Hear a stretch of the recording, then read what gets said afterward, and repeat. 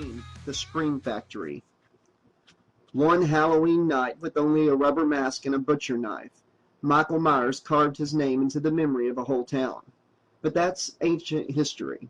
A new generation of teens have taken to the streets of Haddonfield, Illinois, and nothing makes Michael Myers happier than seeing some new blood. Halloween, the Scream Factory, an all-new series of novels for teen readers based on the terrifying films. This can't be happening. The moon was the only light Matt had to get him through the thick woods of Haddonfield. His heart pounded as he moved as quickly as possible through the dense trees. The pain in his ankle was excruciating now as he stumbled along. He tried, without much luck, to erase the horrifying image of Michael Myers from his mind as he ventured farther into the blackness of the forest.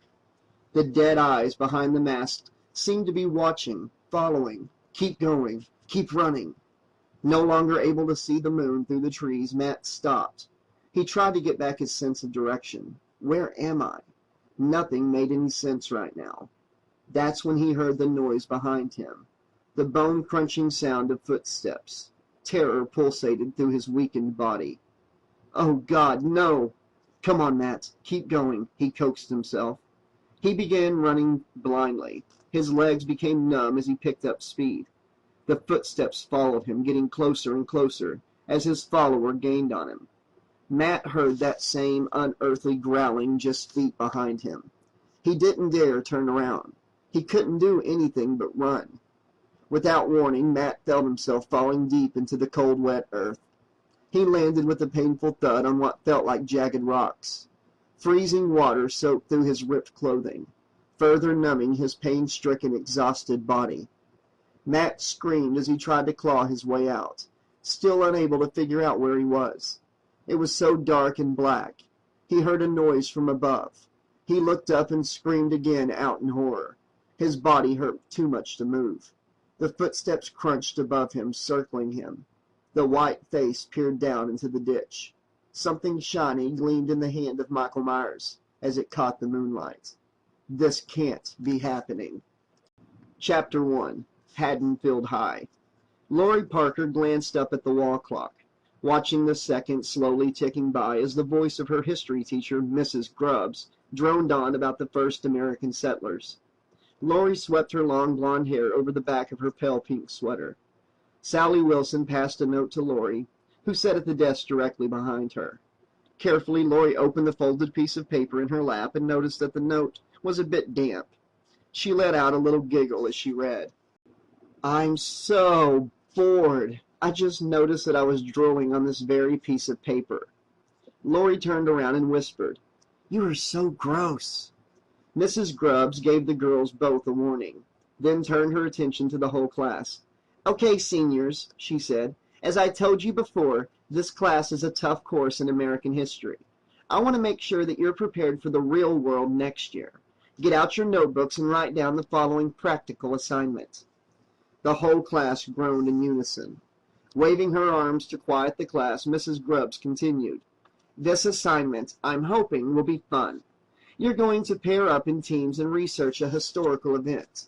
The subject is your choice. Your reports will be due this Friday and must be at least 5 pages long, so be creative and have fun. More groans and sighs came from the class as Mrs. Grubbs answered scattered questions about the assignment. Lori turned around to face Sally. Want to be a team with me? Sally smirked. Of course, dummy. We've only been best Jeep friends for 5 years, and this happens to be our only class together this semester. She tore a sheet of paper from her notebook and pushed it to Lori. She joked, but you'll need to sign here and here and here to make this partnership official. Lori felt a slight blush spread across her freckled cheeks.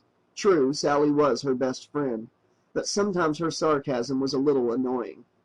The two friends were a contrast, Lori with her girl-next-door looks and almost shy personality, and Sally, the dark-haired tigress with flawless skin and a more than occasional flash of mischief in her bright green eyes. A loud sigh filled the classroom. The girls whirled around to see Marcia Miller, the snobby and rich heir to Haddonfield's biggest company, Miller Realty. Marcia stood up at her desk as she smoothed her designer dress, which she wore with her poutiest expression. She ran her fingers through her sleekly styled hair, whining. Like, but Mrs. Grubbs, certainly you must know about my big Halloween party this weekend. How can I possibly be expected to complete this history assignment while planning the biggest social event in town? The girls giggled as Mrs. Grubbs rolled her eyes. I'm sure you'll find a way, Marcia, she said. Marcia stamped her foot as she slumped into her seat. She shot her meanest look at Sally, who was smirking at her little temper tantrum. Marcia particularly disliked the fiery beauty ever since she'd started dating Matt Hudson, the biggest hunk at Haddonfield High. Everyone knew that Marcia and Matt had been an item last summer before their bitter breakup. Even Sally had to admit that Marcia was quite attractive. In fact, all the guys drooled over her. After the 2 years of working out with her personal trainer and the nose job paid for with Daddy's money. But she had a mean streak that had made Matt call it quits before school had started. It was common knowledge that Marcia was insanely jealous of Sally and would stop at nothing to get Matt back. Lori whispered, "If looks could kill." Sally shrugged her shoulders, turning away from her seething rival. She turned up the volume of her voice so that Marcia and everyone else in the room could hear. Well, money can only buy so much in this world, like nose jobs, liposuction, and shallow friends. The comment hit Marcia like a slap in the face. She slammed her books on her desk furiously.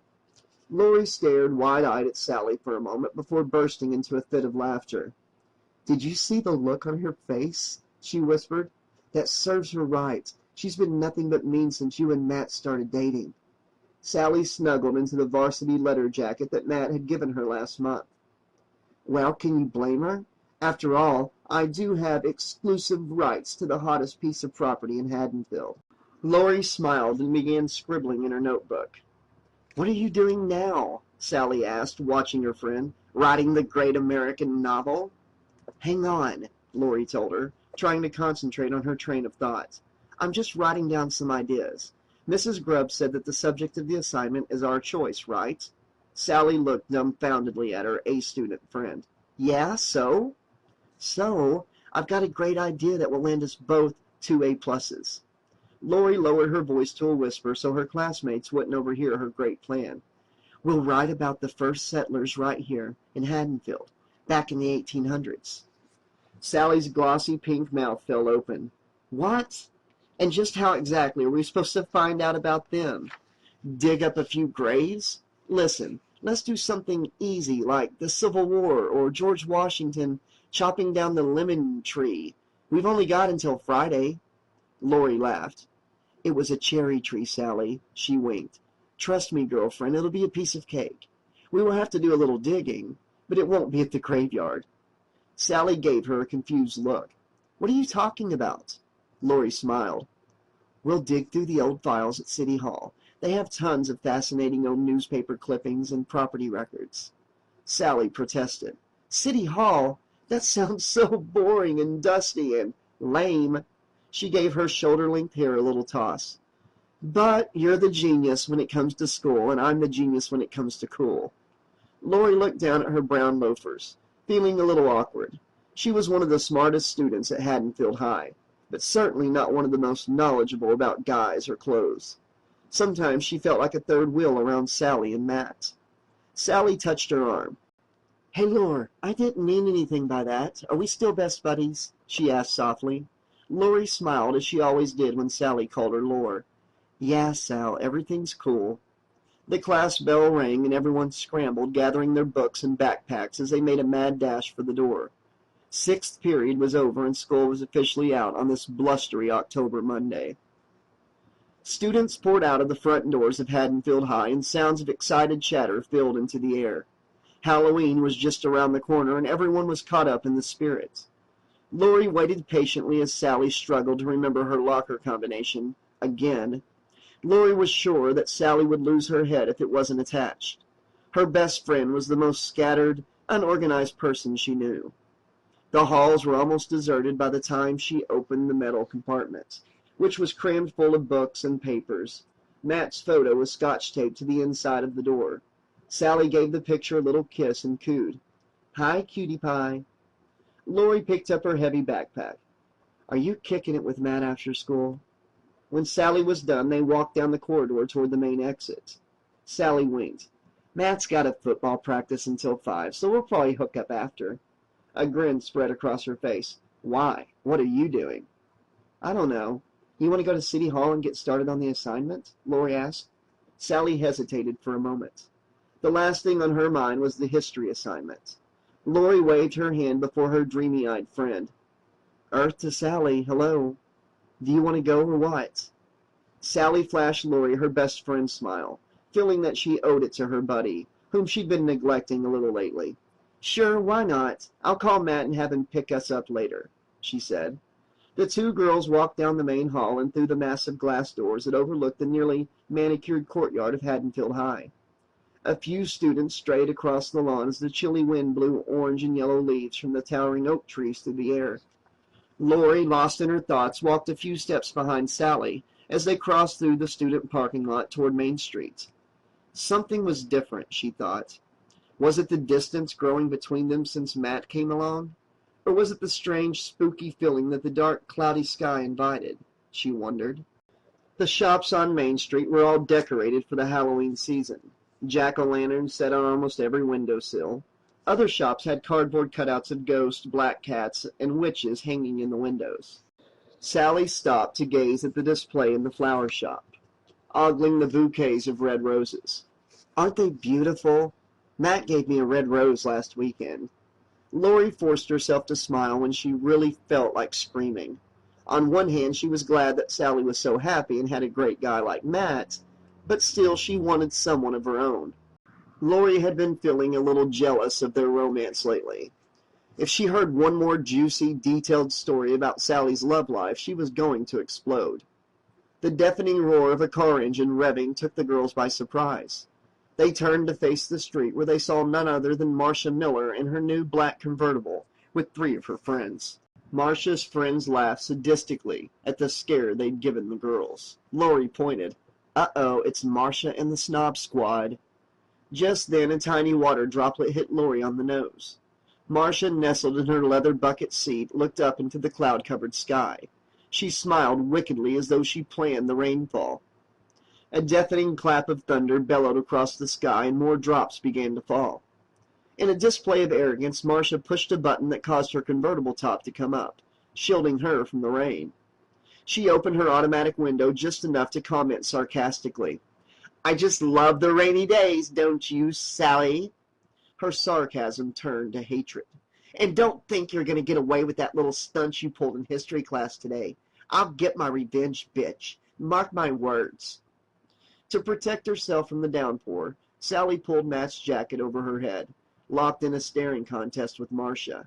Sally spat out. Get a life. Better yet, go buy a life. Everyone knows that Matt dumped you, and you're just jealous of me. Stop making a fool out of yourself, seriously. Marcia's face turned crimson red. Oh, is that what he told you, that he dumped me? Reality check. Hello, I don't think so.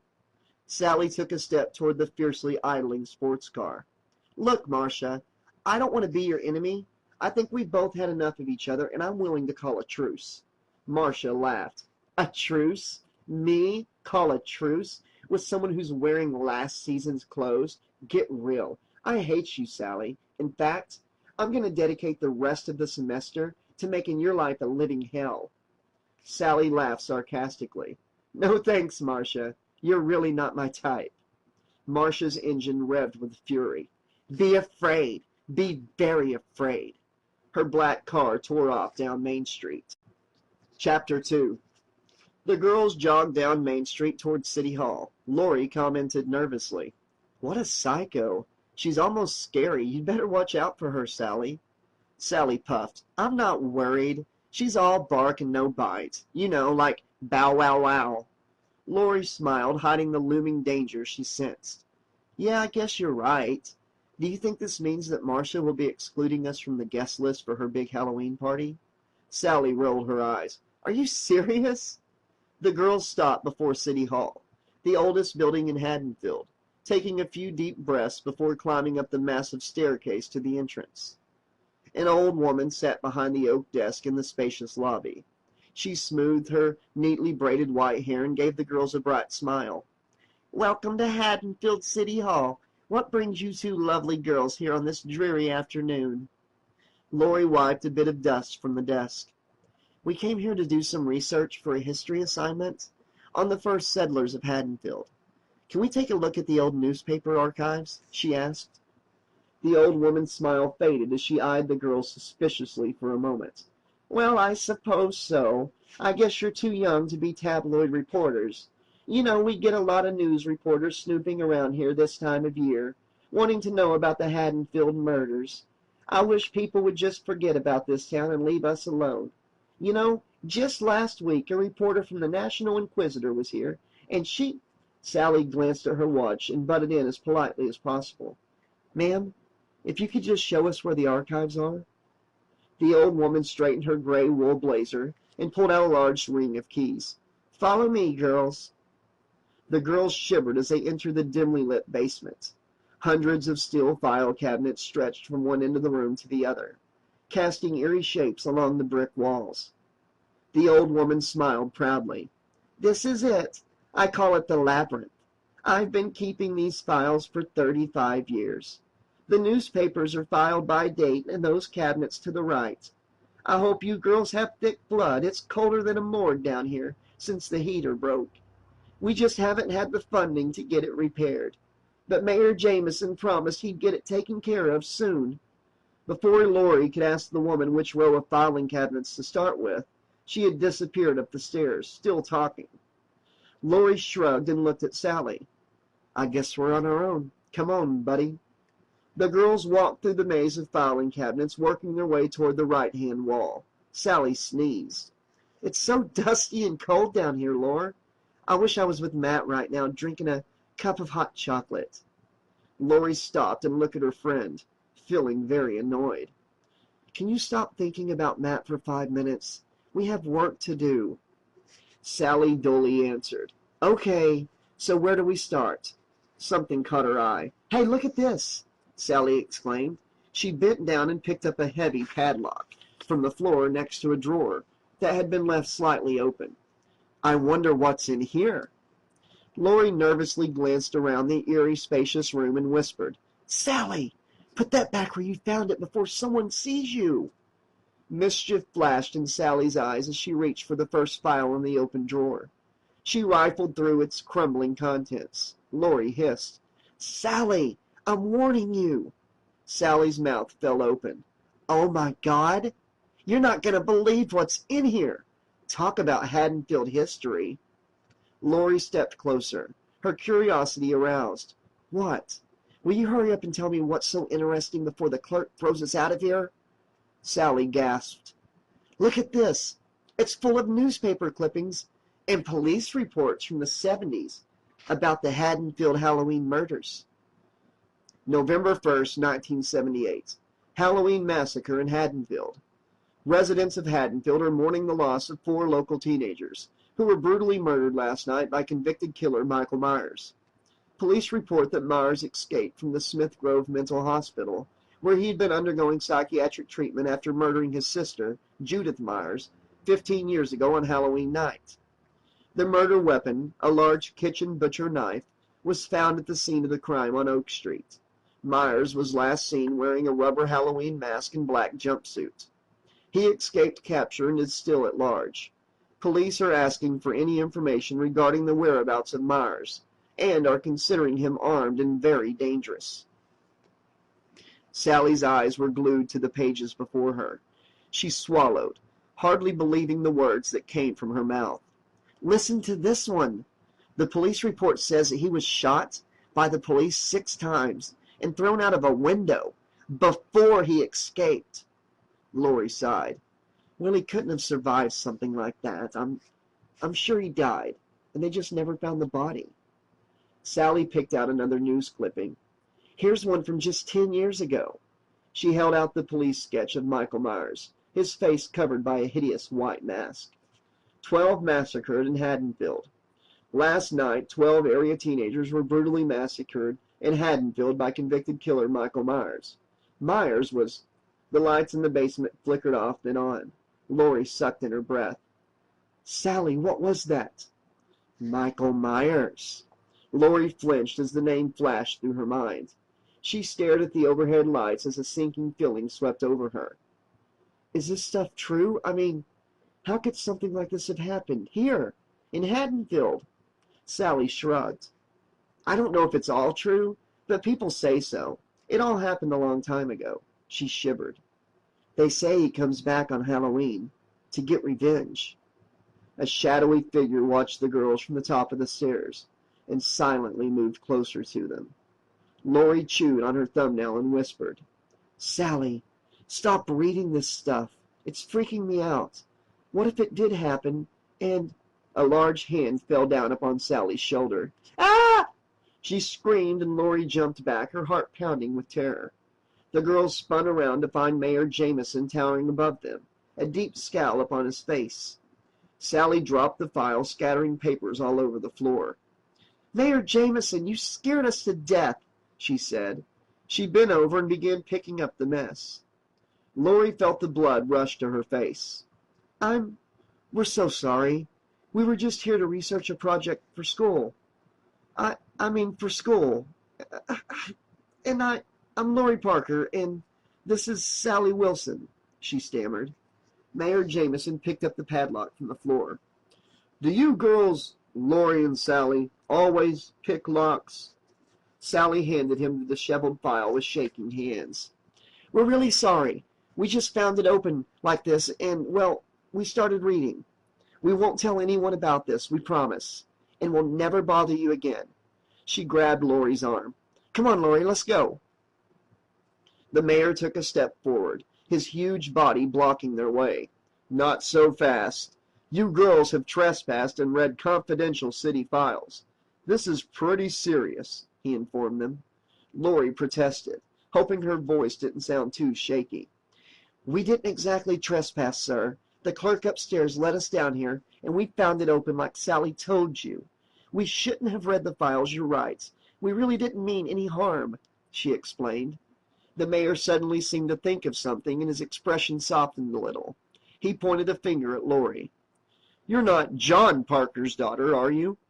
Lori swallowed hard. Yes, I am.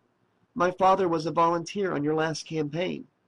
John Parker, a fine man, the mayor stated. He looked at the trembling teens and seemed to decide no real harm had been done here. Okay, calm down, calm down. I'm going to let this incident slide. But you must promise not to discuss what you've read with anyone. Do you understand me? Sally laughed nervously. Thanks, Mayor. I guess we'll be going then. Oh, yeah, and when I'm old enough to vote, I'll remember this. Mayor Jameson laughed. Well, that's one way to win an election. He glanced at the file in his hand and his smile faded. Say, what are you girls doing for Halloween? Lori gave him a puzzled look, wondering why on earth he would be asking them such a question. Us? Well, we're not sure yet. Why? She asked.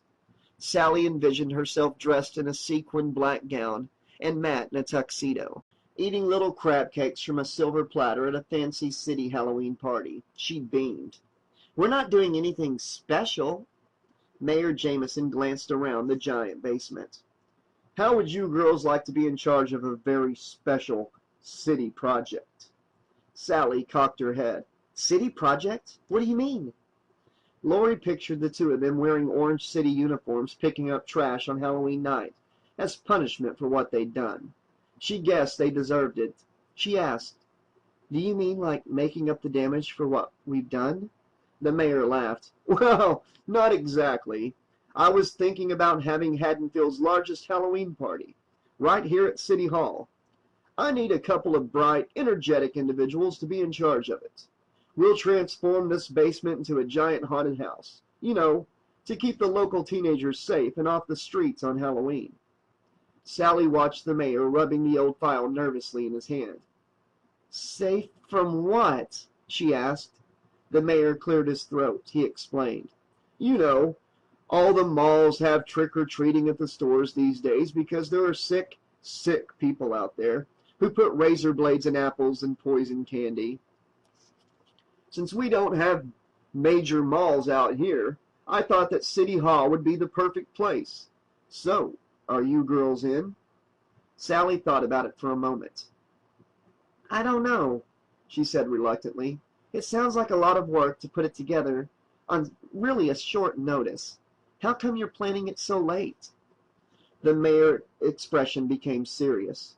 I just came up with the idea this morning. Something came up, he said, his thoughts wandering. He tapped the filing cabinet. Besides, you girls do owe me a favor. I'll even set aside a special fund for decorations and refreshments. Lori's eyes flashed as she looked at Sally. She coaxed. Come on, it sounds like fun. Besides, we don't have anything else to do. It's not like we're going to Marcia's party. The words struck a nerve in Sally. She half smiled. Okay, yeah, we'll do it. The mayor heartily shook their hands. Great. I'm so happy to have you two helping out. This really means a lot to me. I've got to go now. Please stop by my office tomorrow and we'll discuss the plans. Chapter 3. Lori leaned against the stone wall in front of City Hall in the windy, cold weather. The rain poured down in sheets on the street below. She could see Sally inside the lobby on the payphone with Matt. The old woman waited patiently for her to end the phone call and then escorted her out. She locked the towering glass doors behind them. Sally snuggled into her jacket as the icy wind blew through her dark hair.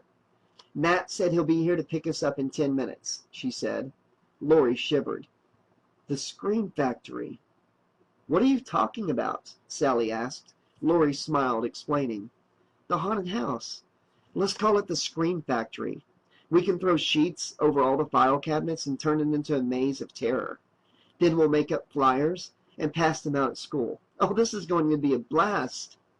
Sally shrugged. I don't know. I'm having second thoughts, she explained. Something is wrong. Did you see the way the mayor kept looking at that file? I just have a bad vibe about all this. He's not telling us something.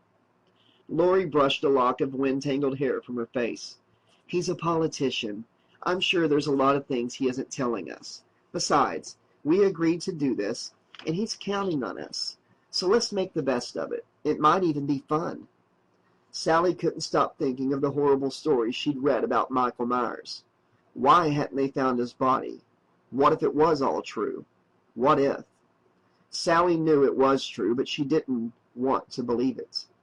Sally looked seriously at Lori, trying to talk her out of it. I don't understand why he'd suddenly decide to plan such a huge party just a few days before Halloween. And the other weird thing about it is that the city doesn't even have the funding to get the heating repaired.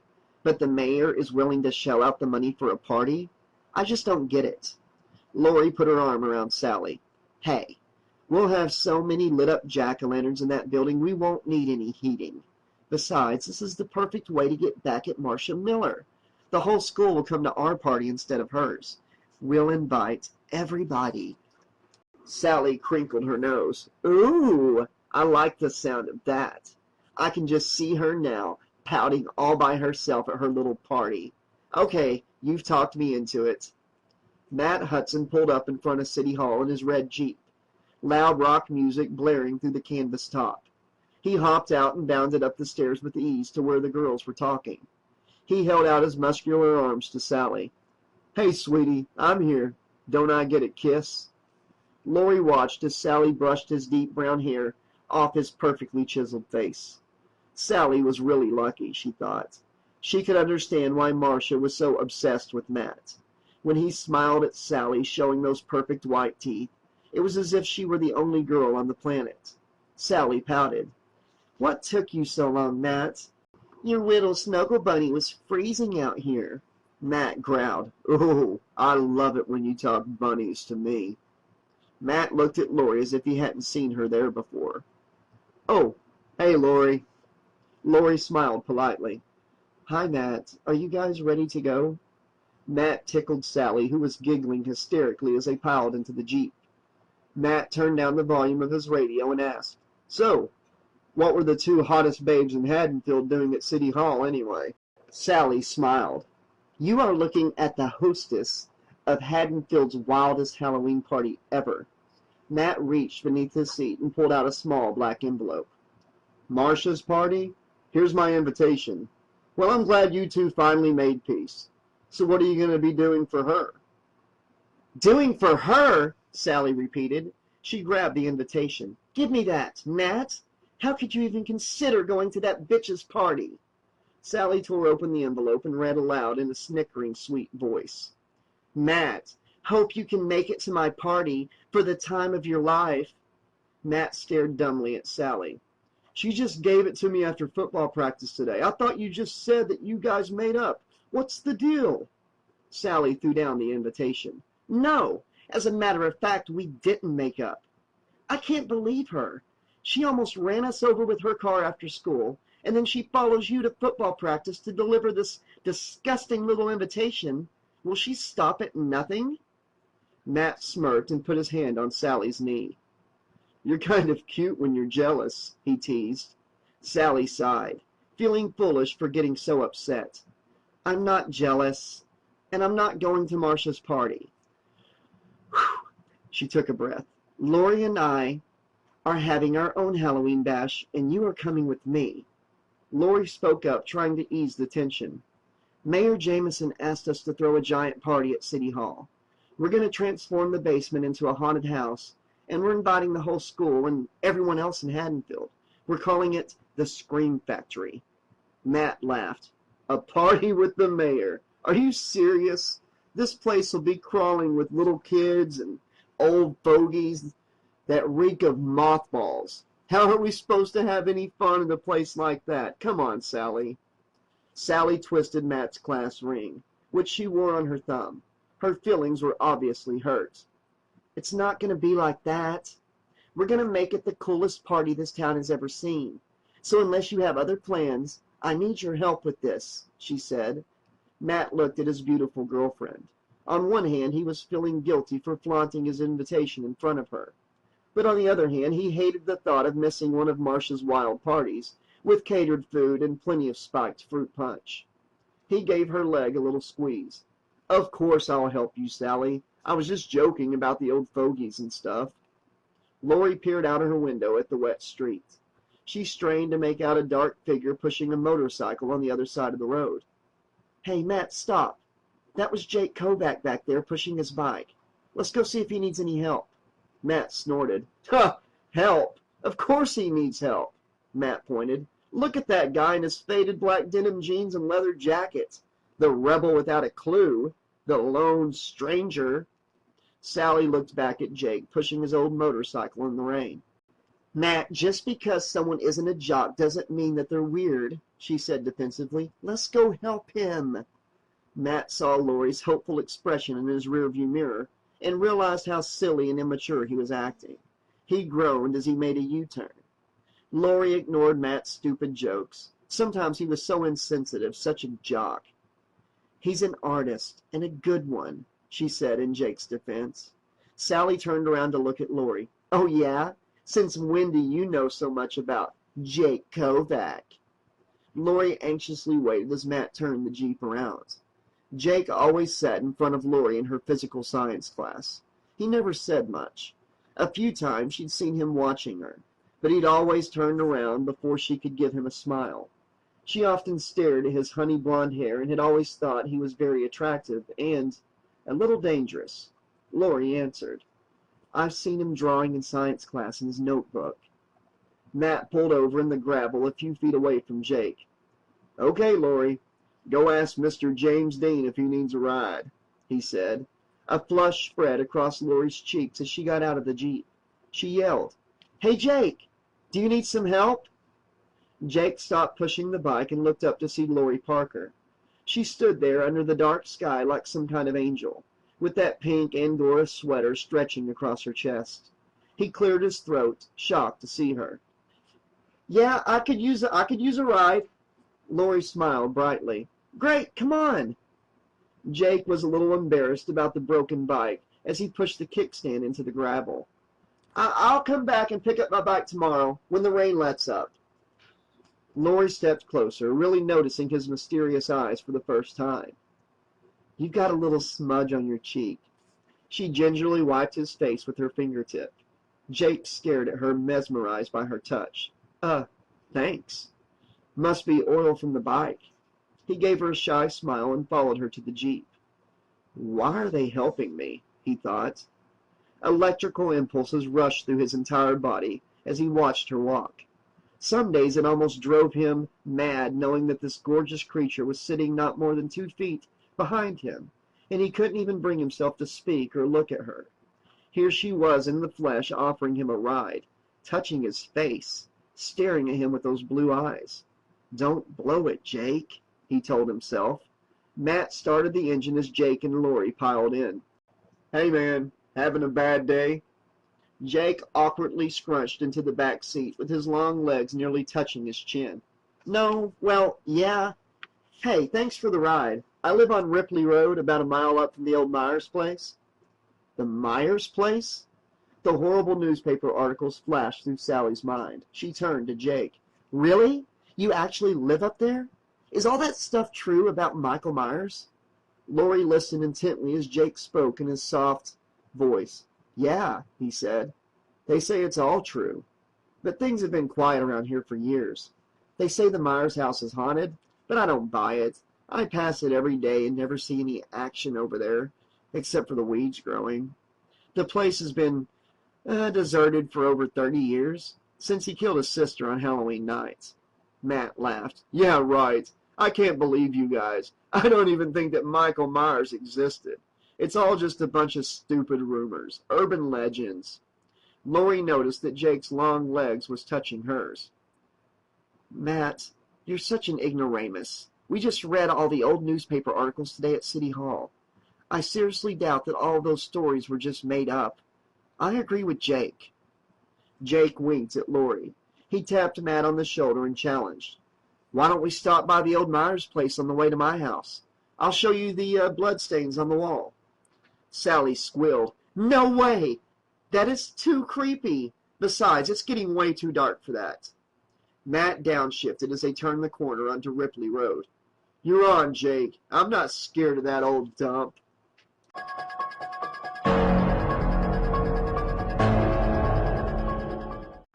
Chapter 4. The old Myers place looks harmless enough. Sort of, Lori thought as they pulled up in front. A faded Miller Realty sign hung in what used to be the front yard, now only a desolate, lifeless scrap of land. Most of the windows had been boarded up and strips of white paint peeled from the wood like skin shedding off a snake. The moonlight cast an eerie yellow light on the 2-story house as Lori stared in awe. The house had appeared almost normal from a distance, but as she looked closer she felt repulsed by its presence, as if it were a giant, fat, black insect. She pointed at the for sale sign, which creaked on its hinges. Can you imagine living here? What if the stories were true? What if they never recovered his body? Jake stroked his blonde hair away from his face. It's been for sale ever since I've lived up here. I've seen 2 or 3 families move out just as fast as they moved in. No one can stand it in there. The real estate company comes by every year to clean it up a little, but the local kids always vandalize it and break the windows faster than they can be replaced. Jake paused, lowering his voice for effect. They say it's the entrance to hell. A splintered wooden shutter banged in the wind in the tiny attic of the house, making the girls jump unexpectedly. Jake pointed. This is where it all started. That's the room he killed her in on Halloween night. Killed. Sally shivered as she glanced at the window. Okay, we've seen it now. Let's come back in the daylight. I don't like this place. Matt's adrenaline was pumping furiously as he looked at the creepy old house. Not wanting to look like a wimp in front of his girlfriend, he opened the door of his Jeep and stepped out. Come on, Jake. Give me the grand tour. Sally pleaded. Matt, I really don't think you should go in there. Matt laughed nervously. Yeah, I'll bet Michael Myers is in there waiting for me. You girls just stay out here. We'll be back in a few minutes. I'm going to prove to you guys once and for all that there's nothing here to be afraid of. Sally and Lori huddled close to the Jeep as they watched Matt and Jake disappear around the back of the house. Lori whispered to Sally, Well, what do you think about Jake? He's pretty cute, isn't he? Sally chewed her nails as she stared into the darkness, feeling a little worried about Matt.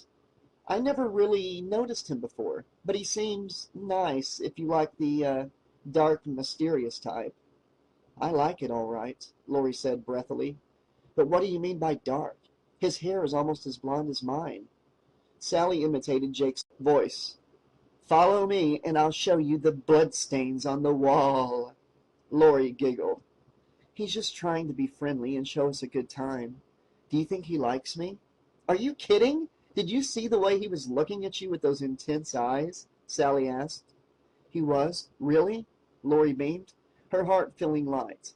Thoughts of Jake's gorgeous face swept freshly through her mind. Matt followed Jake around the side of the yard to the rotted back porch steps, his heart pounding with excitement and fear. What was really inside this house, he wondered. The window on the back door was boarded up. Jake pulled and twisted the doorknob. Damn, somebody must have locked it. Matt teased. Do you come here often? I don't hang out here or anything, if that's what you mean, Jake answered, feeling the awkward tension between him and Matt. They came from totally different worlds. Matt was Haddonfield's most popular jock, and Jake, well, he was just different. What am I doing here, he thought. He smiled to himself, remembering that Lori was waiting for them. He wondered if he had even the slightest chance with her. Matt peered through the boards over the dusty kitchen window, feeling a wave of relief now that they didn't actually have to go inside. Matt's body suddenly stiffened, and he jerked away from the window. Let's go, Jake, now. What? What did you see in there? Jake asked, scrambling to peer inside the window. Matt's face had gone pale. He was walking backward away from the house. Jake rubbed some dust away from the window with his sleeve to get a clear look inside. He gasped. What the? The limp body of a black dog lay in a sickening pool of congealed blood on the kitchen floor. A pair of dead, glassy eyes stared back at Jake, making his skin crawl. Around the carcass were scattered bits of flesh and blood-caked fur, which appeared to have been ripped from the gaping gash in the animal's neck. Across the faded, peeling kitchen wallpaper stretched bloody, hand-scrawled letters, which could be read clearly, even in the darkness. They spelled out the word, revenge. Jake squeezed his eyes shut and turned to Matt. Matt! Did you see what was written in there? Matt was still walking backward in shock. Pure evil seemed to pour through the very walls. Look out! Jake screamed. Matt tumbled backward down the rotting steps and landed with a hard thud on the muddy ground below. Jake rushed to his side. Matt, are you okay? Talk to me, man. Matt lifted his head from the ground, still startled by the fall. What happened? Come on, let's get out of here, Jake said. Matt sat there in a daze, trying to brush the mud off his clothes, which only made the soil sink deeper into the fabric of his jeans. He stared at Jake for a moment, his eyes becoming cold with anger. That was a really sick prank. Wait until I tell the guys about this at school, man. Damn, you're crazy. What are you talking about? I had nothing to do with that, Jake yelled. We've got to report this. Let's call the police. They stared at each other for a moment. Jake broke the uncomfortable silence. What? You really think I did this? Yeah, right. My bike just happened to break down, and you just happened to drive by and offer me a ride, and then I talked you into coming up here to show you this? You're wrong, Matt. Dead wrong. I'm out of here. Matt rubbed his head, feeling like he was going to be sick as he thought it over. Was Jake capable of something like this? The coincidence was nearly impossible for him to have planned it. Matt shook his head, feeling confused. Wait a minute, stop, he said. Jake kept walking. Matt continued. Hey, I'm sorry. I guess you couldn't have planned it. It's just that I don't really know you, and everyone at school says, you know, never mind. Jake whirled around to face Matt. What do they say? That I'm crazy? That I never talk to anyone? That I'm a loner? His voice sounded hurt. Let me ask you a question. Do you always listen to what other people say? Do you always follow the crowd? Matt didn't like being wrong, but he was truly sorry for blaming such an awful thing on Jake. But if Jake didn't do it, who did? The thought made his blood run cold. Matt answered, No. As a matter of fact, I don't always follow the crowd, and I don't always believe everything they say. Matt's serious expression melted as he held out his hand. Help me up already, he said. Jake's anger faded as he pulled Matt up to his feet. Let's get out of here. We can call the police from my house. No, Matt said. It was probably just some sick college prank. Besides, I don't want to spend the next 48 hours being interrogated under bright lights. He placed a hand on Jake's shoulder. Don't say anything to the girls about this. I don't want to scare them. Jake protested. What about the writing and the dead dog? That wasn't here last time I came here. What if... In his mind, he was thinking, what if Michael Myers... Matt placed a finger on his lips. Forget about it.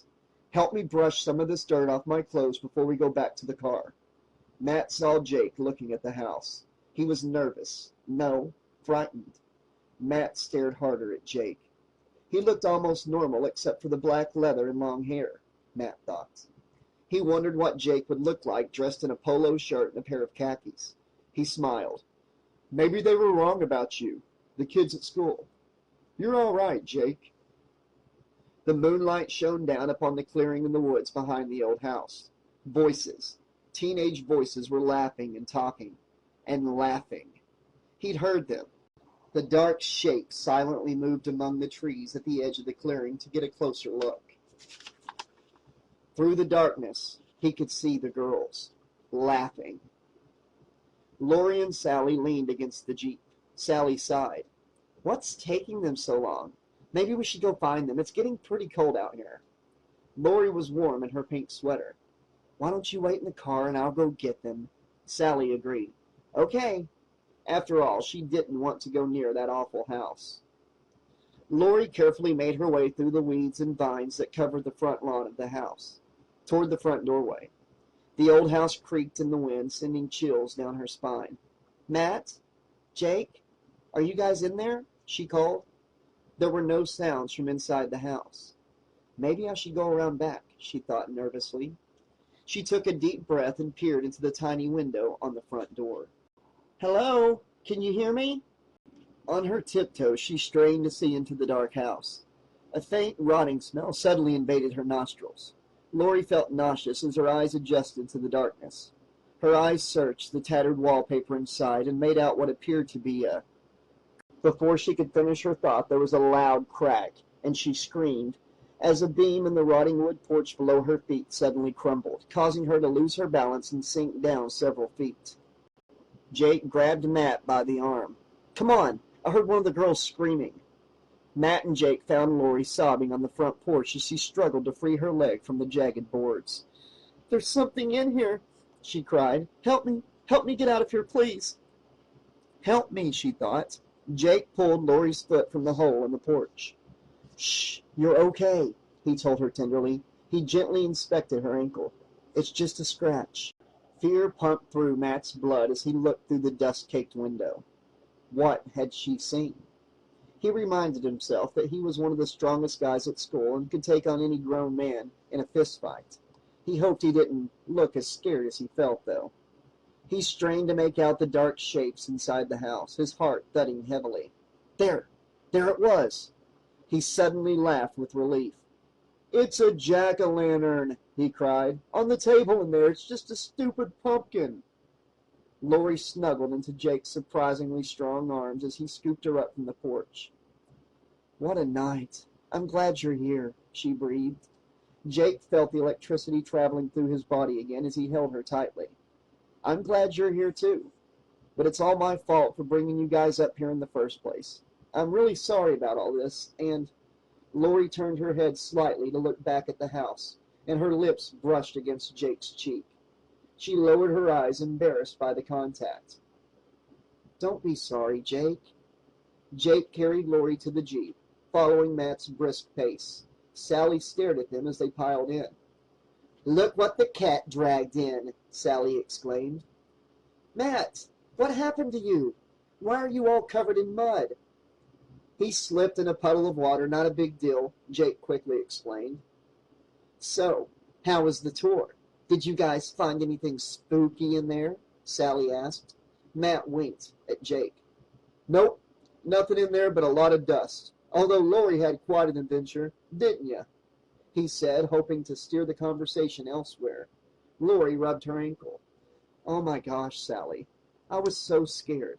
I saw something in there and then I slipped and fell down through the porch. It was so freaky. But Matt said it was only a jack-o'-lantern, and then Jake came and saved me. That's all. Sally stared at her chattering friend, noticing a faint pink lipstick print on Jake's cheek. Wow, sounds like I missed all the excitement, she said. Lori laughed. Yeah, it was pretty wild. You should have been there. Thanks, but no thanks. I'm glad we're leaving that creep pit, Sally said. What was going on with Lori and Jake, she wondered. She hadn't seen Lori this excited in a very long time. Lori breathed in the delicious smell of Jake's leather jacket, still damp from the rain. Hey, Jake, the three of us are having a big Halloween haunted house at City Hall this Friday. Do you want to help us this week with the decorations? She asked. Matt laughed. Watch out for these two girls, Jake. They'll work you to the bone if you're not careful. He glanced sideways at him. But we really could use your help. Lori says you're an artist? Jake was enjoying all the attention from his new friends, especially Lori. Yeah, I'd love to help. I worked for the art department at the Haddonfield Theater for the last 3 summers, and can rig up some great props and special effects if you want. I'm also a musician, if you want a little live rock and roll. Lori was impressed. Really? Wow. What instrument do you play? She asked eagerly. Jake smiled. Guitar. But I'm really a singer. I've been practicing with my band, Zen, in my garage studio since summer. We're getting pretty good, and I'm sure the guys in the band would love the chance to play a live gig, especially on Halloween. Oh, this is perfect. A live band, Sally said, excitement glittering in her eyes. Our party is going to be the best. So, who's in your band? Matt asked with a hint of sarcasm in his voice. I don't know of any musicians around here except for the geeks in the school band, Jake answered. I play with 2 guys that go to the university and a guy from Bluffwood High. You probably wouldn't know them. Matt pulled the Jeep into Jake's driveway. He still wasn't entirely sold on Jake, although he was interesting. A little weird, but interesting. Jake certainly wasn't the beer-drinking, belching jock type that Matt was used to hanging out with. In fact, Matt wasn't sure what type Jake was. Matt casually nodded his head. Thanks for the, unusual outing. Jake gave Lori's hand a little squeeze. I'll see you tomorrow. Bye, Lori. Bye, Sally. Catch you later, Matt. Thanks for the ride. Chapter 5. Matt swung the Jeep into Sally's driveway. The wind howled through the pine trees in the forest behind her house. Do you want to come in for a little while? Sally asked. Matt shifted uncomfortably in his seat, the mud on his clothes beginning to dry. No, I don't want your folks to see me like this. I'll see you tomorrow, babe, he said. He looked at Lori. Bye, Lori. Are you sure you don't want to ride home? Lori smiled. No, thanks. Sally and I have lots to talk about. Besides, my house is only 2 blocks away. Okay, then. I'll see you tomorrow, he said. Sally gave him a little kiss goodnight. Okay, call me later, sweetie. Matt grinned. You know I will. Lori followed Sally into the warm house. Sally's mom smiled at them from the kitchen table. There's spaghetti in the big pot if you girls are hungry. Thanks, Mom. I am like starving, Sally said. She plopped some spaghetti on 2 plates for them. Let's go eat in my room, she said. Sally cleared some clothes from the floor of her messy room and peeled off Matt's jacket. The girls fell onto Sally's canopy bed, stylishly covered with matching flowered pillows and a down comforter. So, what's the scoop on Jake Kovac? Sally asked excitedly. I would have never in a million years pictured the 2 of you together. Lori blushed. Well, we're not exactly together yet. Not together? What about the kiss you gave him and the way he was carrying you around as if you were some kind of princess? Hey, where'd you get the crazy idea that I kissed him? Lori laughed. Sally swallowed a bite of spaghetti. Princess Lori, lipstick prints never lie. I saw it on his face. So, was he a good kisser? Lori picked up a pillow and swung it playfully at her friend. I didn't kiss him, you dork. My lips accidentally touched his cheek. That's all. It's not like he held me passionately in his arms and planted a big one on my lips. Sally scrambled to pick up another pillow. Sure. Did you like it? Do you like him? Tell me the truth or I'll have to whack you with this bag of feathers. Lori squealed, ducking. Of course I like him. I just never told anyone, she laughed. Especially a big mouth like you. Sally swung again, giggling hysterically. Ooh, withholding information from your best friend. This means war. Lori jumped off the bed, armed with her pillow. The two girls laughed and shrieked as they took shots at each other. Small feathers floated and whirled through the air. The phone rang. Sally caught her breath and searched for the red heart-shaped phone beneath the clothing that was strewn across the floor. She picked up the receiver. Hello? Hello? I can't hear you. Is anyone there? Sally giggled, passing the receiver to Lori. She whispered, Listen to this. I think we've got an obscene caller. Lori pressed the phone to her ear and listened to the heavy breathing coming across the line. She handed the phone back to Sally, whispering, Just hang up. That's how you're supposed to handle calls like this. Sally spoke, ignoring Lori's advice. Hey, jerk, what's the matter? Can't you get a date? Lori protested. Sally, just hang up.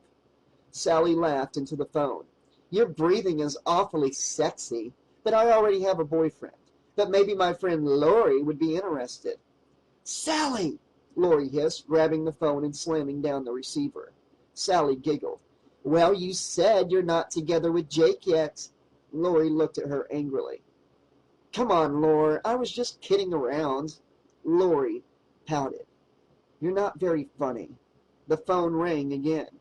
The two girls jumped, looking at each other, then at the phone. Sally reached for the phone. This time she was a little annoyed. This guy doesn't give up, she said. Hello, Matt? Is this you fooling around? Cut it out. The breathing through the receiver became heavier. Sally's face twisted in disgust as the raspy sound became a threatening growl. She hung up the phone, her hands shaking. Lori searched Sally's pale face for an answer. What did he say? What happened? Sally stared at the phone. He didn't say anything. It just made this sickening noise. It wasn't Matt either. Who would do this? It was probably one of Marcia's friends. You know, trying to scare you, Lori commented. Maybe you're right. It was just Marcia, Sally agreed. The mini-mall parking lot was empty except for the flickering neon sign of the convenience store. The shadowed shape stole one last glance at Sally's bedroom window across the street. He'd been watching them frolicking around on the bed, squealing. The bad girls had stopped laughing. Breathing heavily, he lurched away, disappearing into the dark forest behind the building, leaving the silver payphone cord twisted into a miniature noose. Lori picked up a pillow from the floor and tossed it back on Sally's bed. I'd better get going home now. My mom is probably wondering where I am. Do you want me to ask my mom to give you a ride home? You know, after twisting your ankle and all? Sally offered. Lori smiled. No, I'm fine. Besides, some fresh air will do me good. It's been a wild day. Lori wanted to be alone with her delicious thoughts of Jake. Sally shrugged her shoulders. Okay, Lori, I'll see you tomorrow morning. Bye, Sally. Lori crossed the street at the convenience store and shivered as she walked down the sidewalk that ran along the edge of the forest. She'd walked home from Sally's house hundreds of times, and knew by memory alone where every buckle in the sidewalk was. She shivered as the icy wind howled through the trees. It felt like it was going to start snowing. She scanned through the day's events in her mind, over and over again, especially the part where Jake had held her in his arms. She imagined that he kissed her, and pictured his soft lips touching hers. She felt as if she were floating along. Tomorrow she would see him again. She could hardly wait. A branch crackled from the dark woods. Lori stopped suddenly, feeling as if eyes from the woods were watching her. She listened for a moment and heard nothing but the wind, but she still had the weird feeling that she was being watched. Her heart pounded as she thought about the horrible murders that had happened in those woods so long ago. She began walking briskly, anxious to get home. What if it was a stray wolf? Or what if crunch? The noise, now even closer than before, made her gasp. It was following her, stalking her. She began running. She could still hear the footsteps keeping pace with her, crushing the dense undergrowth beneath the trees in the blackness. Her heart pounded with fear as she quickly glanced over her shoulder. Ah! Lori's foot caught on a split in the sidewalk, and she suddenly felt herself falling. She landed roughly on the jagged, wet asphalt of the street. Pain shot through her leg as she lifted herself up, her heart feeling as if it were going to explode. She could see her house just up the street now. She winced from the pain as she stood on her feet, tears streaming down her cheeks. Just a few more yards and she'd be safely at home. The wind blew against her body as she ran toward her house, strands of hair whipping across her face. The footsteps were right next to her now. She could hear the heavy breathing of the thing in the woods, as if it were right over her shoulder. Suddenly a pair of headlights came up the road behind her. She whipped around, waving her arms for help. "Stop! Help me!" she cried. The blue sedan pulled to a stop. Lori saw that the driver was her dad. "Oh, thank God you're here, Daddy!" She scrambled into the passenger seat, breathless with relief. Her father was shocked, still wearing his business suit from the bank. "Honey, what happened to you? Are you okay?"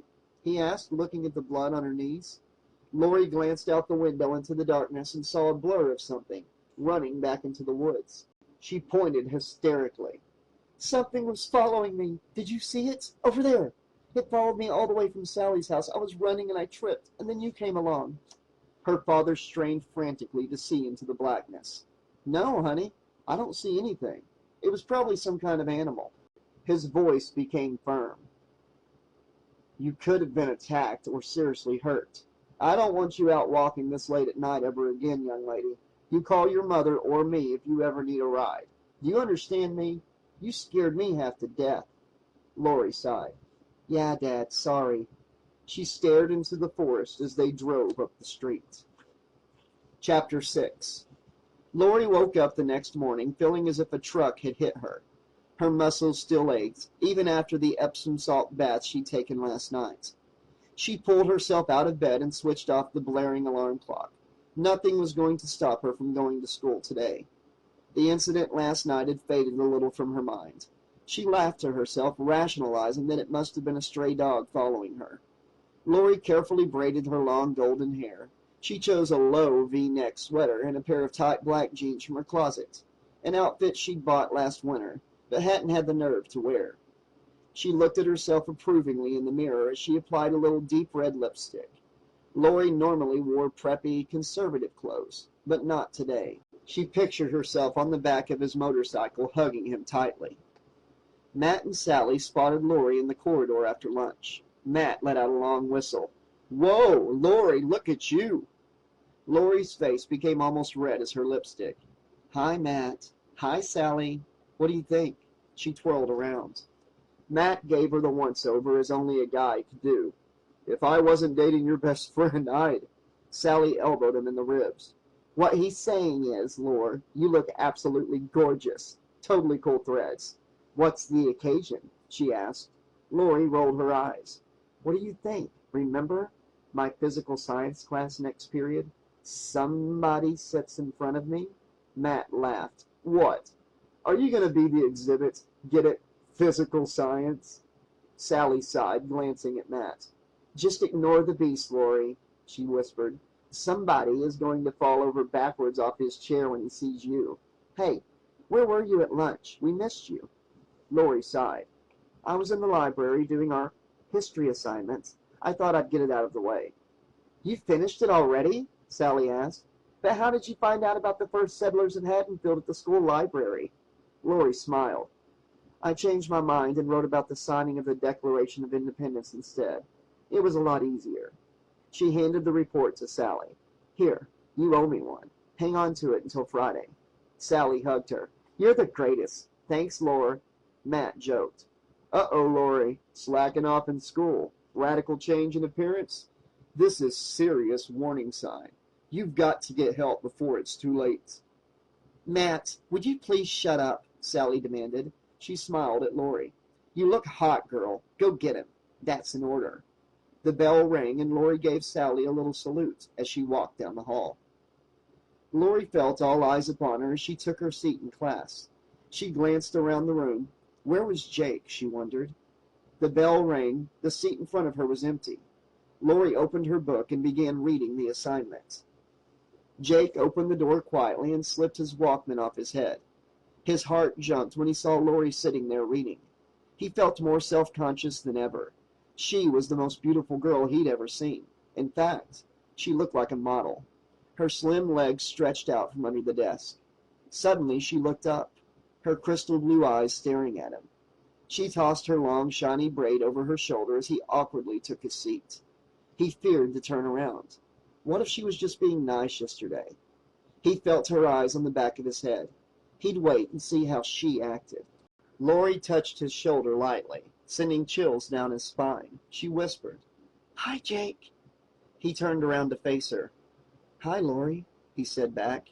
Her red lips curled at the edges. "How come you're late? Did you just get to school?" Lori noticed that his hand was wrapped in a white, sterile bandage. Jake shifted nervously in his seat. I was up late last night." "What happened to your hand?" she asked. The concern in her angelic voice sounded real. Maybe everything was okay. "Can you meet me after class?" he asked her. "I need to tell you something." The smell of his leather jacket was driving her wild. She couldn't tell by the hushed tone of his voice if he planned to give her good news or bad news. "Okay," she agreed. She stared at his blonde hair through the rest of class, unable to concentrate on the assignment. She wondered if he'd even noticed her drastic efforts to look good today. He seemed distant and distracted by something. What was he thinking? I'm really crushing hard on him, she thought. Jake pretended to read from his textbook. The nervous tension built between them with every tick of the large wall clock. Lori's heart jumped as the bell rang, anxious for her private meeting with Jake. Lori followed Jake through the corridor, hustling with students. No doubt they were all staring at the couple.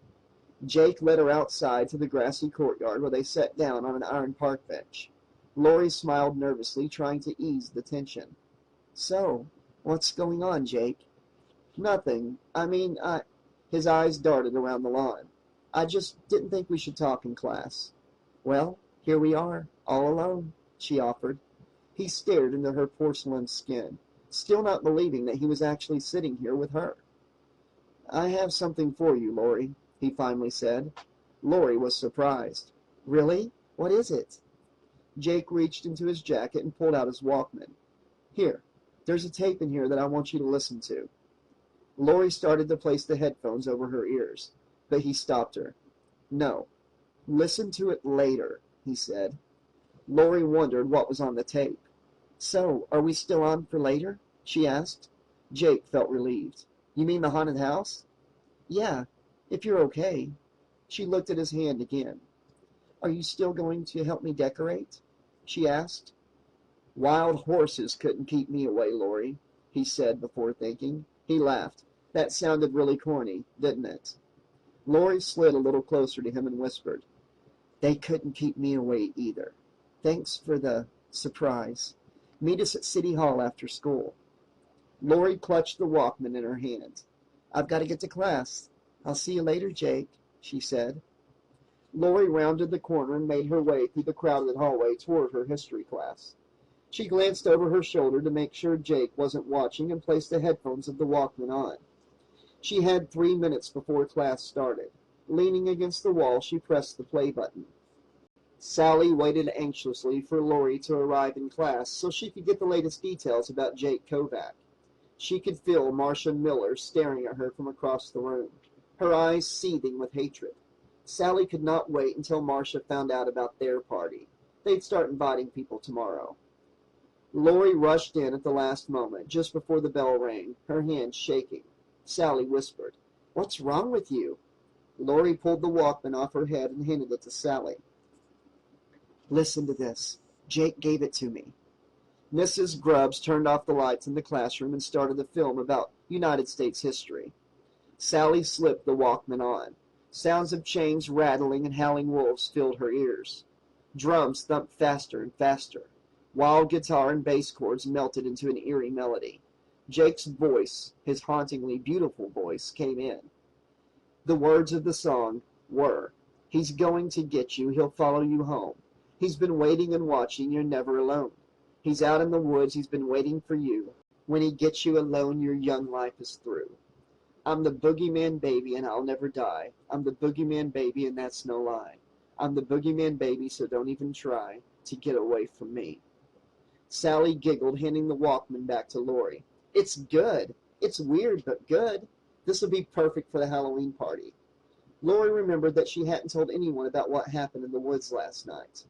Could Jake have been the one who was following her? Could he have had enough time to cross town to follow her home? Lori thought about the bandage on Jake's hand. What had happened to him? Could he have fallen in the woods? Was he even in the woods? She wondered. Lori shivered. So, he gave you the tape. What else happened? Sally probed. Lori relaxed a little, thinking of Jake's kind eyes and gorgeous face. He wouldn't scare her like that.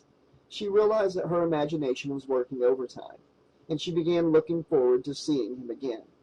Nothing, she said. He's going to meet us later at City Hall to get started on the haunted house decorations.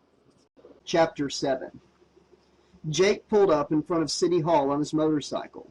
He was glad that he'd taken the time off this morning to recharge the battery, and was relieved that it was only a minor problem. Matt's Jeep was parked out front. Jake felt a pang of anticipation as he thought about Lori. He hoped she liked the song he'd put together last night. He took off his helmet and walked up the long staircase toward the entrance of the old building. Sally, Lori, and Matt were busy in the basement opening dusty boxes of junk that Mayor Jameson had gotten out of storage cage for the kids to use as props for the haunted house. The boxes were filled with old paper plates, cans of paint, clothing, curtains, and hundreds of other discarded items.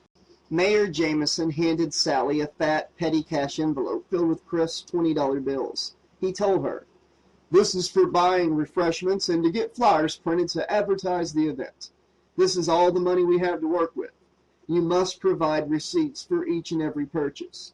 There's a shopping list inside for the bare essentials. We'll have to get those. Spend it wisely. That's all we've got." Lori asked, "Mayor Jameson, is it okay if we have a live rock band play at the party? Our friend offered to play." The mayor rubbed his chin. "A live band? That's a good idea and would possibly draw a pretty large crowd. It's fine with me as long as they can bring their own equipment." He looked at his watch. "I've got to get going, kids. Keep me updated on your progress." The mayor walked up the stairs and nearly crashed right into Jake, who was standing at the top.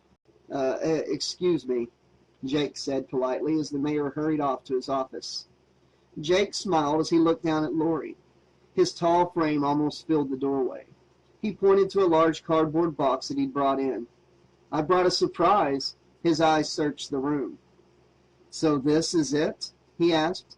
Matt complained. "Yeah, this is going to be a lot of work. Just look at this place." "Jake, the mayor said you and your band can play. Isn't that great?" Lori called as she watched Jake lug the heavy box down the stairs. He pulled the box across the floor. "Cool. I'll call the guys later and tell them the good news. So, what did you think of the tape?" he asked. Lori felt foolish for thinking that Jake might have been following her, and was glad that she didn't mention it to anyone. "It's really good, and it's spooky.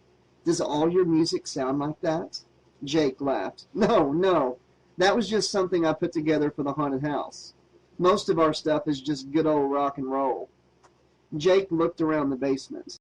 "Did the mayor say where he wanted us to set up on the stage?" Matt pointed. "What about over there in the storage cage?" he explained. "There's plenty of room in there. If we move out the boxes and we can decorate it so it looks like you and your band are monsters in a giant cage, you know." "Yeah," Sally added.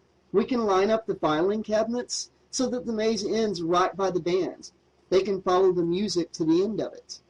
Matt pointed to the huge box Jake had dragged in. "What's in there? A dead body?"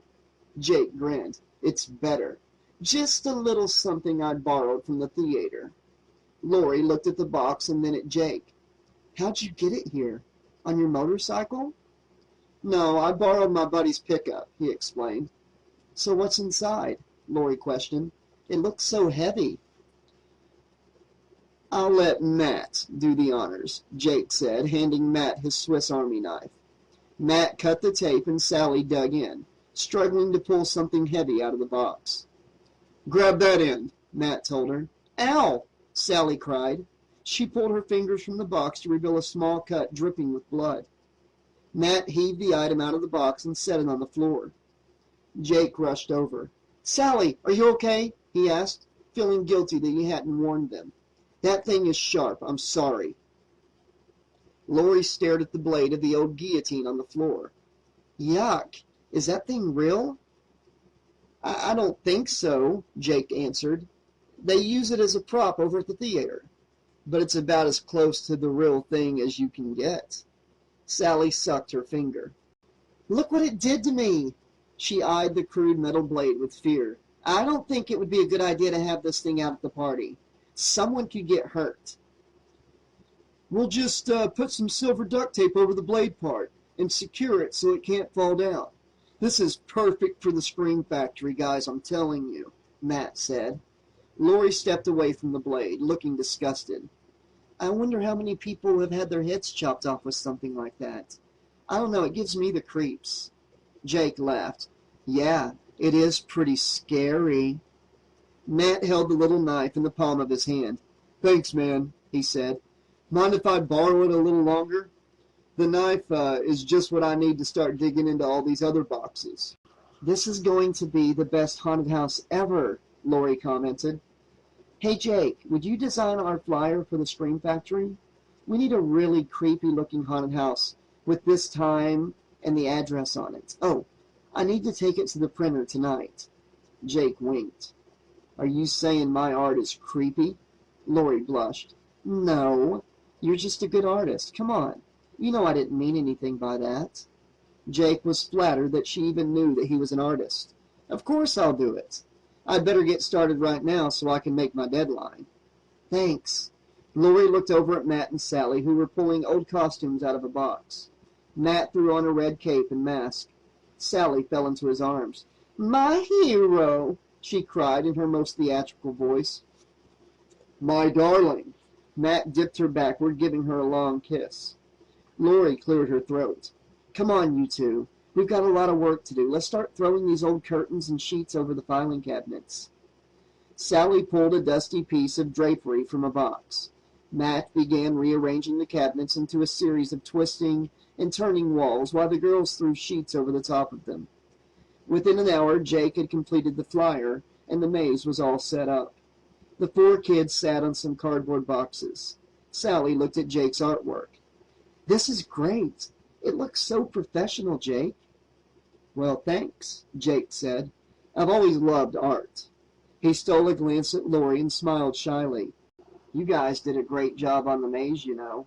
Want to take me for a tour?" He tried throwing out a spooky voice at the end. Lori stood smiling and took him by the hand. "Right this way. All we have to do now is decorate it." "Ouch!" he cried.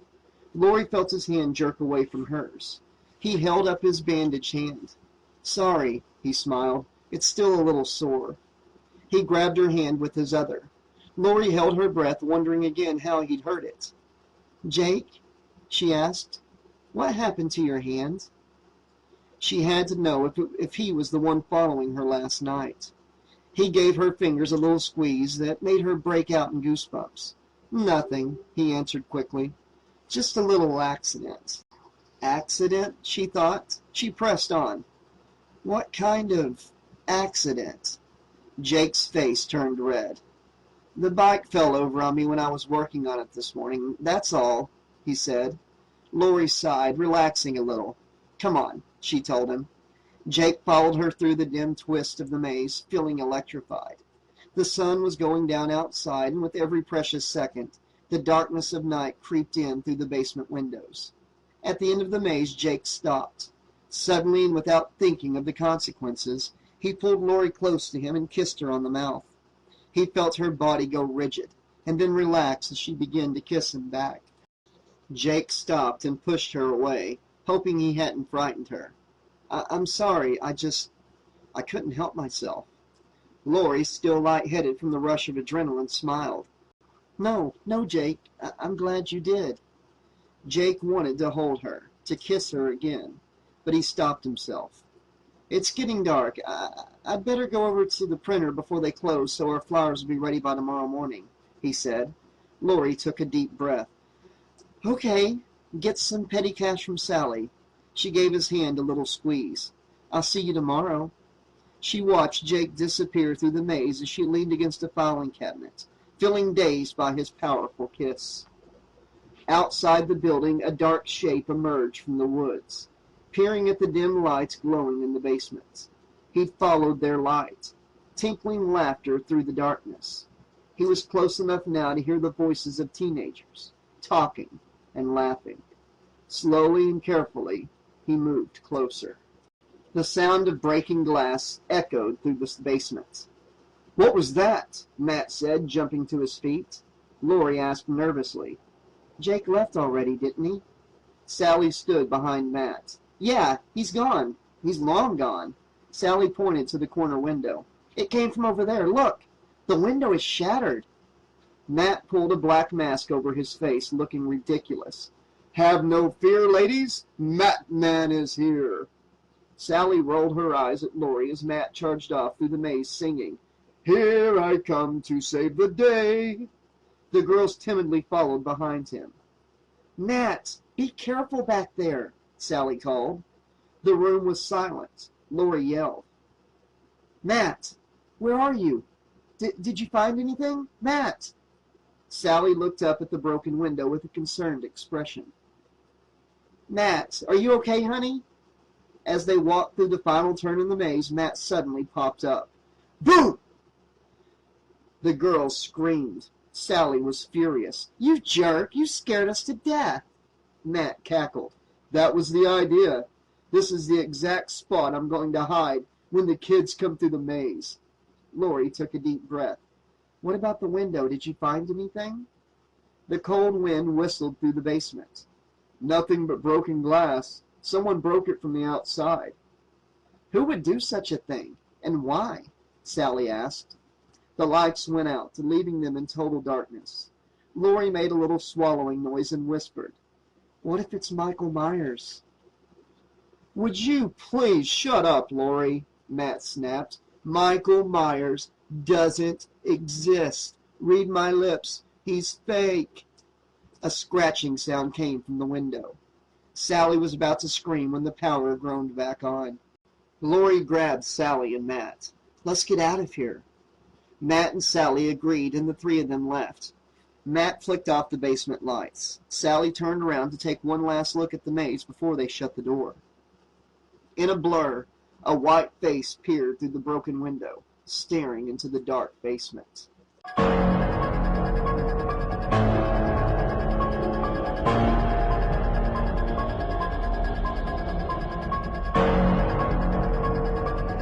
Chapter 8. Lori and Sally stood in the school courtyard the following morning. Sally pointed. "Look, there's Jake. He looks fine today." Lori felt flushed as she watched him walk across the grass. He wore a pair of faded jeans and a dark green sweater, which made his blonde, longish hair look like gold in the morning sunlight. "Wow," she said, breathing out. "He sure is a good kisser," Lori commented and waited for Sally's reaction. "What? When did this happen?" Sally asked. Lori giggled. "In the maze. He grabbed me with those strong arms and kissed me. He said he couldn't stop himself." Sally's eyes opened wide. "Oh my gosh, this is better than those romance novels," she squealed. Sally fanned herself with one hand. "He couldn't stop himself. His burning desire was unleashed. His passion was uncontrollable." Lori shot her a warning look. "Be quiet. Here he comes." "Good morning, ladies," Jake said. He proudly showed them the flyers for the Scream Factory, which he had printed on bright orange paper. "Wow, these look great.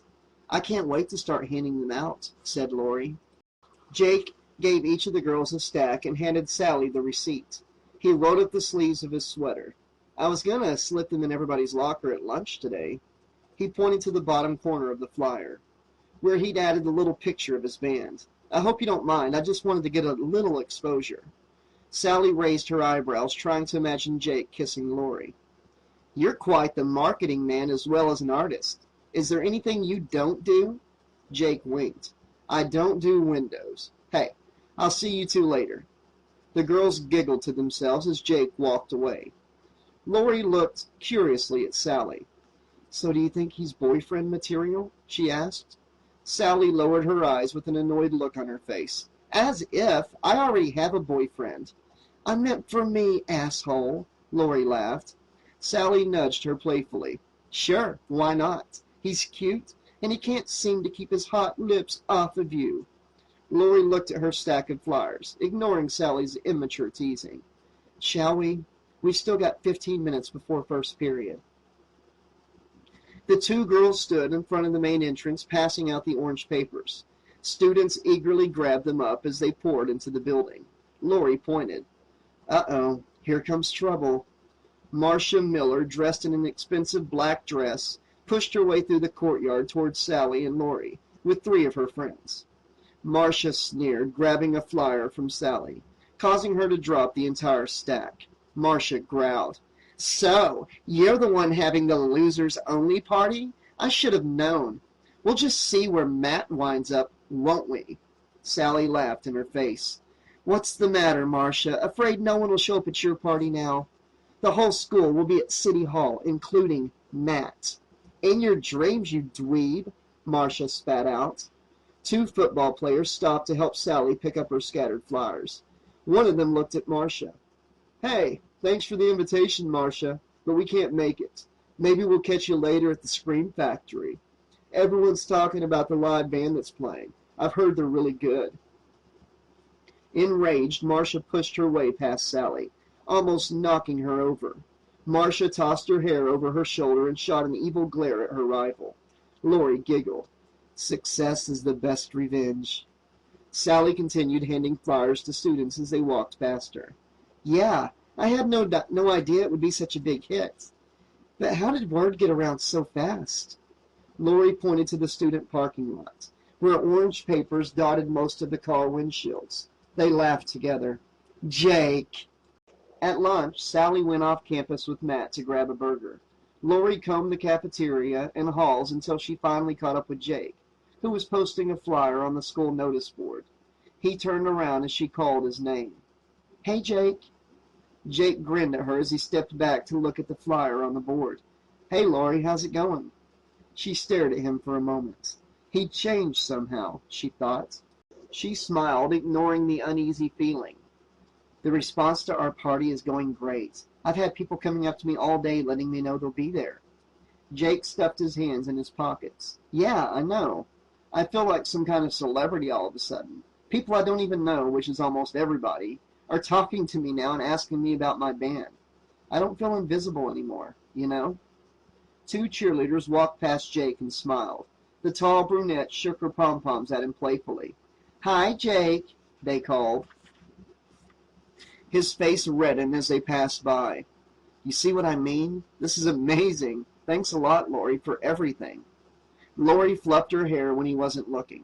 She wondered if he would move on to greener pastures now that the whole school, especially the girls, were noticing him. You're welcome, but I really didn't do anything. Jake put his hands on her shoulders and stared at her intensely. You've done everything. You saw something in me when everyone else just passed me by, didn't you? His gaze was hypnotic. Yes, she admitted. I just never had the nerve to say anything. Jake leaned close to her face and whispered, I've been watching you for a long time, but I never could bring myself to talk to you. I figured a beautiful girl like you would just laugh at me, or worse. You make me happy, Lori. As he parted his lips to kiss her, 2 freshman boys walked up to them, both wearing black band t-shirts and jeans. Look, it's Jake, one of them whispered. The one with glasses said. Hey, man, heard your band's pretty cool. We'll see you Halloween. Jake and Lori laughed as they walked down the hall, slipping flyers into more lockers. Sally hopped out of Matt's Jeep, stuffing the last bite of hamburger into her mouth. I've got to stop by my locker before class. I'll meet you after school, she called, still chewing. She blew him a little kiss.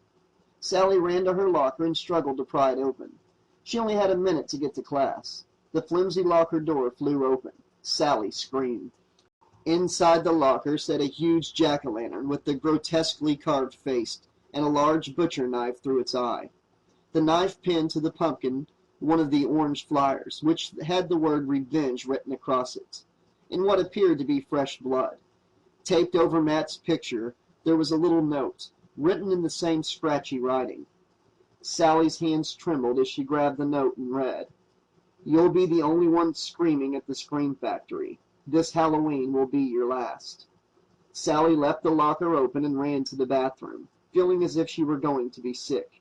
She splashed cold water on her face and looked up into the mirror. Her skin looked pale. She took a deep breath, rationally deciding to report the incident to the principal. The bell rang and the halls were deserted. Sally walked quickly towards her locker, the metal door still hanging open. She forced herself to glance at it as she walked by. A sinking feeling swept through her body.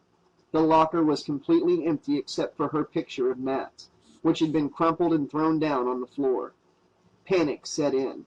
Flashes of the Haddonfield Halloween murder victims, the school pictures that were printed in the old newspaper articles, all appeared in her mind. The jack-o'-lantern was the trademark of Michael Myers. They never found his body, and it was almost Halloween. Am I going insane, she thought, the horrible prank still fresh in her mind. A prank. It's just a stupid prank, she tried to convince herself, but not doing a very good job of it. In history class, Sally stared at the blackboard, unable to concentrate. She chewed her nails, a habit she'd broken nearly a year ago. Sally briefly filled Lori in on the disturbing locker incident and suggested that maybe they call the party off. Lori looked at her in disbelief. What? Some idiot is just trying to scare you. I can't believe that you're letting this get to you. Trust me. Lori peered across the room and lowered her voice to a whisper. No one is out to get you, except maybe her. She glanced at Marcia, who was writing something in her notebook. It hadn't occurred to Sally that Marcia might be behind this. Yeah, it all made sense now. Marcia was certainly low enough to pull a childish stunt like that. The class bell rang. Sally jumped out of her seat to catch up with Marcia. She tapped her on the shoulder. Hey, Marcia, I got your little Halloween bouquet. You're really desperate, aren't you? Marcia jerked away from Sally, her nostrils flaring. Don't you ever touch me, you disgusting little slut. I have no idea what you're talking about. Just leave me alone or you'll be hearing from my lawyer. Your lawyer? Sally laughed. Give me a break. I should be the one telling you to leave me alone. And I mean it. Stop the stupid pranks. I know you're the one who called me, and I know you put the threat in my locker, so just back off. A small crowd was gathering around the girls. Someone yelled catfight. Sally felt her adrenaline pumping as Marcia shoved her hard in the chest. It's your move, bitch, she sneered. The crowd had grown from 5 to 30 students within seconds. They cheered them on. Sally, blinded by rage, lost all control and raised her fist. Lori grabbed Sally from behind just before she could take a swing and dragged her backward through the crowd. Sally, get a grip on yourself, please. Marcia threw her leather backpack over her shoulder and called out casually, See you later, losers. Sally's heart pounded as she watched Marcia glide away down the hall, as if nothing had happened. The bloodthirsty crowd broke up as Lori waved her arms angrily and called out, Go on, you dorks, the show is over.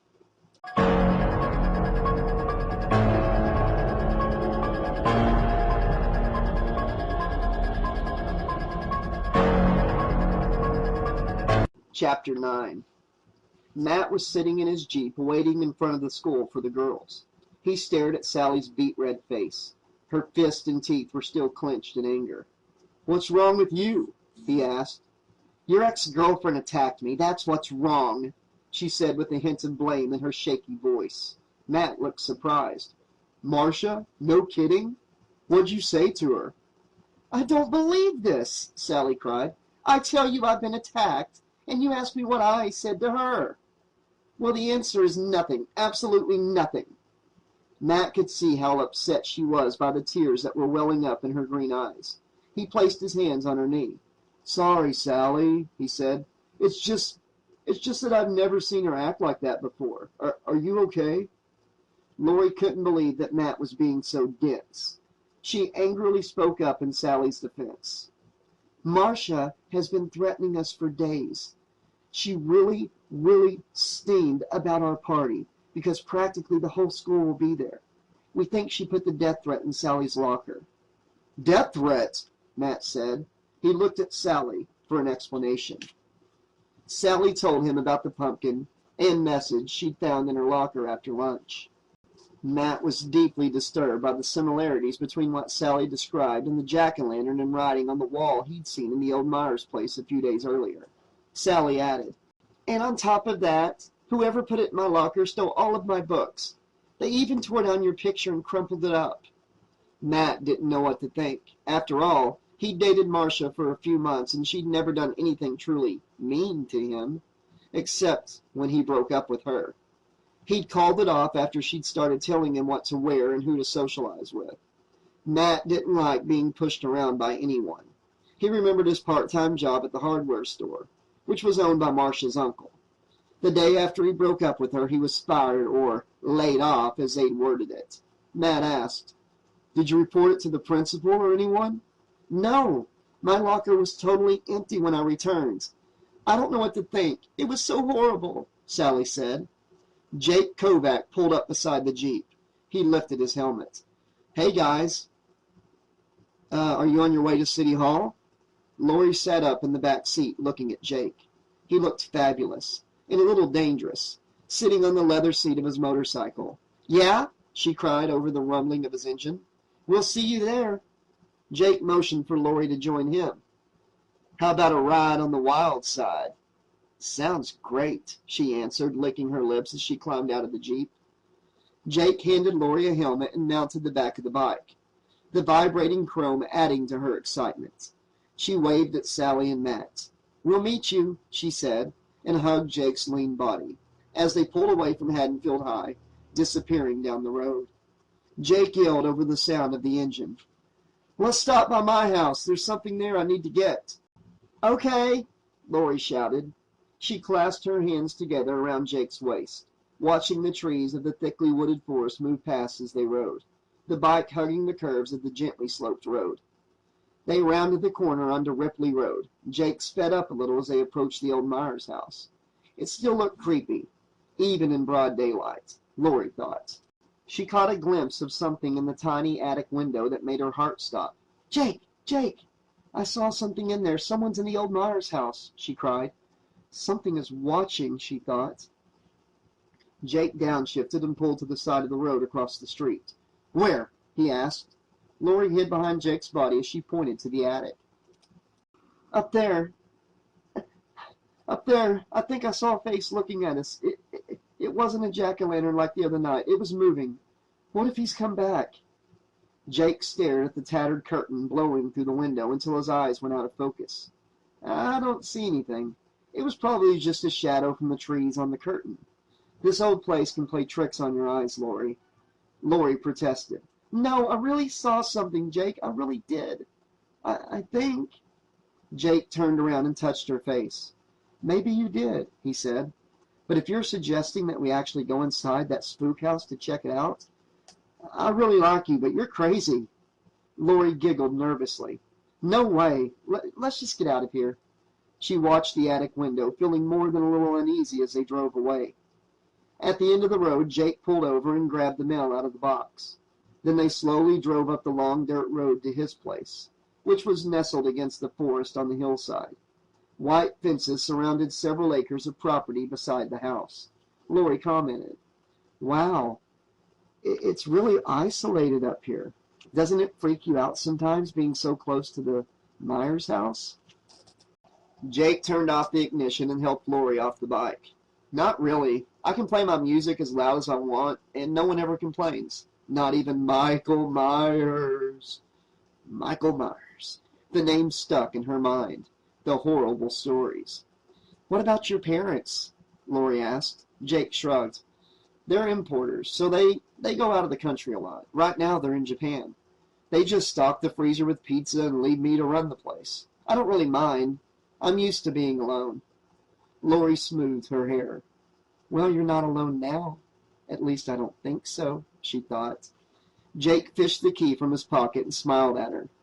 "You mean I'm not alone like at this moment, or I'm not alone as in something is going on between us?"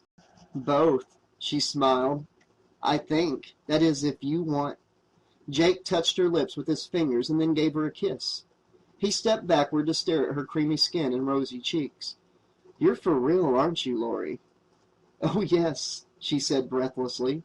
He smiled nervously as he leaned against the door and it pushed open. Then his expression suddenly became serious. "Hey, that's weird. I swear I locked the door this morning." "I always lock the door." Lori backed away from the porch. "Could someone have come over who has a key?" Jake peeked inside and whispered, "No, the only one who has a key is my older brother, but he's away at college in Los Angeles right now. Lori, this is really strange. Stay out of here while I check it out." Lori paced back and forth on the porch as Jake disappeared inside. She caught a glimpse of the old Myers house down the road, sending chills down her spine. She was sure she'd seen a face in there. "Jake, is everything okay?" she called. Timidly, Lori opened the door and let herself in. She gawked at the unusually creepy decor of the house. Tribal African masks hung on the walls among mounted heads of deer, buffalo, and a bear. They seemed to watch her every move with dead, glassy eyes. She stepped across the hardwood floor and peered up to the staircase. "Jake," she called softly. "Where are you? Where are you, Jake?" A low, vicious growling came from behind a closed door upstairs. The hair on the back of Lori's neck stood on end. Not daring to take another step in any direction, she stood frozen, staring at the closed door. "Jake!" she called. The door creaked open and Lori sucked in her breath. Jake stood at the top of the stairs wearing a hideous wolf mask, clutching a large bag. Lori laughed at herself for having been so scared just a moment ago. "That is the ugliest thing I've ever seen," she said. Jake pulled off the mask and walked down the stairs. "I didn't know you were in here. I was just getting together some stuff to use as props at the Scream Factory," he explained. Lori took a deep breath. "You almost made me scream," she said. She looked around nervously, remembering that they'd found the door unlocked. Jake followed her glance. "Don't worry," he assured her. "There's nothing missing from the house, and there's no one in here but us. I checked it out. I must have rushed out this morning and just forgot to lock up." He opened the bag. "Hey, come here. Look at this. I've got all kinds of masks and old clothes in here that we can use to decorate. Let's get out of here." "Less," she agreed. Lori held the heavy bag of decorations in her lap, sandwiched between their bodies. Jake started the bike and they drove down the road away from the creepy Myers house. Lori felt relaxed and happy. Although it hadn't been spoken outright, she knew that she and Jake were now a couple. She squeezed him tightly as they rounded a turn on Old Ranch Road, which was lined with tall green trees. Lori breathed in the fresh air, the fresh, cool air. Orange and brown leaves tumbled behind the motorcycle as they sped down the road. Lori tilted her head backward and watched the tops of the pine trees rush by. Suddenly, a loud, crisp crack filled the air, followed by a creaking groan. Lori's eyes followed a tree leaning toward the road, and realized a split second later that the towering pine was falling in front of the speeding motorcycle. "Jake, look out!" she screamed. Jake's body went rigid in alarm as the giant tree crashed to the ground, 100 yards in front of them, blocking the entire road. Jake hit the brakes and the motorcycle swerved sideways towards the shoulder, the distance to the wall of branches before them closing in at lightning speed. Lori screamed and covered her eyes as the bike leaned terrifyingly toward the ground, everything feeling as if it were happening in slow motion. A cloud of tire smoke and dust billowed up around them. Lori opened her eyes and stared in disbelief at the giant tree that stretched across the entire width of the road. What happened? There was bright red blood all over the back of Jake's leather jacket. She screamed, her eyes wide with horror, when she saw that her white blouse was soaked with it. "Oh my God! Oh my God! Somebody help us!" she cried, her voice echoing down the desolate road. Jake got off the bike and touched the blood on Lori's shirt. "Shh, it's okay," he told her, licking his fingers. "It's just the fake blood that was in the bag. It must have burst when we stopped so suddenly. I had almost a gallon in there. We're not hurt. It's okay." Lori shook her head in disbelief. The sight of the blood, real or not, made her stomach turn. They had almost crashed. "Oh, God, that was so scary. We almost crashed, Jake." Jake took off his helmet and stretched his shaky legs, which had tensed up when he was trying to stop. He couldn't understand what had just happened. Jake ran his fingers through his hair in some sort of a daze as he followed the tree to its end. "Lori, come here," he shouted. Lori followed him into the clearing from where the tree had fallen. She took a sharp, deep breath. Fresh sap oozed from the neatly cut tree stump.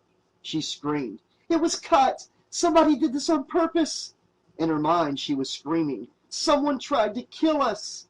Jake searched the woods with nervous eyes. "Let's go. We'll report this when we get into town, but let's go now." Jake wheeled the motorcycle around the tree. He had to kick-start the bike a couple of times before the engine groaned on. Lori was trembling with fear. She quickly picked up the sticky bag of fake blood and hopped on the back of the bike, frightened and anxious to get out of there.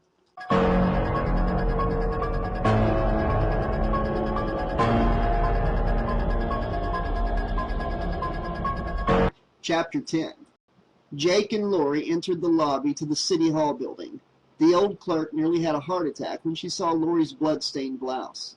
Lori, a little embarrassed by her appearance, quickly explained that it was fake blood and asked to use the telephone. She dialed 911 and was immediately connected to the police department. She explained the details of the bizarre accident to an officer, who dispatched a patrol car to the scene. He told her they'd been contacting them later for more information. Satisfied that the matter was now in the hands of the police, Lori relaxed a little as they went down to the basement to help Matt and Sally with the decorating. Sally's face went white. "Lori! Jake! What happened to you guys? Matt, come here, quick!"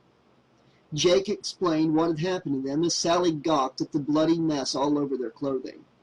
"Don't worry," Jake assured them. "We weren't hurt and the police are investigating right now." Matt looked worried. "So, you think someone tried to, kill you?"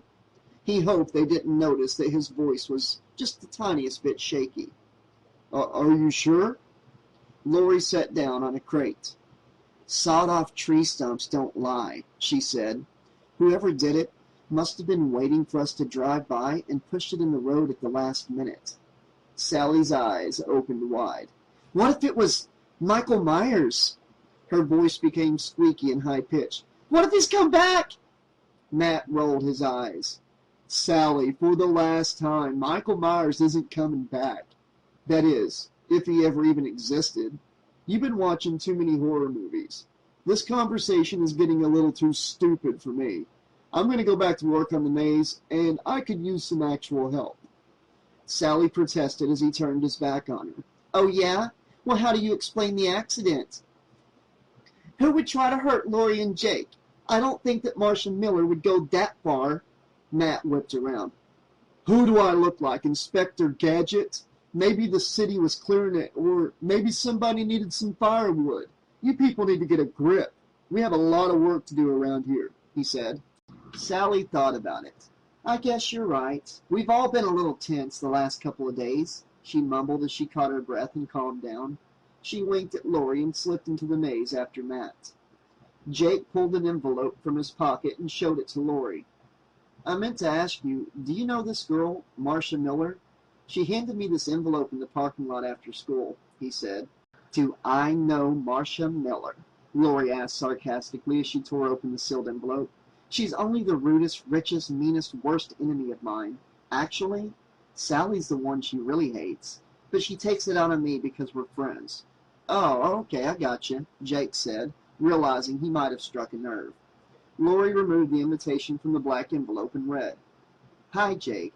I'm having a wicked Halloween bash and am just dying to have you as a guest. Marcia. P.S. Here's a little something for you and your band if you can play at my party." Lori reached inside the envelope and found a check. Jake grabbed the check and took a deep breath. "Whoa! $400! I can't believe it. Who is this girl?"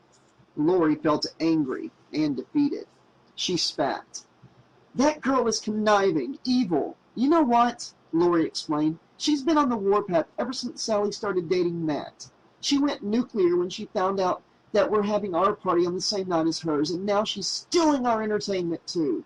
Lori angrily pounded her fist into a cardboard box. Jake had to stop himself from laughing at Lori's childish tantrum. "Wait a second, Lori, hold on. Who says I'm going to play at her party?" he asked.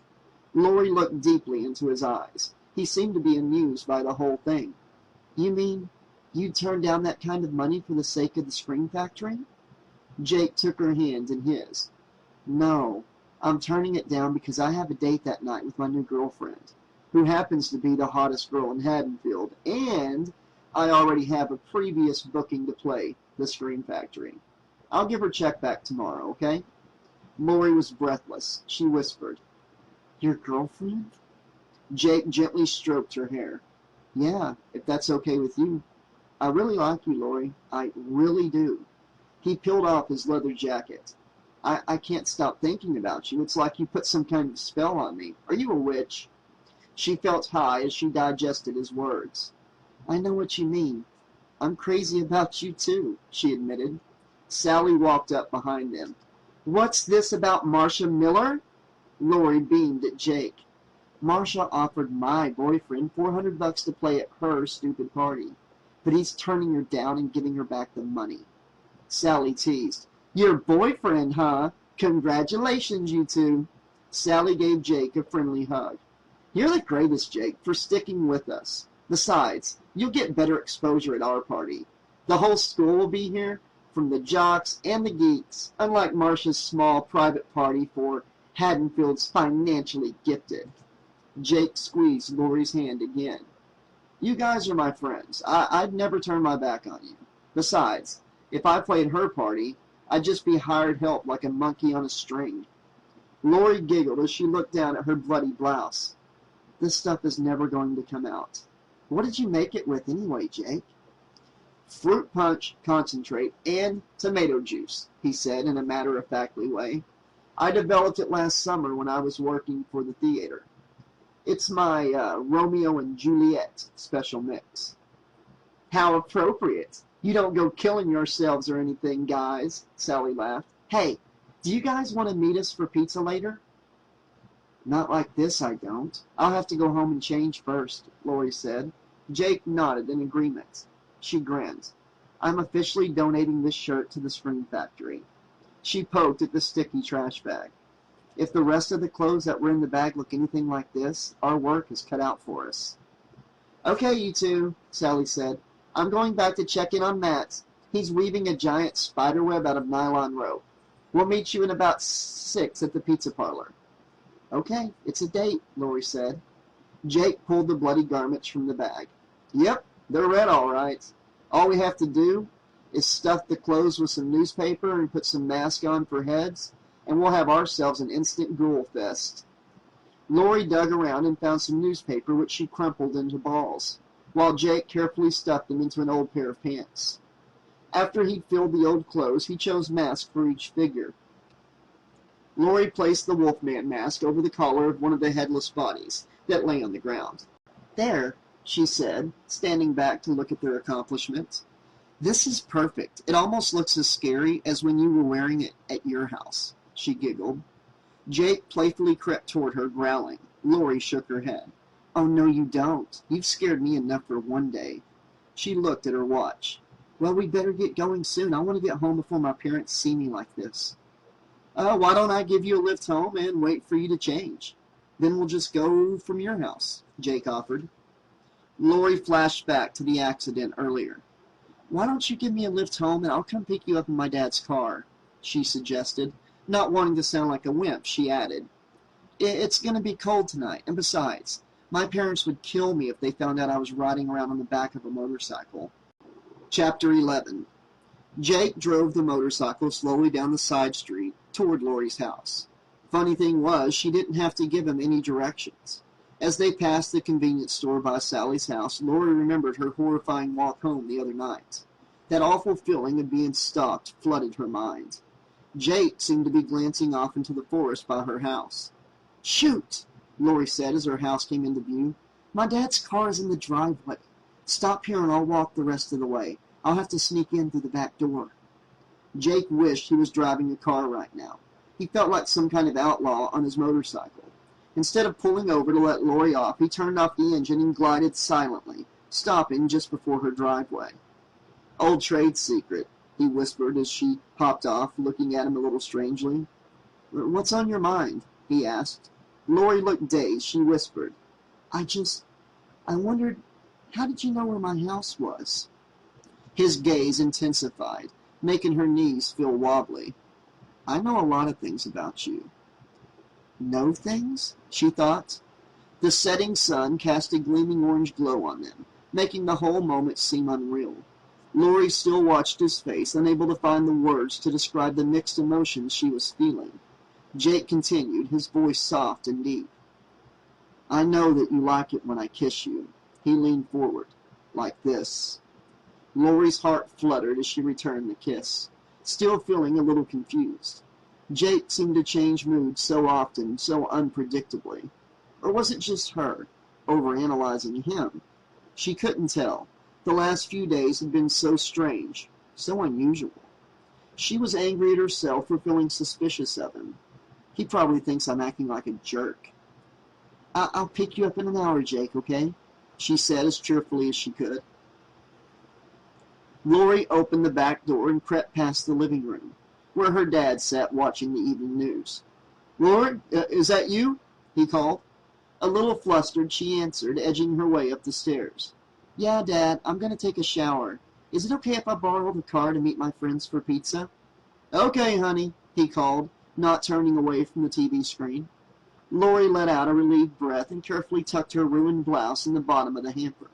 She jumped in the hot shower, savoring the warm, steamy heat, then blow-dried her straight blonde hair and tied it back with a red ribbon. She chose a black miniskirt with a pair of black tights and a bright red sweater from her closet. Outside, she started up her dad's blue Honda. She felt awkward behind the wheel. She had had her driver's license for nearly a year and had driven plenty of times, but chose to walk most of the time to keep in shape. Lori drove through town and past the pizza place that they'd be going to in a little while. Matt's Jeep was already parked outside. She stiffened as she turned onto Old Ranch Road where they'd had the accident that afternoon. A squad car with its blue and red lights flashing was pulled over to the side of the road. A bright flashlight shone into Lori's eyes as she passed. The huge tree that had almost killed them earlier had been moved to the side of the road.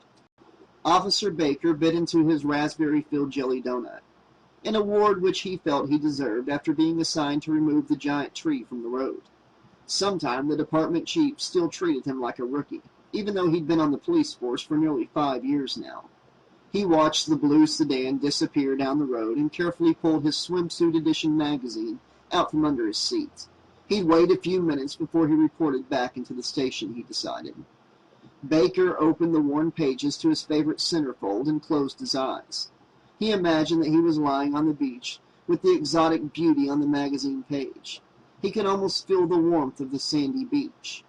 Officer Baker jumped up and hit his head against the ceiling as something plowed into the side of his patrol car, causing the black and white to jolt. He threw the magazine into the back seat and shouted, "What the?" Before he could finish his sentence, a hulking figure appeared next to his window and grabbed at the door handle. Baker screamed in shock as his scorching 32-ounce coffee spilled across his lap.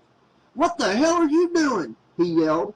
As Baker grabbed for his shotgun, the figure peered inside the window. His hot breath made a round patch of fog on the outside of the window. Baker saw the shape's face as the flashing siren lights pulsated through the darkness. Instinctively, he clutched the shotgun, struggling to get it out of the dashboard frame. His mouth hung open and he began babbling when he realized what was happening. The figure wore a tattered, dark navy blue jumpsuit and had his face hidden behind a white plastic mask. Baker knew who or what he was dealing with. He remembered the stories he heard about Michael Myers. Before the officer could pull the safety off his shotgun and fire, Michael Myers had jarred open the door and grabbed Baker's arm. Baker screamed as his body was wrenched from the car and thrown into the gravel. Michael Myers had him. Baker's screams were cut short when Michael Myers stomped on his face with a worn steel-toed work boot. Excruciating pain shot through the officer's head as his skull cracked like a watermelon that had been dropped off the Empire State Building. His legs twitched and his brain felt as if it had short-circuited, as the sticky, warm blood flowed out of his mouth and ears. Michael Myers dragged the limp body of the officer into the dark clearing and pulled an axe from beneath a pile of brush. As Lori turned onto Ripley Road toward Jake's house, she pushed the automatic door lock button. This area gave her the creeps lately. She forced herself to avoid looking at the Myers house as she drove down the dark road. She flipped on the high beams, turning into Jake's long driveway. Thick fog seemed to close in as the car crept towards his house. She could see the lights on inside. Rock music blared from the living room so loud that the windows in the house vibrated. Lori pounded as hard as she could on the door, hurting her knuckles. The music stopped and Jake opened the door. He'd changed into a black sweater and a pair of faded jeans. His hair was brushed back off of his face. He looked different without his leather jacket on. He looked great, like he'd just walked off the set of a music video. "Hi, I'm ready. Just let me turn off a few lights," he said. The upstairs lights went out, and Jake bounded down the stairs 2 at a time. He seemed really excited to be going out, Lori thought. She was excited too. This was kind of like their first official date. Lori carefully maneuvered the car around in the gravel and headed toward town. She turned on the radio and clicked the dial from her dad's easy listening music to the only rock station in town. She tapped her fingers on the steering wheel as she drove, starting to feel a little wild. "I love this song. I wish we could just go somewhere and dance all night long," she said. Jake smiled wickedly. "We could always go back to my house later. Remember? My parents aren't home and I've got the mother of all stereos, as you heard earlier." She hadn't expected him to say that, although it didn't sound so bad. Not bad at all. She was tired of being the good girl, always home on time, always getting straight A's. Maybe a little trouble was just what she needed. A spark of mischief flashed in her blue eyes. "Let's do it. Let's get wild tonight," she cried. Jake laughed as she swerved the car from side to side down the road, singing at the top of her lungs. "You're crazy!" he shouted, throwing his head back. "I love it!" His hungry eyes seemed to devour her as he slid closer. Anything goes tonight. His hot breath was on her neck, and it sent chills through her arms and legs. Lori laughed seductively, not backing off from his heavy advances. She liked the excitement. She punched the gas pedal down. She teased, "You're a naughty boy, aren't you, Jake?" Jake suddenly sat up and pointed out the window. "Better slow down, wild woman." He was looking ahead at the bright lights of the police car on Old Ranch Road. She turned down the radio and straightened up in her seat. "Looks like they're still investigating. They practically blinded me with their flashlight on the way over here." "Well, at least they moved the tree out of the road," she said. "Yeah, looks like it. Let's stop and see if they've got any information yet." A little reluctantly, Lori pulled over behind the squad car, beside the tree. It looked so big in the darkness. "That's funny. I don't see the officer. He was just sitting in his car a few minutes ago, I swear," she said. Jake shrugged. "He's probably in the clearing. Let's go talk to him. It'll only take a minute." Lori started feeling a little nervous. The flashing siren lit up the foggy clearing in pulses like a giant strobe light. She didn't see anyone out there. She stopped Jake as he put his hand on the door handle. "No, Jake, let's just go. Matt and Sally are waiting for us." In a flash of light, a shadowed figure stood in the clearing looking at them, and then was gone with the next.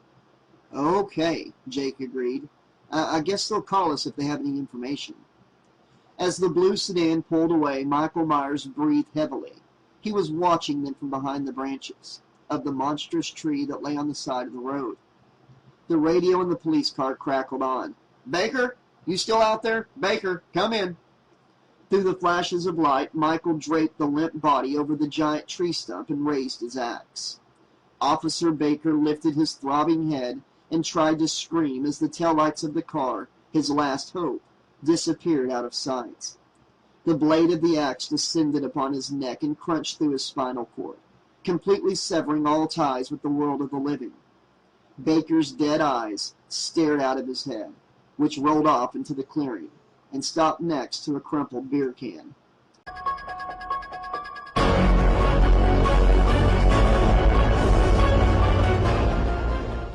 Chapter 12. Jake held Lori's hand as they entered the noisy pizza parlor.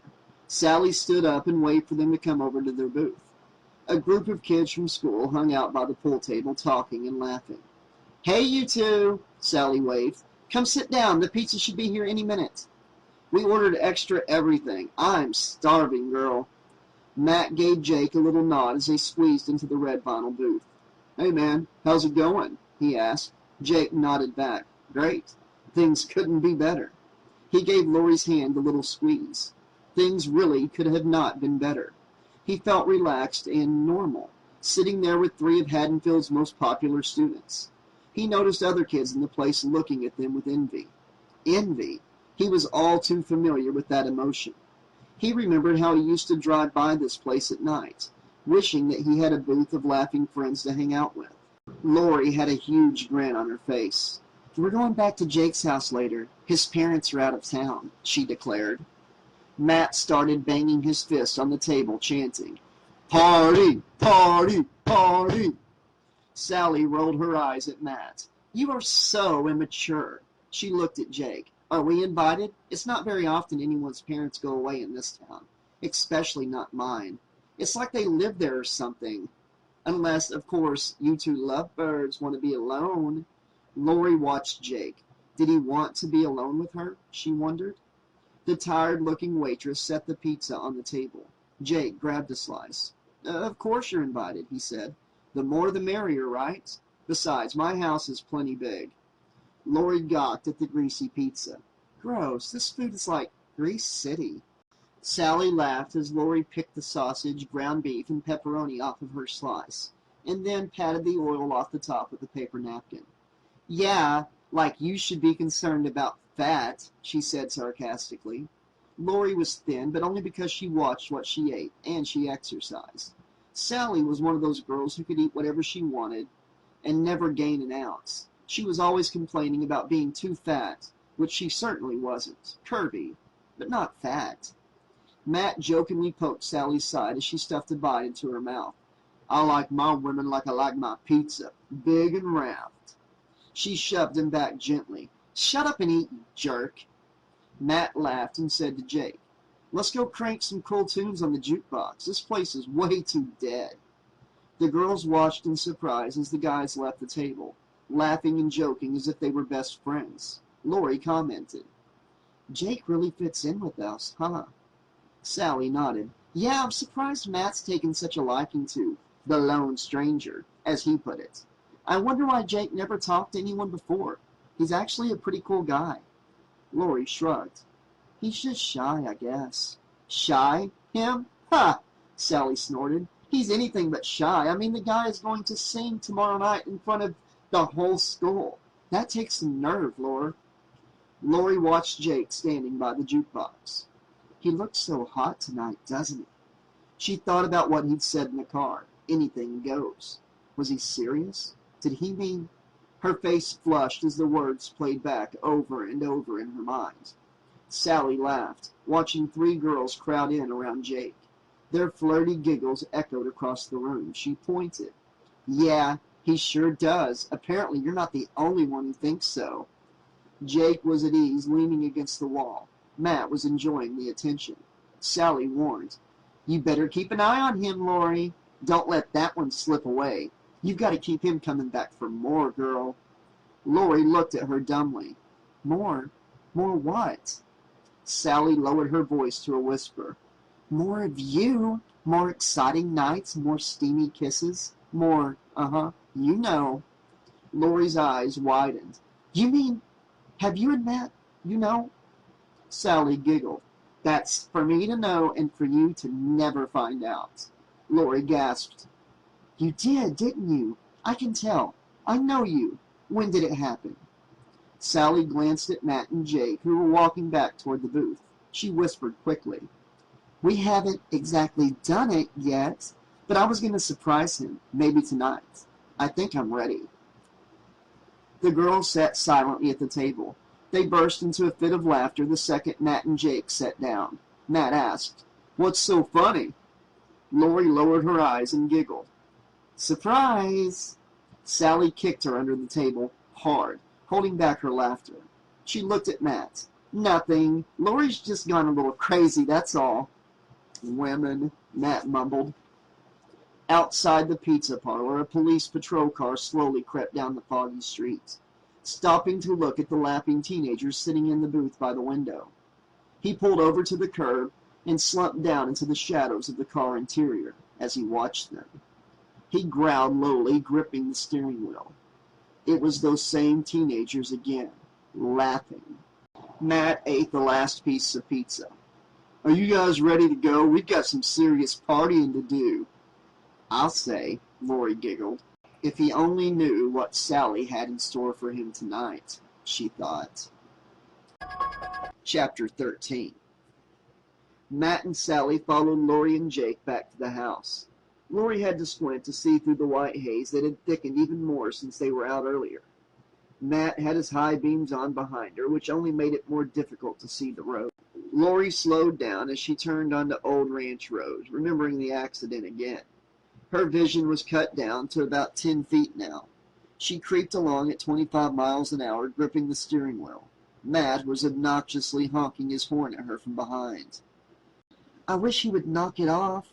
The fog is too thick. I can't see anything," she exclaimed, anxious to get to Jake's house. You want me to drive?" Jake offered. "My parents would kill me if they found out I let someone else drive. Besides, we're almost there," she said. All of a sudden, the car came to a jarring stop, throwing Lori and Jake forward. Lori screamed as Matt's brakes screeched loudly from behind. The Jeep slid to a stop less than 2 feet behind her. Matt stuck his head out of the window and yelled angrily, "Hey, what's the deal, Lori?" Everything was dark. Total darkness. Thick, dark branches covered the windshield of her car. The tree! It was back on the road. Jake scrambled out of the car and gawked at the giant wall of pine before them. "Oh my God, someone pulled it back across the road?" he yelled. Lori was freaking out. Totally freaking out. They all got out of their cars and stood staring in horrified fascination at the tree. Sally huddled close to Matt. "I thought you guys said the police moved it to the side of the road." "They did, but it's back," Lori cried. Sally gasped. But who would—" Jake's face became pale. "Michael Myers," he whispered. Sally screamed. "Don't even say that, Jake! Don't even speak his name! What if he's out there right now and he hears us?" "Okay, just calm down, all of you," Matt ordered, his heart pounding with fear. "There's got to be a logical explanation for all of this." Matt heard his own voice, but the logical explanation didn't enter his brain. He looked forward, out at the forest, but he saw nothing but fog. Still, white fog. He kept telling himself, "Focus, Matt, focus."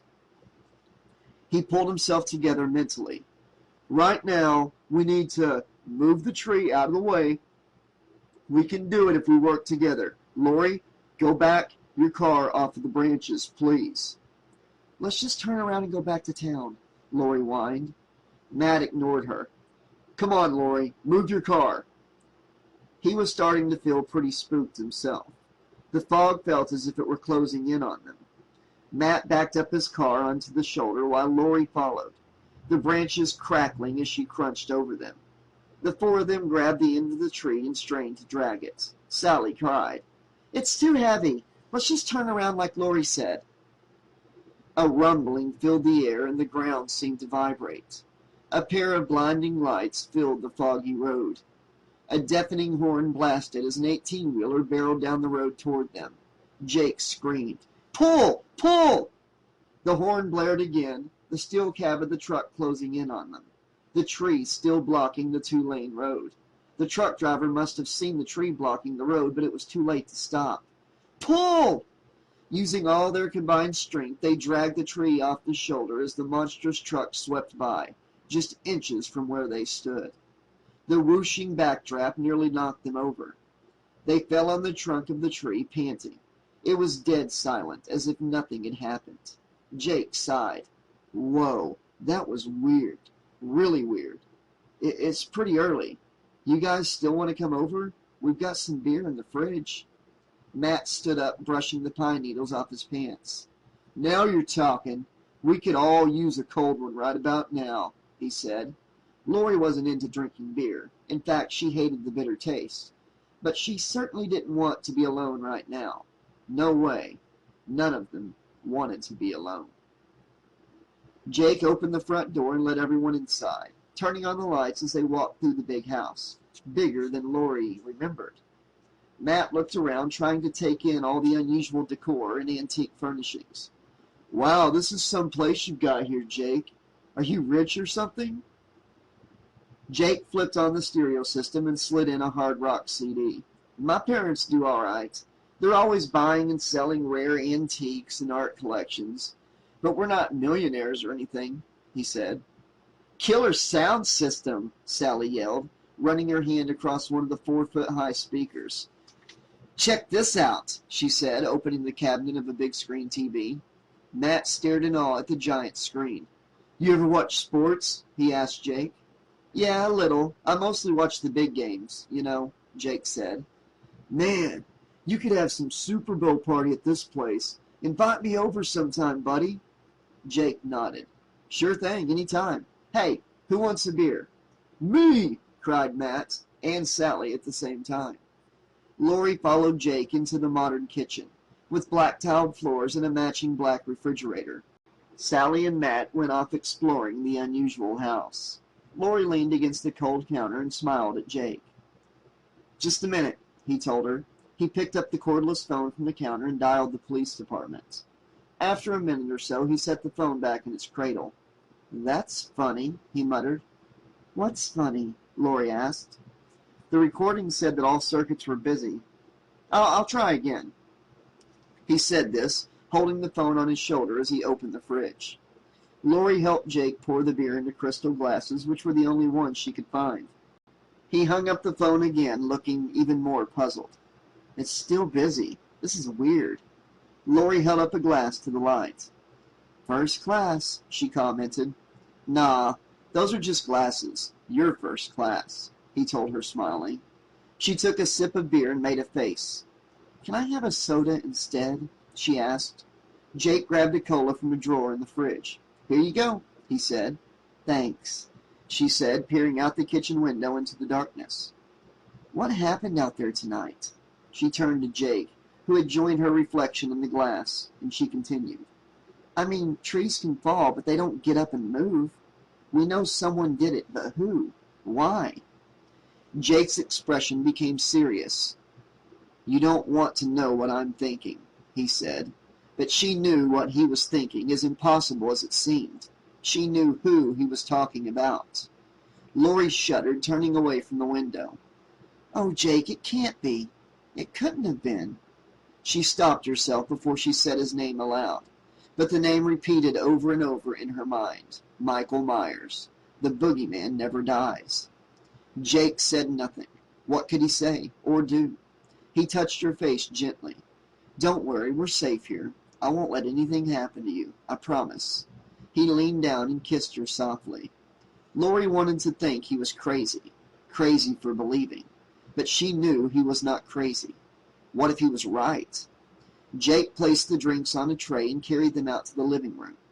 Sally and Matt were curled up on the black leather couch, making themselves right at home. Jake set the tray on the table and threw a couple of logs onto the fireplace, then lit them with an old Zippo lighter. Jake joked, You're probably wondering why I called you all here this evening. Sally took a sip of the beer. Oh, brother, she said. Matt was thinking. No, it's good we're all here, together. We can go over the final plans for the party tomorrow night, he said. Lori sighed. Yeah, really, can you believe that it's here already? I don't even have my costume together yet. Sally smiled sexily. I'm going to be Cleopatra. She stretched out across the couch and cooed at Matt. Darling, please peel me another grape. Jake sat with his back against the fire. I'm all set. The guys in the band are coming over tomorrow, and we're going to load the equipment in my horse trailer. We'll do a quick sound check before everything gets there. And then, showtime. Wow, you have horses too? Sally asked, obviously impressed. The fire against Jake's back was getting unbearably hot. He pulled off his black sweater, revealing his tanned, muscular chest. Lori sucked in her breath, hoping no one noticed her gasp. But he looked so hot. Jake answered, Yeah, we've got a couple thoroughbreds, but they're training right now in Kentucky. We usually let them roam around on the property, out in the pasture here. Sally looked disappointed. Too bad, I love horses. Matt pointed. Yo, man, is that a tattoo? Lori and Sally dove in for a closer look as Jake showed them the small black symbol permanently carved into his back. Yeah, that's the yin and yang symbol. It represents the destinies of all living creatures, he explained. Yin is dark, sour, and negative, representing evil, and yang is positive, bright, and sweet, representing pure goodness and light. The two balance each other, side by side, but they can't come together. Pure evil can never mix with pure goodness. Lori nodded. Yeah, it's like sweet and sour pork. You can taste both the sweet and the sour, but they don't really go together. You always taste either the sugar or the salt, if you really think about it. Well, that's one way to put it, I guess, Jake said. Sally looked confused. So what about the pork? What does it stand for? She asked. Lori was always having to explain things to Sally. She sighed impatiently. The pork doesn't mean anything, Sal. I was just using it as an example. That's not necessarily true, Jake said. The pork could be neutral, neither sweet nor salty. It's kind of like the earth, you know? You can have good guys and bad guys living together on the same planet, but they can never come together as one. That's why we have wars. Oh, I get it, Sally said. So which one is stronger, good or bad? Jake gave it some thought.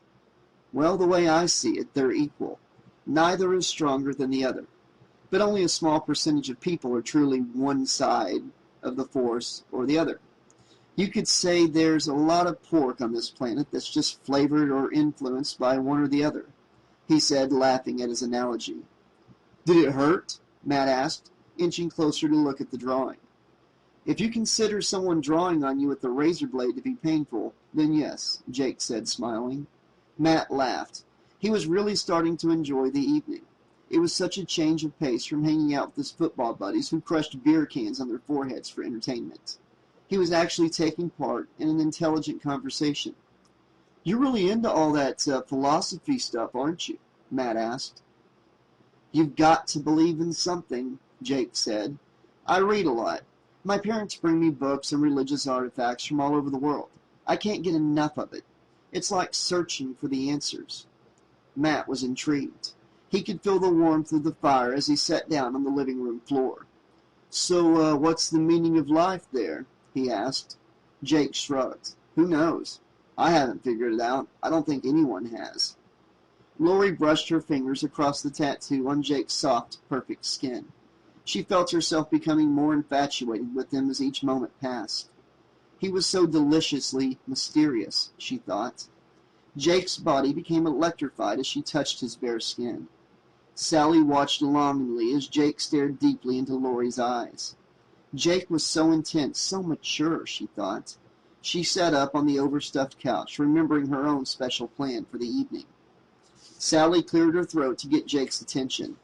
Hey, Jake, can we go in your jacuzzi? I noticed it earlier when we were walking around out there. Jake nodded, still looking at Lori. Sure, go on. You guys have fun. The towels are in the guest bathroom. Sally squealed and grabbed Matt's hand. Come on, let's go for a little dip. Matt looked a little surprised as Sally led him down the narrow hall toward the back deck. But we don't have our bathing suits, he said awkwardly.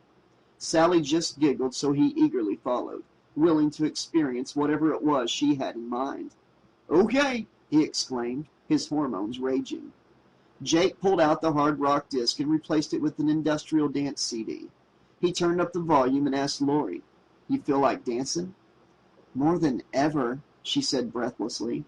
The strange music vibrated through the house.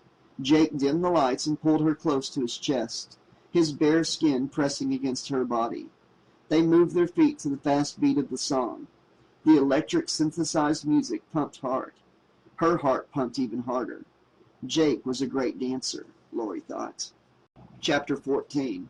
Sally grabbed a couple of fluffy mint green towels from the bathroom while Matt pulled the cover off the jacuzzi. Hot steam billowed up from the bubbling water. Sally peered through the window at Lori and Jake, who were dancing in the living room. The wild music blasted throughout the house. It was even pretty loud outside. Sally smiled sexily at Matt as he peeled off his shirt and jeans and stepped into the hot water. "Oh, this is perfect. The water, the music, you," he said. Sally licked her lips as she stared at Matt's bare chest. She unbuttoned her blouse and slipped off her skirt, leaving only her underwear on.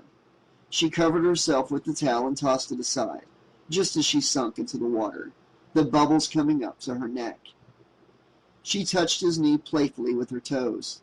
"Tonight," she whispered. "I'm ready, Matt." Matt groaned as he pulled her into his arms.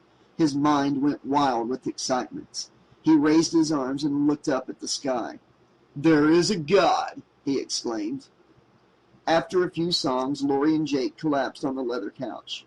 Jake peeked outside, where he caught a glimpse of Matt and Sally, kissing passionately in the hot tub, their arms entangled around each other. He laughed. "Looks like they're going for it out there." Lori sat up, giggling. "I figured they would sooner or later. They've been going at it for a long time." "You mean this is their first time?" he asked. Lori blushed a little. "Yeah, I think so." Jake pulled Lori on top of him across the couch. His body felt so strong and hard. He stroked her soft hair and untied the red ribbons. Her long hair fell down as she leaned forward to kiss him. He whispered, "So how long are we going to wait?" Lori groaned as Jake's warm hands pulled her face to his. "I don't know. Let's talk about it later." She kissed him as her body flooded over with new, exciting sensations. Matt breathed heavily as he struggled to unhook Sally's bra. He couldn't believe what was about to happen. He'd waited so long for this very moment. He'd dreamed about it. A lot. Sally waited patiently as he struggled with the skimpy garment. She kissed his ear, making his whole body shiver. Suddenly the sky lit up like broad daylight all across the property. A deafening siren began screaming. Sally and Matt jumped out of the jacuzzi and quickly tried to dry off. "What's going on?" she screamed. "I don't know," Matt said. Jake leaped off the couch. "It's the alarm. Someone broke through the perimeter. It goes off when the fences are touched. My parents installed it to protect the racehorses. Lori, go tell Matt and Sally to get inside now." Jake ran into the kitchen and picked up the telephone. He dialed the police department. Lori did as she was told, feeling totally confused. She yelled over the wailing sirens at Matt and Sally, who were comically struggling to put on their clothes over their wet underwear. "Come inside, you guys," she hollered. Jake held the phone on his shoulder as he punched some buttons in a black box on the wall. The sirens stopped. Matt and Sally burst in the back door, their eyes wide with shock.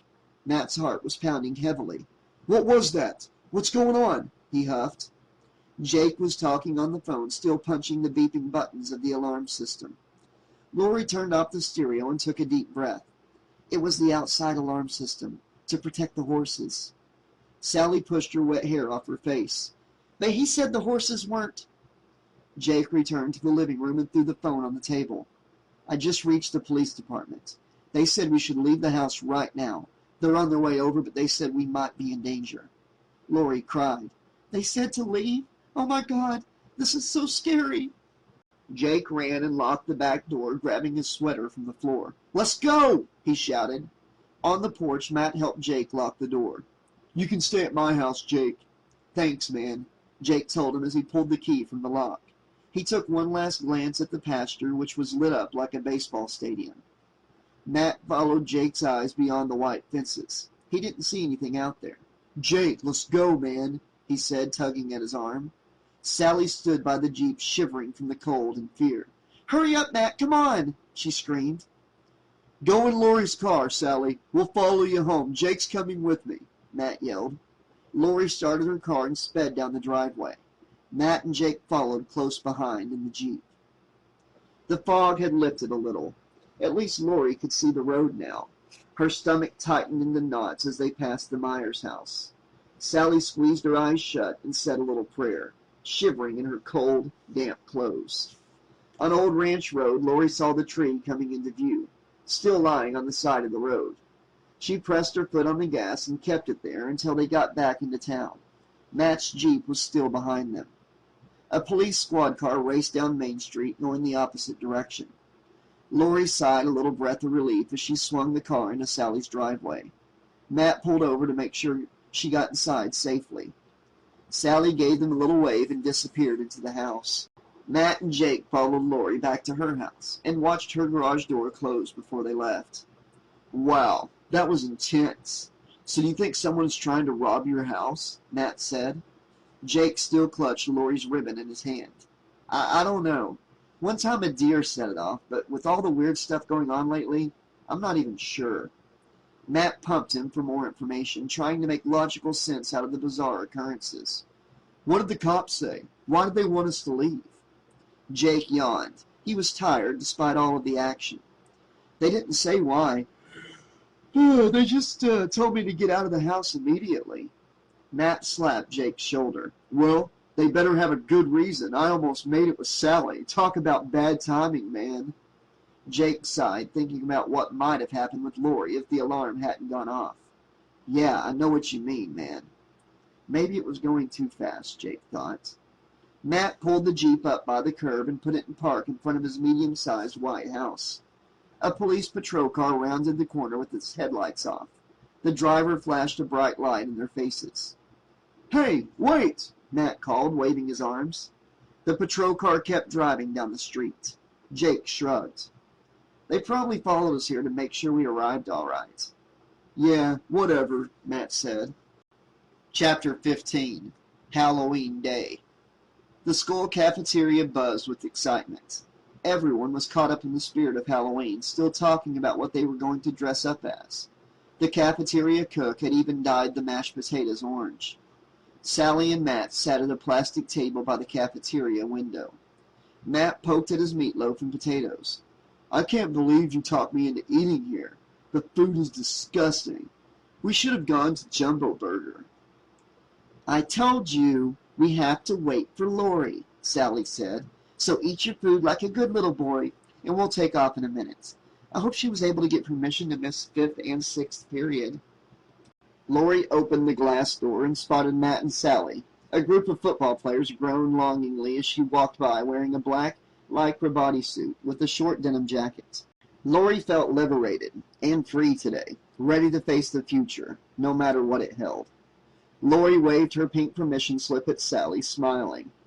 "Hi guys, we're out of here." "We should have just ditched," Matt mumbled, tossing his plate of food in the trash. Lori looked around. "Have you guys seen Jake today? I've looked everywhere," she said. "Oh yeah, I forgot to tell you," Matt said. "I dropped him off at his place this morning so he could load up his sound equipment. He's probably down at City Hall right now testing it out." Matt fumbled through his pockets and pulled out a piece of paper. "He told me to give this to you, Lori. He said you'd know what to do with it." It was Marcia's check. Lori giggled. "Great. What am I supposed to do with this?"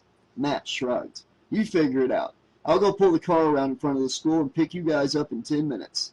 I got here late and had to park way out in the boonies."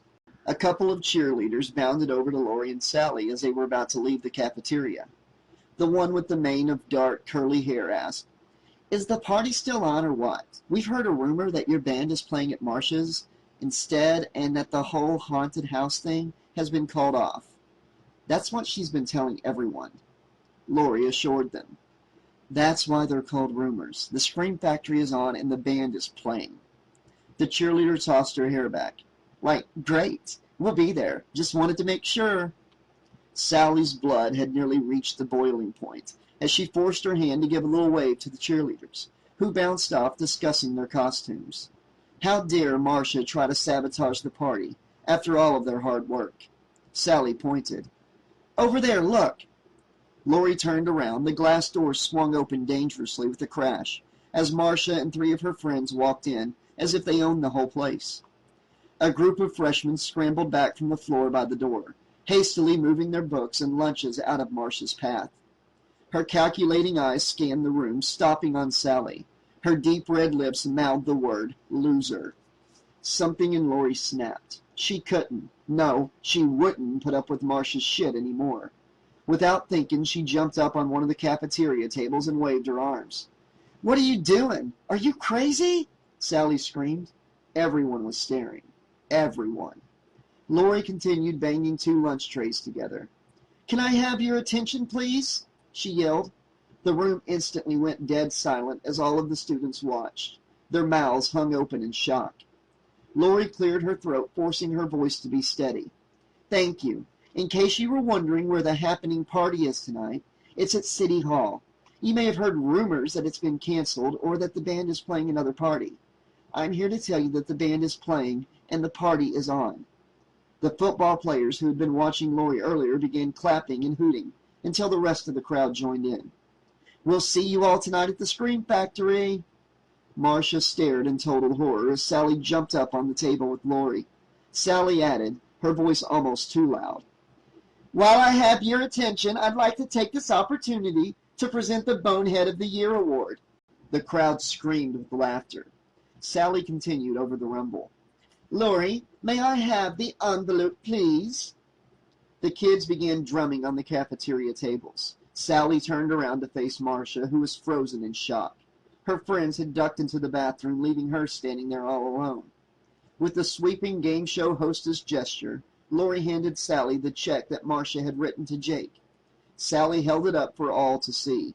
She explained, "This is a check written by a certain someone who tried to pay off our band to play at her private party, depriving all of you, the people, of an awesome free concert." Sally pointed at Marcia. "And this year's Bonehead of the Year award goes to Marcia Miller. Let's give her a hand." The kids booed and hissed as Marcia's eyes frantically searched for a way to escape the humiliating scene. Sally tore the check into tiny bits and let them flutter to the ground. Marcia was horrified by the taunting jeers from the crowd. Her mortified expression turned to pure evil.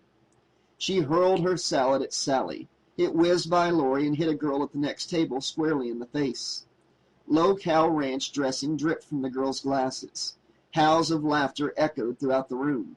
Someone screamed, "Food fight!" Marcia sneered, baring her teeth. "I'm going to kill you, you little—" Before she could finish her obscene sentence, a chocolate milkshake exploded against her dress. She screamed and went running into the bathroom. Lori gave Sally a high five as they jumped off the table to escape the storm of mashed potato globs and sandwiches that flew from every corner of the room.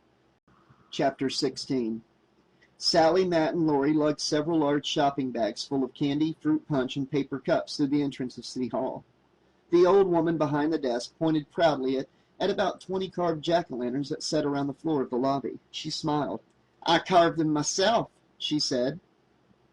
"Thanks," Lori said. "They look great." "I'll help you kids set up the refreshment tables," the old woman offered. "I know you've got lots to do before the party begins." A loud electrical sound boomed throughout the lobby. The old woman clasped her hands over her ears. "Ooh, I can't stand that noise that you kids call music." Lori laughed, realizing that Jake was in the basement with the band. "Thanks a lot for your help," she called. The basement had been completely transformed. Spider webs and horrible-looking monsters filled every corner of Matt's brilliantly designed maze. Jake must have finished it up this morning, Lori thought. A strobe light flickered and smoke poured out of a fog machine that was tucked beneath two filing cabinets. Lori, Matt, and Sally smiled at one another as they traveled through their finished maze towards the pumping music that kept starting and stopping from the back of the basement.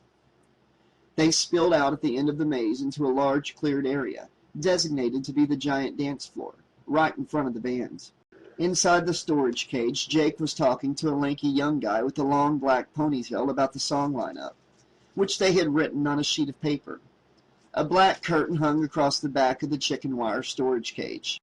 The guy sitting behind the drum set with the short blonde flat top twirled a drumstick skillfully in his fingers while the chubby bass player plucked a few deep chords. Jake looked up from the sheet of paper and swung open the cage door to greet Lori. His white t-shirt was damp with sweat. Lori gave him a kiss. "Wow, this place looks awesome, Jake." Jake turned to his band members. "Yeah, thank these guys. After we set up the stage, they helped me finish decorating the rest of the place." The three guys in the cage nodded and went back to their discussion of the song lineup. Mayor Jameson appeared from the end of the maze as the kids chatted. "Looking good," he exclaimed. "You kids have done a fantastic job. Fantastic!" Sally smiled proudly as she fished the petty cash envelope from one of the plastic bags and placed it in the mayor's chunky hand. "Here you go. On time and under budget. There's still $40 left over." The mayor pumped her hand. "Well done. You kids just keep the leftover money. I really appreciate your hard work and for coming through on this project," he said. His eyes darted nervously around the room. Do you think all the teenagers in town will come?" Matt stepped forward. "Everyone at Haddonfield High will be here. It's the talk of the school, man. There's never been such a big Halloween bash in this town ever," he said. Something the mayor thought of sent chills down his spine. He shivered as a few beads of sweat formed on his balding head. "Halloween," he said, looking at the kids, trying to smile. He forced a laugh. "This time of year just makes me a little nervous. You know, all the crazies come out." He loosened his tie. "Don't worry," Sally assured him. "We won't let anything happen to the files down here." The mayor whispered to himself. "It's not the files I'm worried about." He looked at the kids. "Okay, I'll check in with you guys later." Lori watched the mayor duck under a fake cobweb and walk back into the maze. She whispered to Jake. "Something's wrong with him. He seems really upset. I'm going to see if I can find out what's really going on." Matt had begun unfolding some card tables at the edge of the dance floor. "Sally," he called, "come help me, babe." Sally joined Matt as they set up candy, cookies, and punch at the tables. Jake's drummer shouted, "Come on, Jake. We need to rehearse the set, man." Jake squeezed Lori's hand. "I've got to go. I'll see you later, okay?" Lori silently disappeared through the maze. She caught up with the mayor and tiptoed a few paces behind him all the way up to his second-floor office. He fumbled through his suit pockets, fished out a large ring of keys, and opened his office door, unaware that he was being followed. Just before his door closed, Lori stopped it with her hand and slipped inside. She crouched down behind the mini refrigerator in his office. The mayor nodded to Police Chief Grandy, who was sitting before his cherrywood desk. The door clicked shut behind Lori. It was too late to leave now. She was frozen in place, afraid that she'd be caught. Mayor Jameson sat down, rubbing his hands together nervously. "Things are under control in the basement. I do want extra police security over here tonight. Did you make any arrests yet?" he asked anxiously. Andy rubbed his temples, exposed by a receding hairline. "Not yet," he said. "We found the abandoned squad car early this morning on the north side of town." His expression became twisted in disgust. "We found Officer Baker's body a few hours later in the woods." Grandy looked as if he were going to be sick. "He was hacked to pieces," he whispered. He paused for a moment as a wave of grief and fear washed over him. "Michael Myers is back." "He's back?" Lori's stomach knotted up. The mayor's voice boomed. "You crazy son of a... That boy's long dead. You need to lay off the booze, old pal." Chief Grandy nodded, his expression eerily serious. "I've seen his work before too many times, and you know it." He paused and drew in a long breath. "We've either got the real thing on our hands or one hell of a copycat." Mayor Jameson mopped his forehead with his sleeve. He slammed his fists on the desk. "I don't care if you've got Charlie Manson out there. I want a head on a platter. We can't afford to lose anyone else to this psychopath." Grandy shifted nervously in his seat. "All units are on the case. I'm considering calling a citywide curfew tonight. Vandalism reports have been flooding our switchboards. They're all the same, a jack-o'-lantern with a knife stabbed through. I think the killer is trying to warn us." "No, no curfew," Jameson exclaimed. "We can't panic people. Besides, the kids will be safe here, and you're not even sure what's going on out there. One dead cop and a bunch of freaking jack-o'-lanterns don't mean squat. It's taken me 10 long years to get this damn ghost town back on its feet after..." Grandy stood to his feet and sighed heavily. "All right, but if anything happens tonight, it's your funeral," he warned. "I'm going to drive by the old Myers place to see if I can find anything." The mayor poured himself a glass of scotch with shaking hands. Lori carefully opened the door and slipped into the corridor before they noticed she'd been eavesdropping. "The police car last night?" The alarm at Jake's house? The tree. Michael Myers was trying to kill him. Lori almost tumbled down the basement stairs as she ran to find her friends. Sally! Matt! She called into the basement. The music drowned out her voice. She ran through the maze to the dance floor, where Jake and the band were rehearsing their new song. Jake, come here! Jake, please! The music halted and Jake stepped out of the storage cage. What's up, babe? He asked. Her eyes were filled with terror as she told him what she'd just overheard. Where are Sally and Matt? She asked anxiously. Jake put his hands on her shoulders.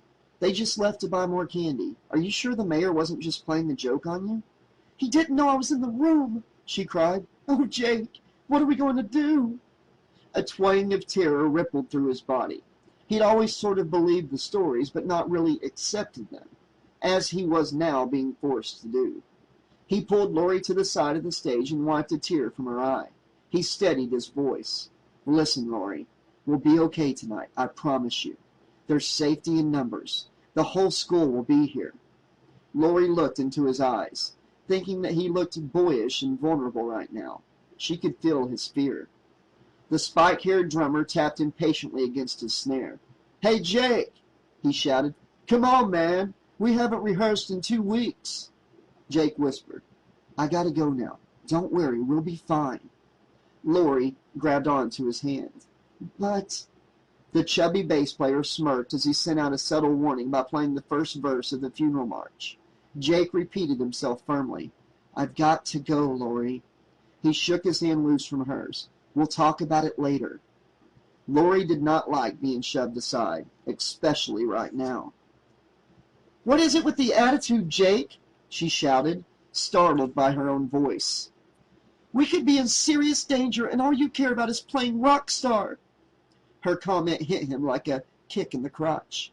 She wished she could take it back. He stared at her coldly as his band members chuckled in the background. The drummer teased. You gonna let the groupie treat you like that, man? Yeah, really. Brenda would kick her skinny little butt if she heard anyone talking to you like that, chimed the lanky guitar player. Brenda? Who's Brenda? Lori demanded. In a sing-song voice, the drummer teased. She doesn't know about Brenda. Shut up, man, just shut up, Jake shouted. He felt like screaming. Lori was waiting for him to say something, anything. She stood with her hands on her hips. Anger flashed in her eyes. He faced Lori, his expression blank. She's no one, just a girl I know, he said. The guys burst into a fit of laughter at his explanation. The drummer was slapping his knee and laughing like a maniac. The guitar player threw back his long black hair. Maybe you'll find out who she is tonight, honey, he cracked. Jake's face turned crimson, and he wished he could have run out of the building. Oh, God, you didn't invite her, did you? The guitar player smirked. We didn't think you'd mind, Jakey Poo. You didn't tell us about your little sweetheart. Besides, you know how crazy Brenda is about you. The guys were giggling hysterically. Jake felt as if the room were closing in on him. This was the worst. The last thing he needed was for Lori and Brenda to be together in the same room. He hadn't told Lori about her, but then it never came up. He hardly even knew Lori.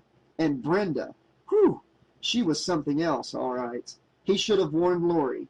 But things were going so good. Too good. What a total disaster. Lori choked back tears of humiliation. You'd better rehearse. But don't practice the selfish, vain rock star bit. You've already got it down, she said coldly and sobbing. And to think she'd thought they had something. Jake threw his hands up in the air as she stalked across the room. He called, Oh, come on, Lori. Don't listen to those jerks. They're just messing around. You've got the wrong idea, Lori, please. She did not turn around to look at him. Thanks a lot, you stupid assholes, he yelled at the guys. The drummer imitated Jake and whined. Lori, Lori, please come back. In a rage, Jake threw the microphone stand across the stage. The guys suddenly became serious and very quiet. Hey, man, we're just screwing around, the chubby bass player offered softly. Jake kicked at some imaginary dust on the stage floor with his black Doc Martens. Nobody understands me, he thought. Nobody. Everything I am, everything I do is misunderstood, he thought angrily. He picked up his microphone. Hit it, you freaking scumbags. The band went into a hard rock number. Jake screamed out the lyrics, venting his frustration and red-hot anger. Chapter 17. Matt and Sally walked through the parking lot. The October moon peeked out over the trees as the sun cast its last rays of daylight over Haddonfield. Sally read over the last-minute shopping list again. Okay, we still need 8 more bags of candy and 10 more cans of green fruit punch. The lemon-lime kind. If they don't have green, Matt finished her sentence. If they don't have green, get orange, he said, feeling a little annoyed. Sally wrapped her arms around his waist. Sorry, Matt, I'm just a little excited. I want to make sure everything is perfect and we're running out of time. Matt flashed a smile at her. Everything will be just fine. I'll go get the stuff, stop by my house so I can change into my costume, and be back at 6, okay? Something caught Matt's eye as they walked toward the Jeep. Something was wrong. Matt gasped.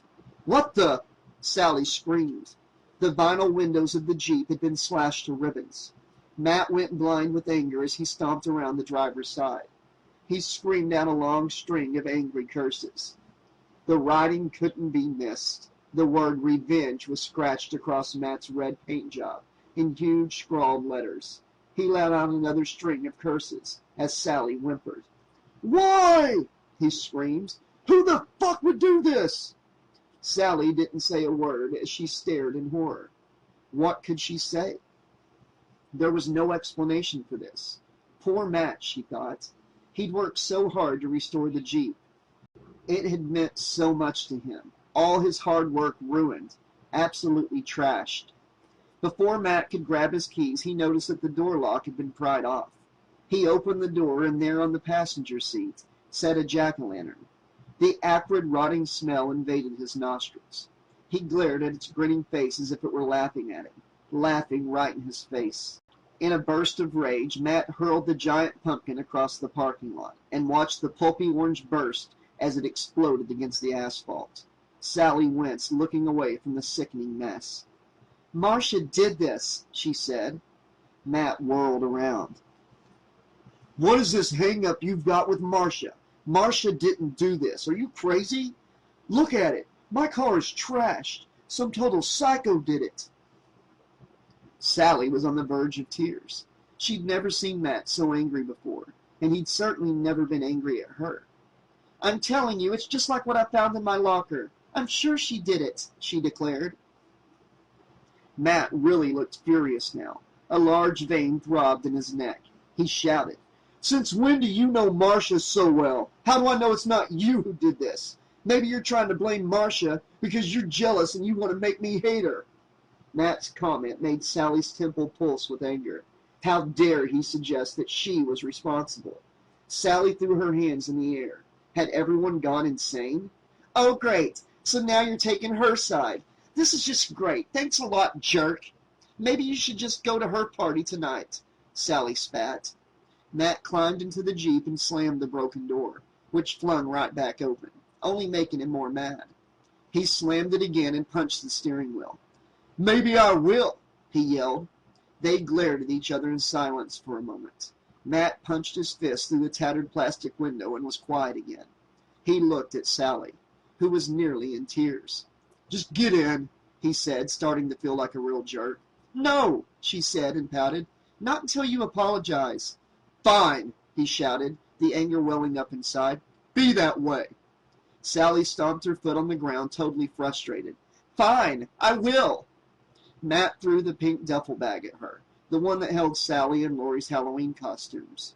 His tires squealed as he screeched out of the parking lot, leaving Sally behind in a cloud of smoke. He wasn't quite sure where he was going or what he was going to do yet. He just needed some space. He needed to drive. Don't forget the candy, you jerk! Sally tried to yell as Matt disappeared down the road. She burst into tears. She thought, what a rotten night this was going to be. If only she knew. Not too far away, a dark shape watched everything. Chapter 18. Matt screeched through town, jolting to a stop at every red light. He cranked up the radio and beat his fist against the dashboard to the rhythm of the screaming rock music. He didn't care. The Jeep was trashed. Damn it. Matt made a left turn onto Old Ranch Road and punched the gas. The wide open road made him feel a little better. He unrolled his window and let the crisp air blow through his hair. He took a deep breath of the pine scent from the forest that blanketed both sides of the highway. Sally's never going to forgive me, he thought. He'd known all along that she had nothing to do with the vandalism. He just wanted to blame someone. I'm such a jerk. Matt saw the towering pine that had nearly killed them last night, still lying on the shoulder. He thought about Sally and what had almost happened in the jacuzzi last night. He had to get back and apologize to her. He'd stop and buy her some flowers on the way back, he decided. Matt remembered that he still had to buy the candy and green fruit punch. He made a ride onto Ripley Road and headed toward the supermarket that was a few miles down. Matt slowed as he passed the old Myers house. A police car was parked outside with the windows rolled down. The rotting old house cast an eerie shadow across the weeded yard in the early moonlight. What was going on in there, he wondered, pulling to the side of the road.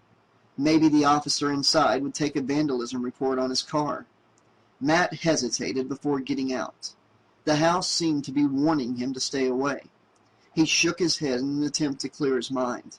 He threw on an oversized denim shirt and followed the path of broken stepping stones around back. "Hello?" he called, walking through the side yard. There was no answer. Matt approached the back door, which was sealed off with banners of yellow police tape. "Police barrier, do not cross." "Weird," he whispered, as goosebumps popped up on his skin. "I'm out of here," he said to himself. The house was giving him the creeps. Matt had never listened to the stories the kids told. He believed in checking things out for himself, and so far, he'd seen nothing to make him believe in ghosts and ghouls and the boogeyman. Just some stupid, creepy pranks. That's why the police were here, he rationalized. Matt's sneakers crunched in the dirt as he started back around the side of the house. The officer could be anywhere, in the woods or even next door. "Hey!" Matt jumped at the sound of a voice that snapped like a whip crack. He looked up and saw Chief Grandy staring down at him from the second-story window. "What in tarnation are you doing here, boy?" he demanded, eyeing the teenager with suspicion. Matt caught his breath, his heart pumping furiously. I just saw your car parked out here and wanted to see if you could take a vandalism report real quick. Someone trashed my car today. It's sitting out front," Matt said. Grandy sighed. "Your car, huh? Okay, son, I'll be right down. Take a look." Anxious to get away from the house, Matt went and leaned against the Jeep. Minutes passed. "What is he doing in there?" Matt wondered, looking at his watch impatiently. "Sally's really going to be steamed if I'm late," he thought. Matt called out, "Chief, are you coming out?" The wind picked up, whispering through the forest. Matt's feet led him back to the front porch. He carefully stepped around the caved-in boards and pushed the front door open. A wave of musty, mildewed air made him cough. He stepped inside the eerily dark house. He wasn't too afraid, though, with the police chief inside, somewhere. "Chief," he called. "I've got to go, man. I'm running late," he said, his voice seeming to disappear into the peeling wallpaper. Matt gripped the railing of the staircase and carefully felt his way up by touch. The staircase groaned as he reached the top. "Hello?" he said softly, as not to startle the chief. After all, the man did carry a gun and probably didn't like being sneaked up on. "Aha! There you are," Matt said with a sigh, spotting a light down the hall in the front bedroom. He followed the light through the darkness and reached for the doorknob. He pushed the door open. "Chief, I've really got to go, sir. I'm late for a party and—" Matt froze in shock. Through the dim, flickering light of a jack-o'-lantern, the crumpled body of Police Chief Grandy became visible, lying in a pool of fresh blood that pumped silently around the butcher knife embedded in his heart. Matt tried to drown out the horrible sound of his own screaming. His knees became weak, and his brain was unable to believe what his eyes were seeing. The badge on the chief's chest flashed in the jagged flashes of light. He was dead. His glassy eyes stared lifelessly in the orange glow from the jack-o'-lantern. "Oh, God, this isn't really happening." Suddenly, Matt heard a noise, a faint stomping sound. Footsteps.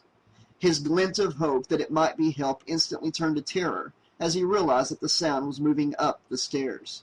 Someone was in the house. Matt's heart stopped. He could barely breathe or move his muscles. He forced himself to take a step. Instinctively, he pried the bloody knife out of Grandy's chest, and it slid out with the sound of a sickening crunch of bones. The footsteps moved slowly and heavily toward the room. Matt was trapped. He could hear the killer breathing in the darkness. Matt struggled to stay conscious. His head was spinning and his heart pounded painfully in his chest. This can't be happening. The dark shape now stood in the doorway. Matt could feel his cold, rancid breath as he growled softly. The figure stepped into the flickering light. His entire horrifying body, covered in a muddy and bloody navy blue jumpsuit, was visible. Matt let out a deafening scream. It was Michael Myers. Matt's arm froze as he tried to raise the knife, horrified by the black, dead eyes watching him from behind the white plastic mask, beneath a tangle of matted, wiry hair. The hideous monster raised his arms and lunged forward. Matt jumped backward toward the bedroom window. Michael Myers lunged again, coming closer and closer. "I'm going to die," Matt kept thinking. Using all of his energy, Matt drove the knife through the eye hole in the mask. A dark stream of blood trickled down the white plastic as Michael Myers stumbled backward. Matt struggled to pry open the window. Michael Myers pulled the knife out of his eye and began slashing at the air, moving closer to Matt. Matt jammed the window open and looked down at the concrete below. It was his only chance. He dove out the window, landing with a crash on a pile of boards below. Stars shone in his closed eyes for a moment, as excruciating pain set in his ankle. He screamed out for help, but there was no one around. Matt forced himself to get up. He had to get help. If he could only make it to the Jeep. He winced with every painful step. The Jeep was still there, thank God. But what was the hood doing up? I don't remember. Terror filled his brain as he stared at the handle of an axe driven through his engine. A tangle of ripped wires and hoses sprouted out from under the hood. Never had he been so alone and helpless and terrified. "Run, Matt, run," he told himself. "Through the woods. Gotta get back to town. Go. Forget about the pain. Just run." Matt stumbled across the street into the black forest. The woods were the fastest way back. Only a mile. If he could just make it back into town. He had to make it. Had to warn the others. Had to get away from Michael Myers. He disappeared into the darkness and limped toward the lights of downtown Haddonfield. Chapter 19. Lori sat glumly on the old brown sofa in the City Hall lobby. She wished she could just leave this place. She wanted to forget about the whole miserable thing. But the music from the basement wouldn't let her. Every note of Jake's screaming voice painfully stuck her, like a sharp needle. "I've been such a fool," she thought. "I knew he was trouble from the moment I saw him. What a lying, two-timing creep." But something deep inside her mind told her that she was wrong. Dead wrong. Sally took her time walking up the wide steps of City Hall from the parking lot. Her head hung low as she tried to make sense of the stupid argument that she'd had with Matt. Why was he acting so crazy, she wondered. Why had he turned on her like a rabid pit bull? She remembered the look on Marcia's face when they'd publicly humiliated her at school today. The memory didn't seem very funny now. It seemed evil and cruel. Sally was starting to regret doing it, even though Marcia certainly had deserved it. Maybe the universe is paying me back now, balancing things out, she thought. Was that it? Or was more punishment still coming, she wondered. Sally wiped her eyes before she opened the heavy door. She spotted Lori sitting on the couch in the lobby. Lori was really upset about something. Sally set the pink bag on the floor and seated herself next to her friend. Forgetting about her own problems, she put a comforting arm around Lori. "Hey, Lori, what's wrong? What are you doing up here?" she asked. Lori gave Sally a tight hug. "Oh, Sally, I'm so scared. I tried to tell Jake, and..." She began to sob, unable to finish her sentence. Sally squeezed her hand with concern. Lori was usually pretty tough. Something must be really wrong. "Shh! Calm down. What's the matter, Lori?" Sally asked softly. Lori forced herself to snap out of the overwhelming grief she was feeling. She wiped a tear from her blue eyes. I found out that I overheard the mayor talking to the police chief, and they think that Michael Myers is back. Sally released her hand and sat back to look at her friend. Oh, ha ha, very funny, Laurie. She rolled her eyes. And I thought you were serious. Thanks for the scare. Laurie grabbed Sally's hands. Fear and desperation filled her eyes. She whispered, No, it's true. They found a dead cop this morning in the woods, all chopped up. Please. Sally, you've got to believe me. Laurie wasn't lying. This wasn't a joke. Fear spread across Sally's face. Oh my God! A picture of the trashed Jeep and the tree and the sound of the alarm at Jake's house flashed in her mind. And Matt, somewhere out there, her voice croaked. Do you think? Laurie nodded. I think he's after us. Sally was on the verge of panic as she scooped the duffel bag into her arms. What did Jake say? Why is he still playing down there? We should get out of here right now. Laurie stood up, feeling a little dizzy, not believing this conversation was actually taking place. No, Jake said we should stay here. He's right. Safety in numbers. It's too dangerous out there. Although Laurie didn't have much faith in Jake right now, she didn't have faith in anything. She glanced around nervously. Where's Matt, Sally? Sally trembled like a scared little girl. Matt's out there, Laurie. Someone ruined his car and we got in a fight. He took off. I don't know if he's coming back. She wished she could take back that last sentence. She burst into tears, unable to control her fear any longer. We've got to find him. We've got to warn him. I can't let him. Sally, Laurie yelled, suddenly feeling a surge of strength. Someone had to take charge around here, she thought. Snap out of it. Sally looked at her dumbly. We've got to fight. It's up to us, you and me, Sally. Sally seemed to be listening. Okay now. Laurie took a deep breath, making up the plan as she spoke. Let's go put on our costumes and have this party. Everyone will be showing up soon and there'll be hundreds of us. Nothing will happen. If Michael Myers tries to crash the party, he'll be sorry. Sally nodded her head in agreement. You're right. Matt will be back soon and everything will be fine. He can't kill all of us, she said, and tried to laugh. Laurie smiled. That's right. Let's go make ourselves beautiful. The girls walked up to the first floor bathroom. Sally dumped their costumes and a bag of makeup onto the counter. War paint, she joked. Laurie was actually feeling much better. She couldn't believe how hysterical she'd let herself get over the whole thing. Even if something did happen, the mayor had ordered extra security tonight. She picked up her costume, a black spandex leotard, and a pair of fuzzy cat ears. It was all she could come up with on such short notice. Sally eyed the skimpy garment. Meow! Jake's going to be drooling after you like a dog. Laurie slipped off her denim jacket, trying to decide whether or not she should paint whiskers on her cheeks with black eyeliner. Personally, I don't care what Jake thinks, she snapped. She explained. We got in a fight, too. He's being a real jerk. Sally pulled her hair back and put on her black Cleopatra wig. No way! You guys just got together. You're fighting already?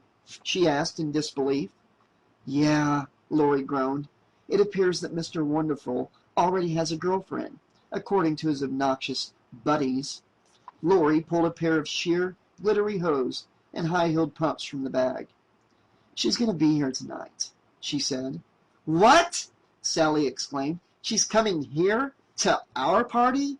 Ooh, this is totally too weird. Brenda, Laurie said with hate in her voice. That's her name. The guys in the band invited her. I guess they didn't know that Jake and I were seeing each other. Oh, Laurie, I am so sorry, girl, she said. An idea flashed in Sally's head. We've got to make you look gorgeous tonight. You know, making choose. Laurie winced as Sally ran a brush through her long blonde hair. I don't even know if I want him anymore, Sal, Laurie said. I'm sure I want him, she thought hopelessly.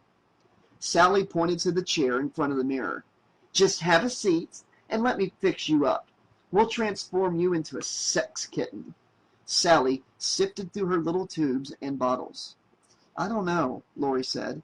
She's probably 6 feet tall with piles of perfect curly blonde hair.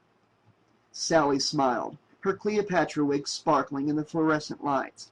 Well, you're 5'7", right? With those shoes and my curling iron, we've almost got it made. Besides, you're one of the prettiest girls at school. No one can compete with you. Except, maybe, me, she laughed. Lori felt a glimmer of hope. She was almost looking forward to meeting her nemesis. Yeah, she said. Make me look like Pamela Anderson. Sally joked. Hey, I'm an amateur beautician, not a plastic surgeon. Lori glanced at her chest and burst into a fit of giggles. Well, there's plenty of toilet paper in here, she said and snorted. Maybe there is hope. Sally glanced at her watch and thought about Matt. It was nearly 6. Where the hell was he? Sally asked. You don't think Matt would ditch me and go to Marcia's party, do you? Are you kidding? No way, Lori said. Even if you guys got in a fight, he still wouldn't go there. I don't think he would. Sally remembered the way Matt had held up Marcia's invitation when he'd first received it, as if he was honored to have been invited. Yeah, I guess you're right, she said, feeling unsure of herself. He'd better come back here. He will, Lori said. If I know Matt, he's probably driving around blowing off some steam. He'll show up about half an hour late just to make you squirm. So stop worrying and get back to work on me. The girls changed into their costumes and walked through the lobby. The music from the basement had stopped, and the old clerk was busy lighting the jack-o'-lanterns. A lot of kids Lori recognized from school were milling around on the stairs outside. Everyone was dressed up in a wild costume. Lori felt very sexy in her cat costume. Sally had really made her look good. Beneath the furry cat ears, her hair hung in loose spiral curls down the middle of her back. Her sheer black stockings caught the glowing light of the candles. Maybe Jake will see me before he goes on stage, she thought. Lori smiled confidently at Sally. All the guys were looking at the two of them. Sally looked really spectacular. She winked at a crowd of boys and tossed her straight black wig back. It contrasted beautifully with her green eyes, which she'd skillfully painted with black eyeliner. She wore a form-fitting gold dress, a snake bracelet that wrapped around her bare arm, and a silver choker with a giant scarab dangling from the end. The girls went inside and began greeting their guests. The mayor wanted to give a little promotional speech before the party, and had asked them to keep everyone outside until the music started playing. Chapter 20. The moon was the only light Matt had to get him through the thick woods of Haddonfield. His heart pounded as he moved as quickly as possible through the dense trees.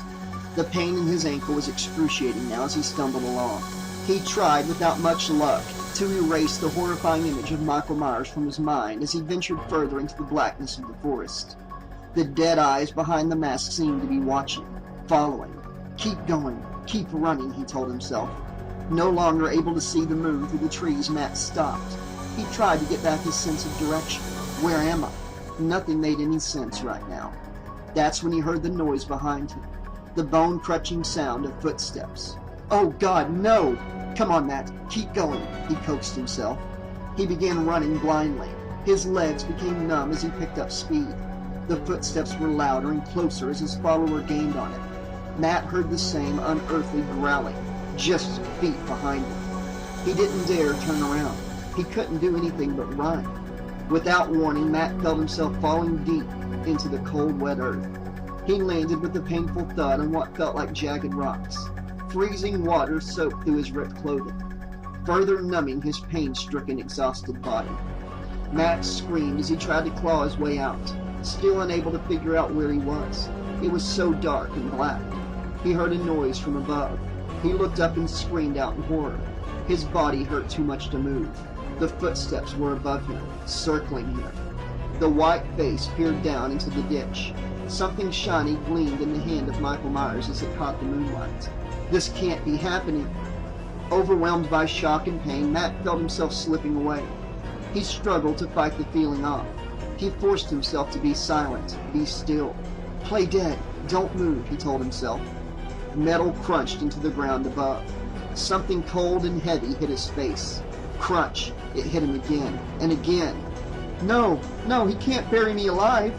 The suffocating dirt surrounded Matt, as shovelful after shovelful seemed to trap his broken body. The footsteps circling above sounded distant. and the image of the face seemed to grow dim as if heavy fog were rolling in. Way off in the distance, Matt heard the faint sound of Mayor Jameson on a loudspeaker. "Happy Halloween, citizens of Haddonfield. Welcome to the Scream Factory. It's so nice to see all of you teenagers here tonight, and I'd like..." Suddenly the shuffling stopped. Michael Myers was silent, except for his heavy, raspy breathing. Matt saw his hulking frame turn around towards City Hall. He seemed to be in some sort of a trance. He lurched off into the woods, following the sound. Matt tried and tried to get some air through the dirt that buried him almost up to his neck. He knew where Michael Myers had gone and what he was going to do. "No! Oh God, no! I've got to warn them!" Matt struggled to free his arms from the cold dirt, thinking of Sally and all of his friends in grave danger. If he could only break free, he had to break free. The pain in Matt's body seemed to fade away as the blackness began to close in around him. He could no longer fight the comforting darkness. His eyes closed and his one free hand went limp. Chapter 21. Mayor Jameson smiled at the crowd of teenagers who were anxiously waiting to go inside. He was very pleased with the overwhelming response to the party. He called Sally and Lori to join him at the top of the stairs. The mayor spoke into his megaphone. "Let's have a big round of applause to these two ladies who put this whole party together for you. Come on up, Lori and Sally." The girls smiled proudly as the kids cheered and clapped. A few of the boys made catcalls at their sexy costumes.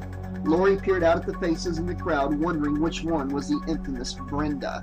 The mayor thanked the girls again and turned to the crowd of teenagers. Their bodies entirely filled the massive staircase and were spilling out into the street. "Are you ready to scream, everyone?" he yelled. The cheers and excited hoots grew even louder, filling the cold night air in downtown Haddonfield. The mayor swung open the lobby doors. "All right then, welcome to the Scream Factory!" Crowds of teenagers poured into the lobby and down the basement stairs. Lori and Sally led the way. The strobe lights flickered and fog poured through the maze. A tape of howling wind, cackling witches, and screaming banshees filled the air. Sally laughed as she heard some of the kids behind her jump with surprise when they saw the monsters. Their menacing faces had been placed around every corner of the maze. The old guillotine gleamed eerily between the stage and the end of the maze. Lori had personally chosen to put the monster with the Wolfman head in its metal clutches. Hundreds of bodies spilled out onto the dance floor from the narrow corridors of the maze. Matt's giant spider web hung overhead, holding hundreds of black and white balloons for release at the end of the night. Lots of kids made their way to the refreshment tables and drank the green fruit punch and chomped on orange pumpkin-shaped cookies. Lori looked at the stage, which was completely hidden by a heavy black curtain. She couldn't hear any sound coming from behind it over all the noise. All of a sudden, the scary tape clicked off, and the dim lights went out. Smoke billowed through the room. Confused voices and frightened cries filled the room. Sally grabbed Lori's hand in the darkness. "What's going on? This wasn't part of the plan." Lori looked around nervously. The smoke seemed to be getting thicker. I don't know," Lori cried. Up on top of the storage cage, a flashlight clicked on, lighting up the face of what looked to be the devil himself. An evil laughter filled the room. The crowd held their breath. No one knew what to think. Suddenly a red light and siren flashed on, and the curtain across the stage fell to the pounding beat of drums. The devil jumped off the top of the cage, landing in the middle of the stage. He screamed into the microphone as the band went into a fast hard rock number. It was Jake. His energy filled the whole room as he climbed up and down the cage walls like a wild animal. Lori squealed with excitement before she remembered how mad she was at him. She had to admit, it was a great trick. He'd really surprised everyone. Sally yelled over the blasting music. "He is so hot! Look at him go! Oh my God!" The crowd began dancing to the wild music. Colored lights flashed across the masked faces of what must have been a crowd of 300 or more people. Lori couldn't take her eyes off of Jake. He painted his face and bare muscular chest bright red and had two horns sticking out of his head. He ran the stage in his skin-tight black leather pants with the red devil's tail sewn in the back.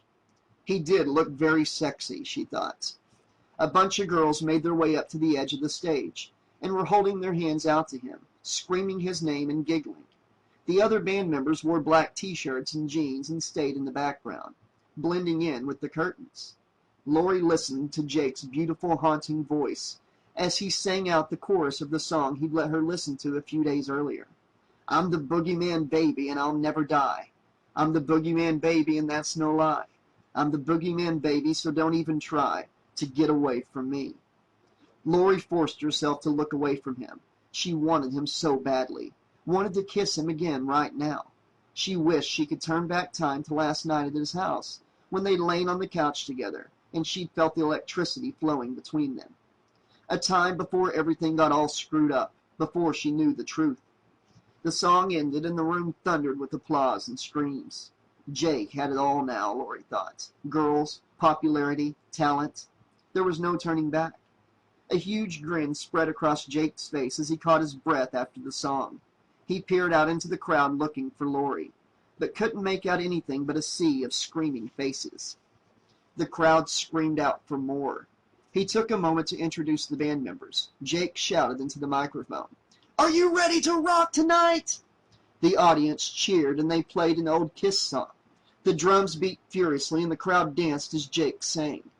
Lori walked over to the refreshments table and nodded hello to the old clerk, who was pouring cups of punch.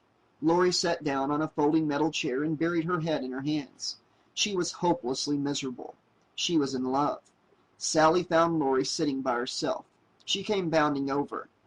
"You seen Matt around yet, Lor?" "No," Lori said, her eyes cast downward. "I can't wait until this night is just over."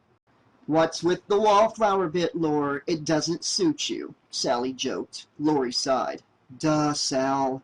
What do you think? I'm totally infatuated with the hottest guy in the room, and he couldn't care less." Sally pushed her snake bracelet up on her arm. Her mind wandered back to her own love problems. "You'll be fine, Lori." She was silent for a moment, trying to figure out what to do. It just wasn't like Matt to totally disappear off the face of the earth. "I'm going to call Matt's house," she declared. "I'm starting to get worried. I'll catch you later." "Yeah," Lori said, and sighed glumly. "Later."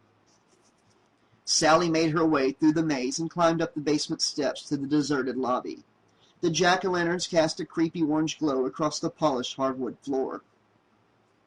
She fished a quarter out of a tiny purse and dropped it in the slot of the payphone.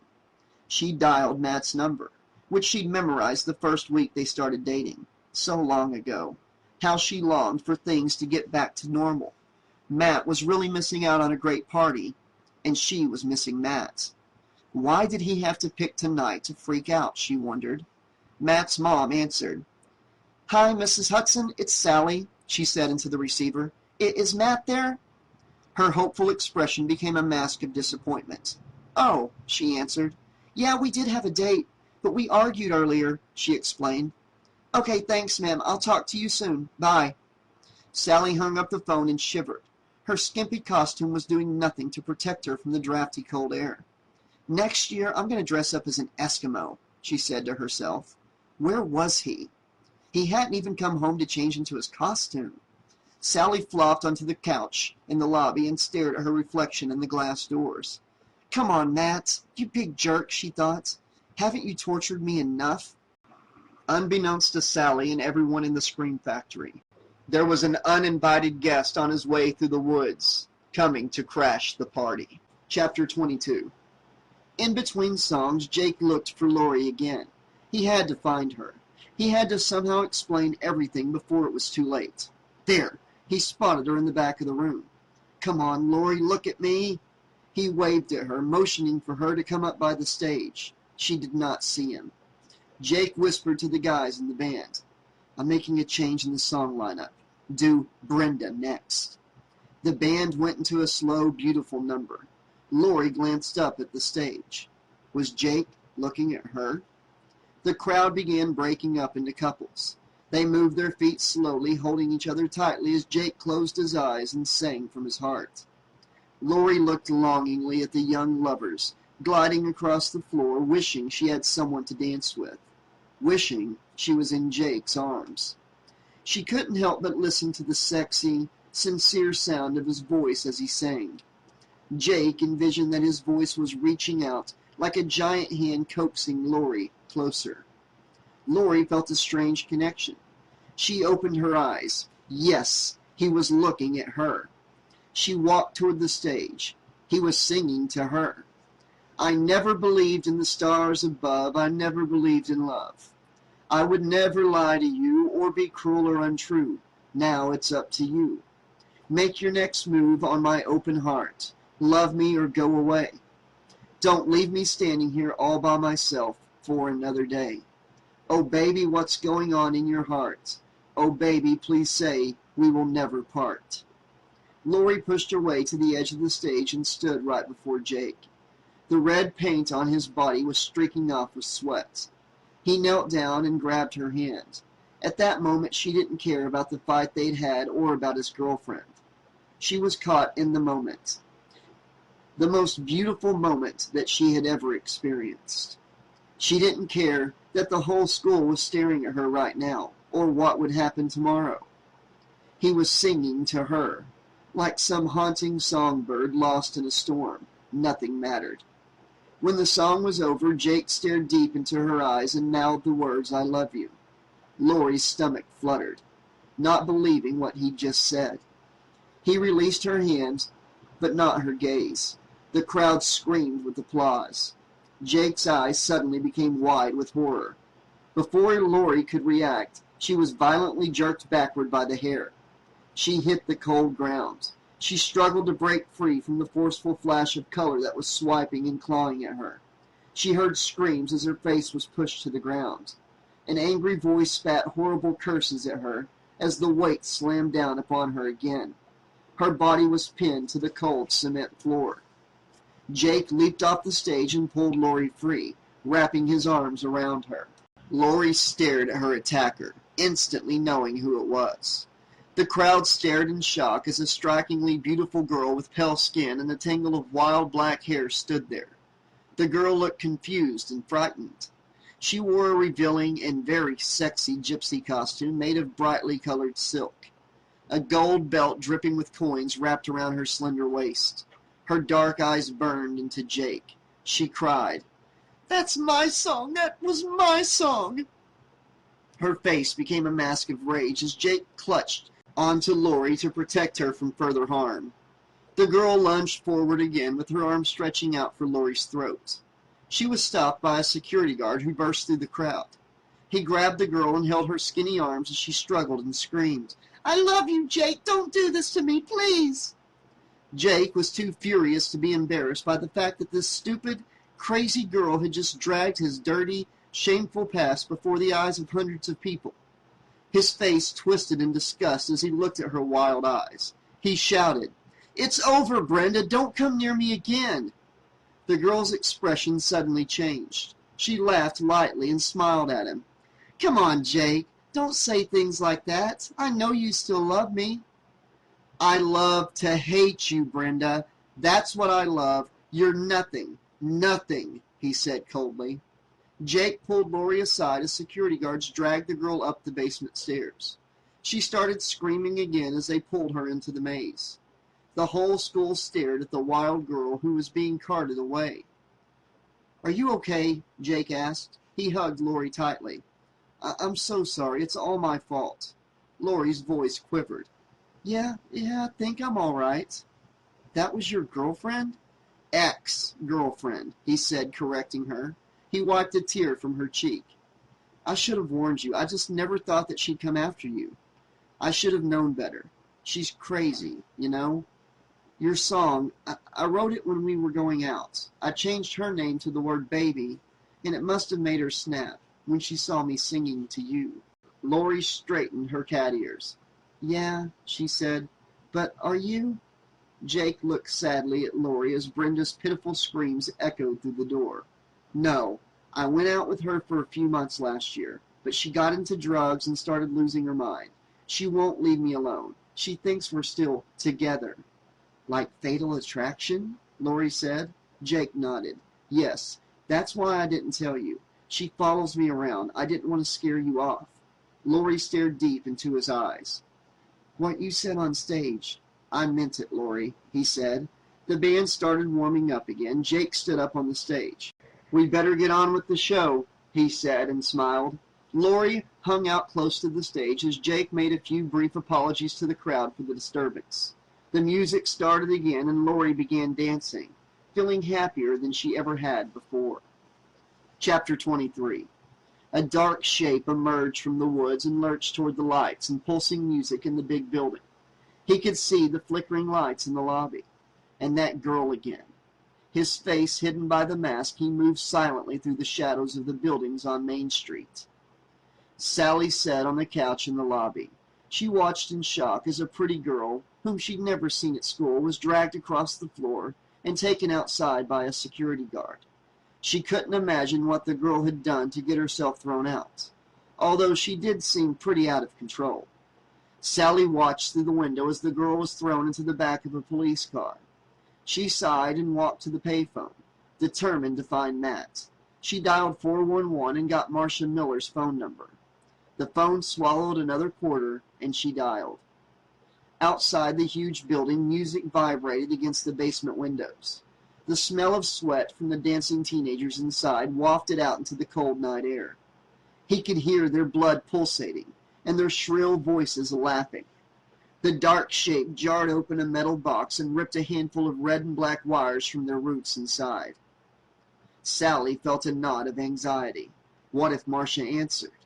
What would she say to Marcia? 1 ring, 2 rings, 3 rings, click. Sally tapped the receiver. "Hello?" She tapped it again. The phone line was dead, silent on her end. "Great! Just great," she said and sighed. "The stupid phone decides to stop working." Sally stuck her fingers in the coin return slot. "Where's my quarter, you son of a bitch?" Sally was startled by a thundering bang on the glass doors outside. She whirled around to see who it was. By the time she turned around, no one was there. She stepped cautiously towards the doors, which had been locked after everyone came in earlier. Her gold high heels clicked as she moved across the polished floor. She'd hate to close out a latecomer. Sally pressed her hands and nose against the shockingly cold glass to peer outside. The street was deserted. Where were the other security guards anyway, she wondered. Just as Sally was about to turn around, a white face slammed against the glass, its dark, cruel eyes laughing. Sally screamed and jumped backward 5 feet. "Please, no!" The horrible thing in the white mask clawed at the door with such force she was sure the glass would shatter. Her heartbeat pounded in her ears, drowning out all other sounds. The police sketch of Michael Myers flashed through Sally's panic-stricken mind. "Somebody help me!" she screamed, backing away from the glass that threatened to break. The thing kept pounding and clawing, desperately determined to get inside, its hot breath steaming up the glass. No one could hear Sally's cries over the blaring music. She was totally alone with... Sally squeezed her eyes shut as the growling thing ripped off its mask, revealing, Marcia Miller. Outside, Marcia howled with laughter, gripping the white mask in one hand and a gleaming butcher knife in the other. She stuffed the mask in the pocket of the oversized jumpsuit she wore. Marcia high-fived 3 of her girlfriends who had emerged from the hedges, laughing with her like a bunch of maniacs. Sally was so relieved that it was only Marcia, she went ahead and opened the doors. She had been so shocked, it took a moment for the anger to set in. But as soon as she realized that the cruel joke had been planned for her, everything became red hot. Sally's nostrils flared. "Of all the low-down, dirty, cheap, tasteless pranks," she screamed. Marcia sneered. "Oh, look, girls, the wrath of Cleopatra. Watch out." The snide, snobby attitude called for an equally cheap shot. "At least my party wasn't a bust, you pathetic loser," Sally remarked. Every bit of remorse that Sally had felt for humiliating Marcia fell to the floor. Marcia growled with an evil gleam in her eyes. "For your information, my party was canceled by the police." Sally laughed, knowing she'd hit Marcia where it hurt. "Oh yeah? Did they see your ugly face and decide it was just a little too scary for Halloween?" Marcia's painted red claw poked Sally in the chest. "I told you. They called it off and made us come here to your geek factory." Sally didn't believe her. She knew that no one had shown up at Marcia's party, and she was lying to save face. "Sure, Marcia," Sally remarked sarcastically. "We all know why you really came here. You came to—" Unexpectedly, Marcia pushed Sally backward, causing her to lose her balance. She hit the ground, landing on her ass. "If you think I'm here to pick up on your loser boyfriend, you've got another thing coming." Marcia glared at her. Sally didn't dare move as Marcia's friends closed in on her, as if they were going to beat her up right there. She looked up at their masked faces in disgust. What cowards they were. They all laughed at her as they disappeared into the basement. Sally picked herself up off the floor, trying to brush dust off her golden dress. She had a sudden, horrible realization. Matt couldn't have gone to Marcia's party because Marcia was here. Oh my God, Matt's missing. The dim overhead light in the lobby flickered for a moment and faded out, as if someone had flipped the switch. A flash of blue and orange sparks showered from the power box in the shed behind the huge building.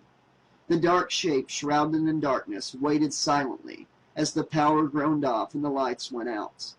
Frightened young screams poured through the basement windows. Chapter 24.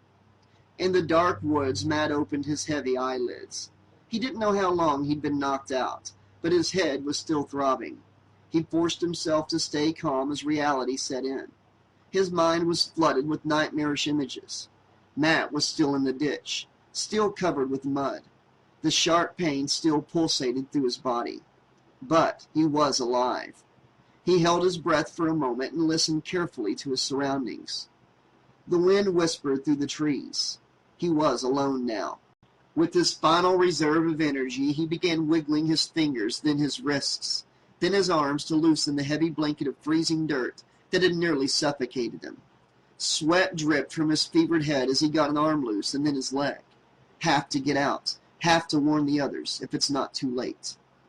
Matt had freed his pain-racked body from the dirt. He grabbed on to a twisted tree root that reached out across the ditch. Slowly he was able to pull himself out by climbing up the tangled nest of roots and branches. At ground level, he stared down into the deep hole in the earth that had nearly become his early grave. The rusted shovel was missing. Michael Myers was gone. Matt limped through the woods by way of moonlight. The lights of downtown Haddonfield came into view. The City Hall building was right there. The lights were out. The building sat quietly, outlined only by the glow of the full October moon. Something was very wrong. Matt traveled as fast as he could, wincing with each painful step. He knew where Michael Myers had gone. Chapter 25. The music came to an abrupt stop, and the flashing dance floor lights clicked off. The power groaned, winding down with an eerie sound. A ripple of surprised laughter trickled across the crowd. Everyone just knew it was another Halloween trick, just part of the show. The crowd watched the stage and waited for Jake to appear again. But minutes, feeling like hours, passed, and the lights did not come back on, and the music never started up again. Total suffocating blackness had engulfed the room. Panic swept through the basement as people pushed and shoved to get out. Jake cursed as he felt along the ground for his flashlight. Finally, he found it and flipped it on.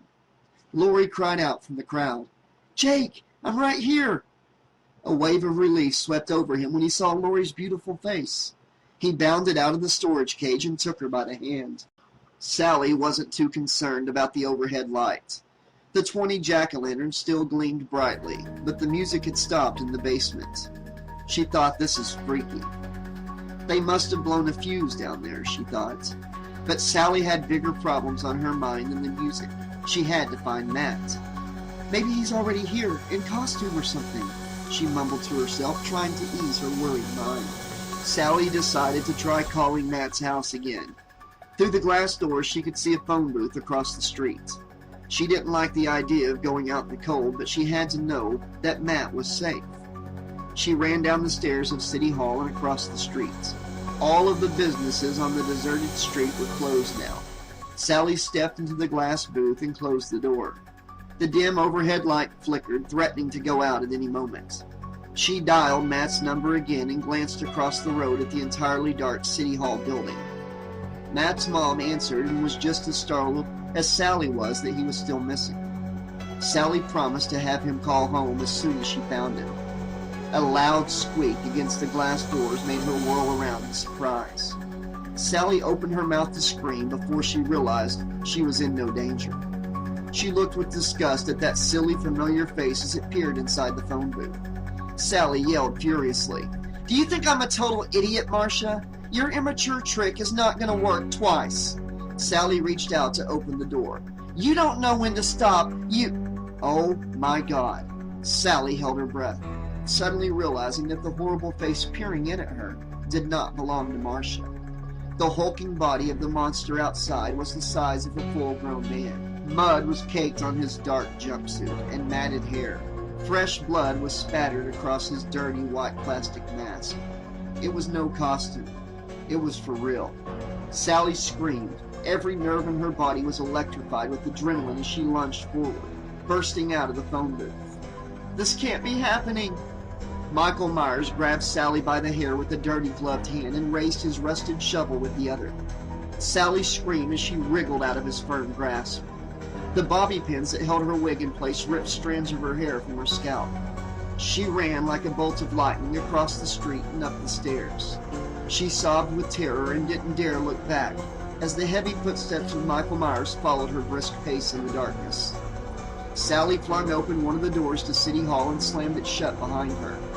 The only thing standing between Sally and Michael Myers was a quarter-inch piece of glass that bounced back as he pounded against it. Sally turned around, fumbling to find the deadbolt switch. Dead eyes locked upon their prey. The unearthly evil voice vibrated through the glass and penetrated her very soul. Before she could snap the deadbolt into the locked position, he held up the gleaming shovel. Michael Myers rammed the metal pole through the outside handles of the door, locking Sally inside. Then he lurched into the shadows around the back of the building. Sally ran screaming to throw open the basement door. Jake caught a glimpse of light from the candles in the lobby, and Sally standing in the doorway. "He's out here! Michael Myers, he's out here!" she screamed, jumping up and down as if her feet were on fire. Unimaginable terror swept through her body as she tried to warn the others. Jake and Lori could see her shouting, but her voice was drowned out by the rumble of the crowd. Something was really wrong, and everyone in the room could feel it. It was no joke this time. Sally's hysterical crying swept another wave of panic through the crowd. Kids pushed and shoved toward the exits. They knocked over filing cabinets and stepped over each other in a mindless stampede. Jake yelled at the top of his lungs over the massive confusion. "Stop!" He stood up on top of a filing cabinet and waved the flashlight around. The room became silent except for a few frightened whimpers and muffled cries. "Follow me!" he ordered. He took Lori's hand as they walked along the wall, through the maze, leading everyone toward the lobby. Chapter 26. Sally grabbed a jack-o'-lantern and carried it through the halls of the building, looking for Mayor Jameson or a security officer, or anyone. The light from her pumpkin cast a nightmarish tunnel along the dark corridors as she screamed out for help. The mayor sat in his office, desperately trying to dial out for backup. He'd known that something was terribly wrong when the lights went out. He slammed down the receiver of his dead phone. In the dark, Mayor Jameson fumbled through his desk and found a keychain squeeze light. He gripped the tiny light in his sweating palm. He knew Michael was here. His knees felt rubbery as he stood up from his desk. He was barely able to walk. He shone the tiny beam of light along the walls of his office as he backed out toward the corridor. His deteriorating heart pounded in his chest and threatened to burst. He heard the far-off voice of a girl screaming, somewhere in the building. Heavy footsteps clunked down the hallway toward the door of his office. He called out, "Who's there?" No one answered, sending a silent shockwave through his body. The footsteps came closer, pounding against the smooth tile floor. Cautiously, he poked his head out into the narrow corridor and felt an icy draft. The footsteps had stopped, and all he could hear was the sound of his own wheezing. He could see the moon shining through the open window at the end of the hall. The mayor froze in terror. clutching his pain-racked heart. Michael Myers stepped out from the shadows and moved toward it, with his arms raised. The mayor let out a blood-curdling scream. The blade of the gleaming butcher knife crunched through the mayor's ribcage and slid into his heart. The mayor let out one last desperate cry as he struggled to remove the knife that protruded sickeningly from his chest. Fresh blood seeped from the gaping wound. The last thing Mayor Jameson saw was the horrifying face of Michael Myers, looming overhead before everything went white. His heavy, broken body dropped to the floor with a crash. Michael Myers jerked the bloody knife from his chest and listened to the desperate screams of a nearby girl. Chapter 27. Matt nearly collapsed from exhaustion as he stumbled toward the City Hall building, which was shrouded in complete darkness. He struggled to pull the back door open. He cursed, realizing that it had been locked from the inside. He had to get inside. He felt his way around the side of the building and found the broken basement window. Matt reached inside through the shards of broken glass and pulled the release off. A sharp pain shot through his shoulder as he jerked his arm out. Blood spread out across his shirt from the fresh cut. He pushed the window up and slipped his body through the opening. He was unable to see the ground below. The heat from the crowd felt steamy and thick as he released his grip on the windowsill and fell down. He landed with a violent crash on the refreshment table inside total darkness. The crashing noise startled the panicky teens, causing a deafening uproar of confused voices. Matt stood up and slipped along the wet floor in a pool of sticky fruit punch. He pushed his way through the crowd in the maze and up the basement stairs. In the candlelit lobby, kids screamed as he limped by. Matt was completely covered in mud. His clothes were ripped and torn to shreds, and the blood from the cut soaked the sleeve of his shirt. Matt spotted Lori and Jake, who were ushering people up the dark staircase into the spacious room. Lori gasped, "Oh my God, Matt, what happened to you? You're bleeding!" Jake pulled Matt aside. He tried not to look too shocked by his ghastly appearance. "What happened, man? Here, sit down a minute," he said in his most soothing voice. Matt leaned against the wall, wincing with every painful breath. He's here," he said. "Michael Myers, he's here, guys. We've got to get everyone out. It's a trap." Jake stared at Matt for a moment. He didn't want to believe what he was hearing. Jake whispered in a hushed voice, "Here? Now? You mean he's..." Matt nodded painfully. He looked desperately into Jake's eyes. "He attacked me in the woods, man, and he killed Chief Grandy." The feeling of panic escalated as his eyes darted around the dim room. He cried, "Where's Sally? Oh God, where is she?" Jake had a sinking feeling in his stomach. He hadn't seen Sally since she ran off screaming like a banshee. I don't know. Something scared her and she took off running. I'll go find her. You stay here and rest." A far-off scream echoed through the long corridor. It was Sally. Matt leapt to his feet. "Oh God, I've got to find her. Get everyone outside." Jake agreed and made his way through the crowd to the doors. He pushed with everything he had. He pushed again. Then he saw the shovel wedged through the handles. They were trapped. Matt followed the sound of Sally's screaming voice. He was getting closer. He could make out the words. "No, no, no, no! Sally! Sally, where are you?" he hollered. Matt found her huddled in the corner of the hall. She was hugging her knees and singing to herself like a child. "Sally!" he yelled. She cowered back into the shadows. Slowly she looked up and saw a mud-covered figure towering before her. She tried to scream, but no sound came from her dry throat. "It's okay. It's Matt, babe," he whispered, realizing he'd nearly scared her to death. "Matt?" she whispered on the edge of total hysteria.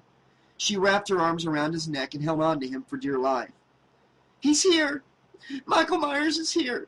We've got to get out!" she cried. Sally pointed in the darkness. "And he's dead! Dead!" As Matt cradled her head and brushed her hair from her face, his foot touched something warm on the floor. He strained in the darkness to see exactly what it was, to see what had made her freak out. The glow from the pumpkin illuminated a large lump in the doorway. Matt felt the warm object, then he realized that he'd just grabbed a dead hand. "The mayor! Oh my God!" Matt yelped out. "Let's go!" He jerked away from the blood-stained linoleum floor and the dead body. He led Sally through the darkness, dragging her by the hand. As they skidded around the corridor toward the lobby, Matt caught a glimpse of something through the window.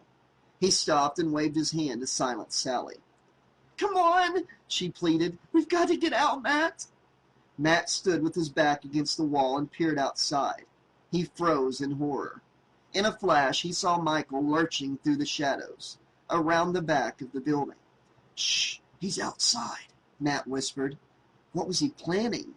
Matt was totally confused. His heart was pounding in heavy thuds of terror. Michael Myers had been inside and then outside.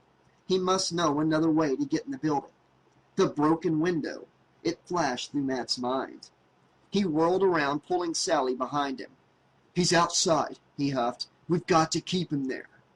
In the lobby, Jake yelled out, "Now!" as 4 football players rammed the couch against the glass doors with a thundering boom. The glass bounced but did not break. Matt pushed his way through the middle of the room. "Stop!" he screamed. "Michael Myers is outside. Everyone stay in here." The crowd, packed inside shoulder to shoulder, began whispering in terrified voices. A girl dressed in a clown costume cried out, "I just want to go home." Jake had the muscular voice set the couch down as he tried to plan out their next move. There wasn't room for everybody in this lobby. Kids still pushed their way up the staircase in a desperate attempt to get out. Some of them were still stuck in the maze and on the dance floor. Lori was pressed against the wall, feeling as if she were going to suffocate. Matt whispered to Jake, "We've got to stop it. The basement window is open."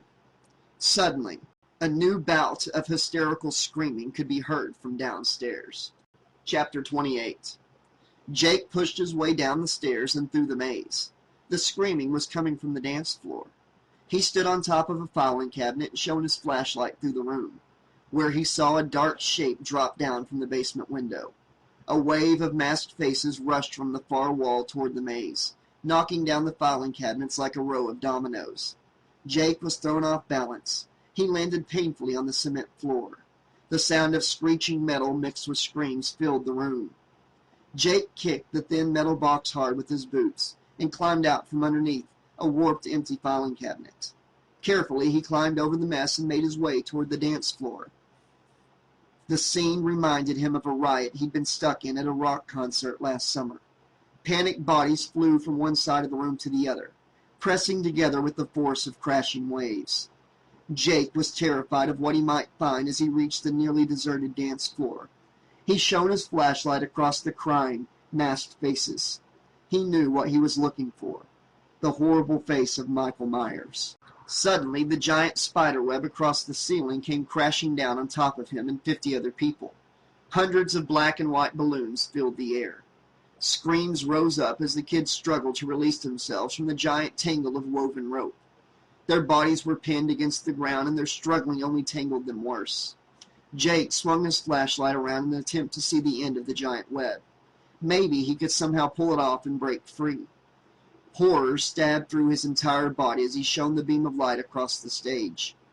Inside the storage cage were his 3 band members, their bodies hanging lifelessly, their necks sticking out at sickening crooked angles. Blood dripped to the stage floor, and their eyes were glassy and cold, and dead, as their broken bodies swung. Jake screamed out, "No!" He fell to his knees. Complete suffocation of hopelessness and defeat was washing over him. Jake forced himself to look away from the stage. Every bouncing white balloon looked like the face of Michael Myers. Fear struck through Jake's heart as the balloons all seemed to blur together. A new breed of fear had entered his mind, one he was sure he'd never forget, if he lived through this night.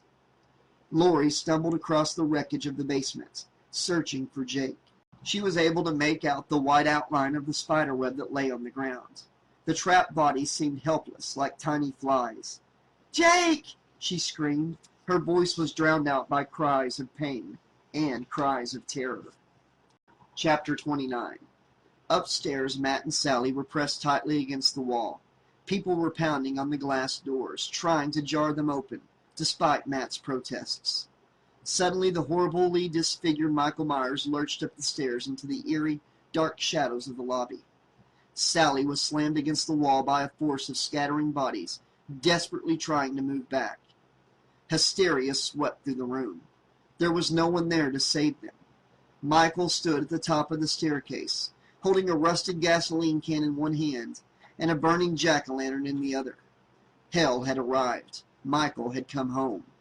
Shrieks of terror swept across the floor as he emptied the can of flammable liquid across the walls and drapery. Choking gasoline fumes filled the room.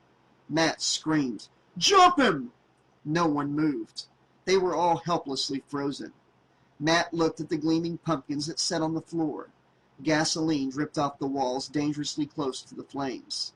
As if in slow motion, Matt felt his body moving across the room. He was blinded by terror and rage, but he kept moving closer and closer. Michael Myers stepped forward toward him and clasped his huge hands around Matt's throat. Matt gasped and struggled with all his strength and pushed the two of them backwards down the stairs. They tumbled into the darkness. A jack-o'-lantern flung against the wall, igniting a gasoline-soaked curtain. The lobby lit up in an orange blaze. Terrified people shrieked for help as they clawed and beat at the windows and walls. Without thinking about the consequence of her actions, Sally fought her way through the crowd and the smoke and went tearing down into the basement after Matt.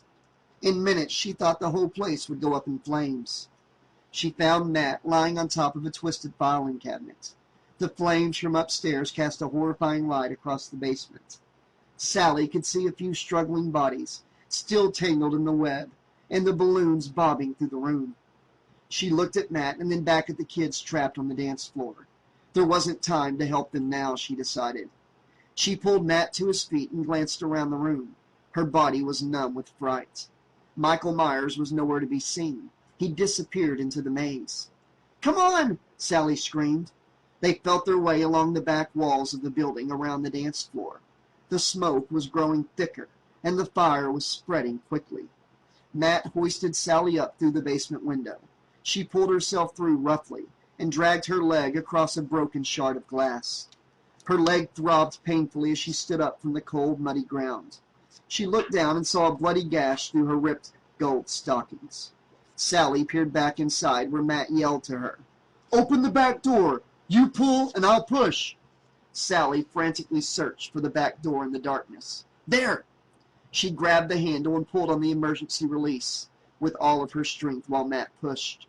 The door flung open and Matt escaped outside. A few others ran out after him. Matt and Sally ran around the front of the building and climbed the massive staircase. They moved toward the glass doors where they saw the screaming, desperate faces pressed hideously against the glass. The people inside were banging and clawing to get out of the burning, smoke-filled room. Matt yanked hard on the shovel, releasing the doors. A stampede of teenagers and clouds of thick, black smoke poured through the doors. Just as everyone escaped, the lobby ignited into a total blazing inferno. Sally heard wailing sirens in the distance and almost breathed a sigh of relief before she remembered that there were still people trapped in the basement. There wasn't time to wait for the authorities. Michael Myers hadn't come out, and Lori and Jake were still inside. Sally screamed, her eyes wide with fear. "Matt, we've got to go back inside. Jake and Lori are still missing." Matt nearly collapsed from exhaustion, but forced himself to be strong, to go on. Sally and Matt ran around again to the back of the building. Her golden dress glowed in the orange light as they raced past the flames. Smoke and heat drifted through the broken window and under the back door. As they entered the basement, they could see the flames licking across the walls and filing cabinets. Lori stood over Jake on the dance floor, screaming as she tried to free him from the giant spider web. Balloons began bursting from the intense heat, sounding like rounds of machine gun fire. 3 girls writhed beneath the ropes. Sally saw Marcia Miller's panicked face staring up at her from beneath the web. "Don't let me die! Please, just don't let me die like this!" Martha begged. Her face was blackened with smoke and soot. Sally touched her hand briefly and shouted over the rumbling. "I'll get you out! Marcia, just hold on still and stop struggling. Matt, help me lift this thing." Together, Matt and Sally lifted the giant web, freeing Marcia and her friends, who were caught underneath. A loud explosion boomed through the basement as a filing cabinet ignited and burst. Thousands of burning papers scattered through the air. Miniature fires broke out all over the basement. Lori screamed, "Help me! Help me get Jake out!" as she ripped and clawed at the nylon ropes. She didn't even notice that her raw hands were beginning to bleed. Marcia stumbled to her feet and put on her Michael Myers mask to protect herself from the thick, acrid smoke. She tripped on the remnants of the net and fell to her knees. Her friends blindly ran out of the smoke-filled basement without her. The huge building creaked, and a large burning beam crashed to the ground with a shower of scattering sparks. Burning embers and debris pinned the nylon ropes to the floor. Jake was trapped beneath them. The net ignited at the far end of the room. Lori kept tugging, doing everything she could to set him free. "He can't die. Not after everything that's happened. Not now. I'll get you out, Jake. I promise," she cried, coughing from the smoke. Sally screamed at Marcia. "Get out, Marcia! Hurry!" Marcia stood up and looked around the burning room in total confusion, her eyes fixed on Matt. "Matt, please save me," she cried. A hulking figure emerged through a cloud of black smoke. Matt struggled to get Jake untied. He did everything he could to try to free his friend. He heard footsteps behind him, and he turned, and that's when he saw him. Michael Myers was coming at them. The glimmer of the knife shone brightly in the fiery light. Matt screamed as Michael Myers moved closer and closer. Another blazing support beam crashed to the ground behind him. He screamed, jumping back out of the way. The scene was too nightmarish to be real, but it was real, and this was really happening. Matt had an idea. It was their only shot. He ran and hid behind the guillotine and quickly tore off the silver duct tape, revealing a razor-sharp blade. The metal was almost too hot to touch. He stood on the other side of it and waved his arms wildly. He screamed out over the burning rubble, "Hey, Michael! Over here! Come and get me!" Sally looked up from the hopeless tangle of rope and saw Michael Myers through the thick, black smoke, slowly making his way toward Matt. It was a vision that she would never be able to erase from her memory. She shrieked, "Matt, what are you doing? No!" Marcia Miller appeared out of the smoke. She stumbled behind Michael toward Matt. Matt continued to untie the release handle as Michael stepped forward into his trap. Michael Myers stopped. Sally screamed, "Marcia, get out of here! Go that way! Run!" Michael Myers whirled around to see Marcia standing behind him. The flames danced curiously in his black eyes for a moment. Marcia let out a chilling scream as she spun in a circle, searching for a way out. Michael Myers grabbed her by the head and snapped her neck backward with a bone-crunching crack. Her body fell brokenly to the floor. Then Michael Myers began lurching towards Sally and Lori. Matt had to think fast, had to get him to go the other way. "Come this way!" he cried, panic filling him. He picked up a jack-o'-lantern and hurled it at Michael Myers, hitting him with a jarring force. Michael Myers stumbled around, swaying slightly. He began walking toward Matt with the knife firmly gripped in his hand. Matt was numb with terror as Michael Myers stepped closer and closer. He squeezed the release cord of the guillotine tightly in his hand. Sally screamed and ran forward, shoving Michael Myers directly toward the guillotine. The hulking figure lunged forward and raised his arm to drive the knife into Matt's furiously beating heart. Matt released the cord and the blade of the guillotine dropped with a screeching metal against metal sound. Michael Myers suddenly looked up at the falling blade. Blood spattered across Matt's face as Michael Myers sank to the ground. The thick blade was embedded through the center of his mask.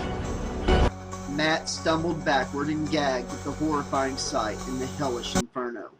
Blood filled the eye holes of the mask, and the flames reflected back at him in the two dark red pools. Fire was engulfing the entire room. In another minute, the place was going to collapse in on itself. Matt grabbed the knife from Michael Myers' hand and stumbled through the cavern of burning beams towards Sally, Lori, and Jake. They coughed and gagged as they tried to release Jake. Matt screamed at the girls, "Get out! Run!" Sally had to tear Lori away from Jake. Lori's hand was painfully jerked from his. Tears streamed down her cheeks. "I love you!" she cried as she was dragged away. A window exploded from the heat and shattered glass crashed to the floor. Sally and Lori covered their faces with their hands and stumbled across the dance floor. Outside, they held their breath until they were free of the smoke and began gulping in the fresh air. They collapsed to the ground and held each other, sobbing, waiting, and watching the door. Chapter 30. Inside, Matt began sawing at the ropes around Jake. The pain in Matt's lungs became nearly unbearable as he inhaled the hot, burning smoke. The flames were just a few feet away from where Jake was trapped. At last, Jake was able to tear away the tangle of ropes that pinned him down. The sirens grew louder as the red and yellow fire trucks arrived at the burning building. A battalion of firemen in yellow suits rushed toward the flaming basement. "It's too hot in there! It's gonna go!" the chief shouted. Lori stood up screaming in the flashing lights. "There's still 2 people in there! You have to save them! You have to save them!" She fell to her knees as the building groaned deafeningly. The paramedics dragged the screaming girls away from the inferno door. Sally let out a blood-curdling scream, screaming no and screaming for Matt. Inside, Matt threw his shirt around Jake's bare chest. "This is it," Matt yelled. "It's now or never, buddy." Together they faced the wall of flames that towered before them. Jake yelled back, "Now!" They charged through the flames, holding each other up as they crossed under an impossibly burning tunnel of rubble. They reached the door and came bursting out, clawing for air. Matt and Jake laughed with relief as they fell on the cool grass. They were alive. They had made it. A hideous explosion of flames breathed out the back door, spitting out a giant jack-o'-lantern. It rolled to a stop before Matt and Jake. The blade of the guillotine was wedged through its sneering face. The boys' laughter came to an abrupt halt as they sucked their breath in with horror. They stared wildly at each other in shock, knowing that Haddonfield had not seen the last of Michael Myers.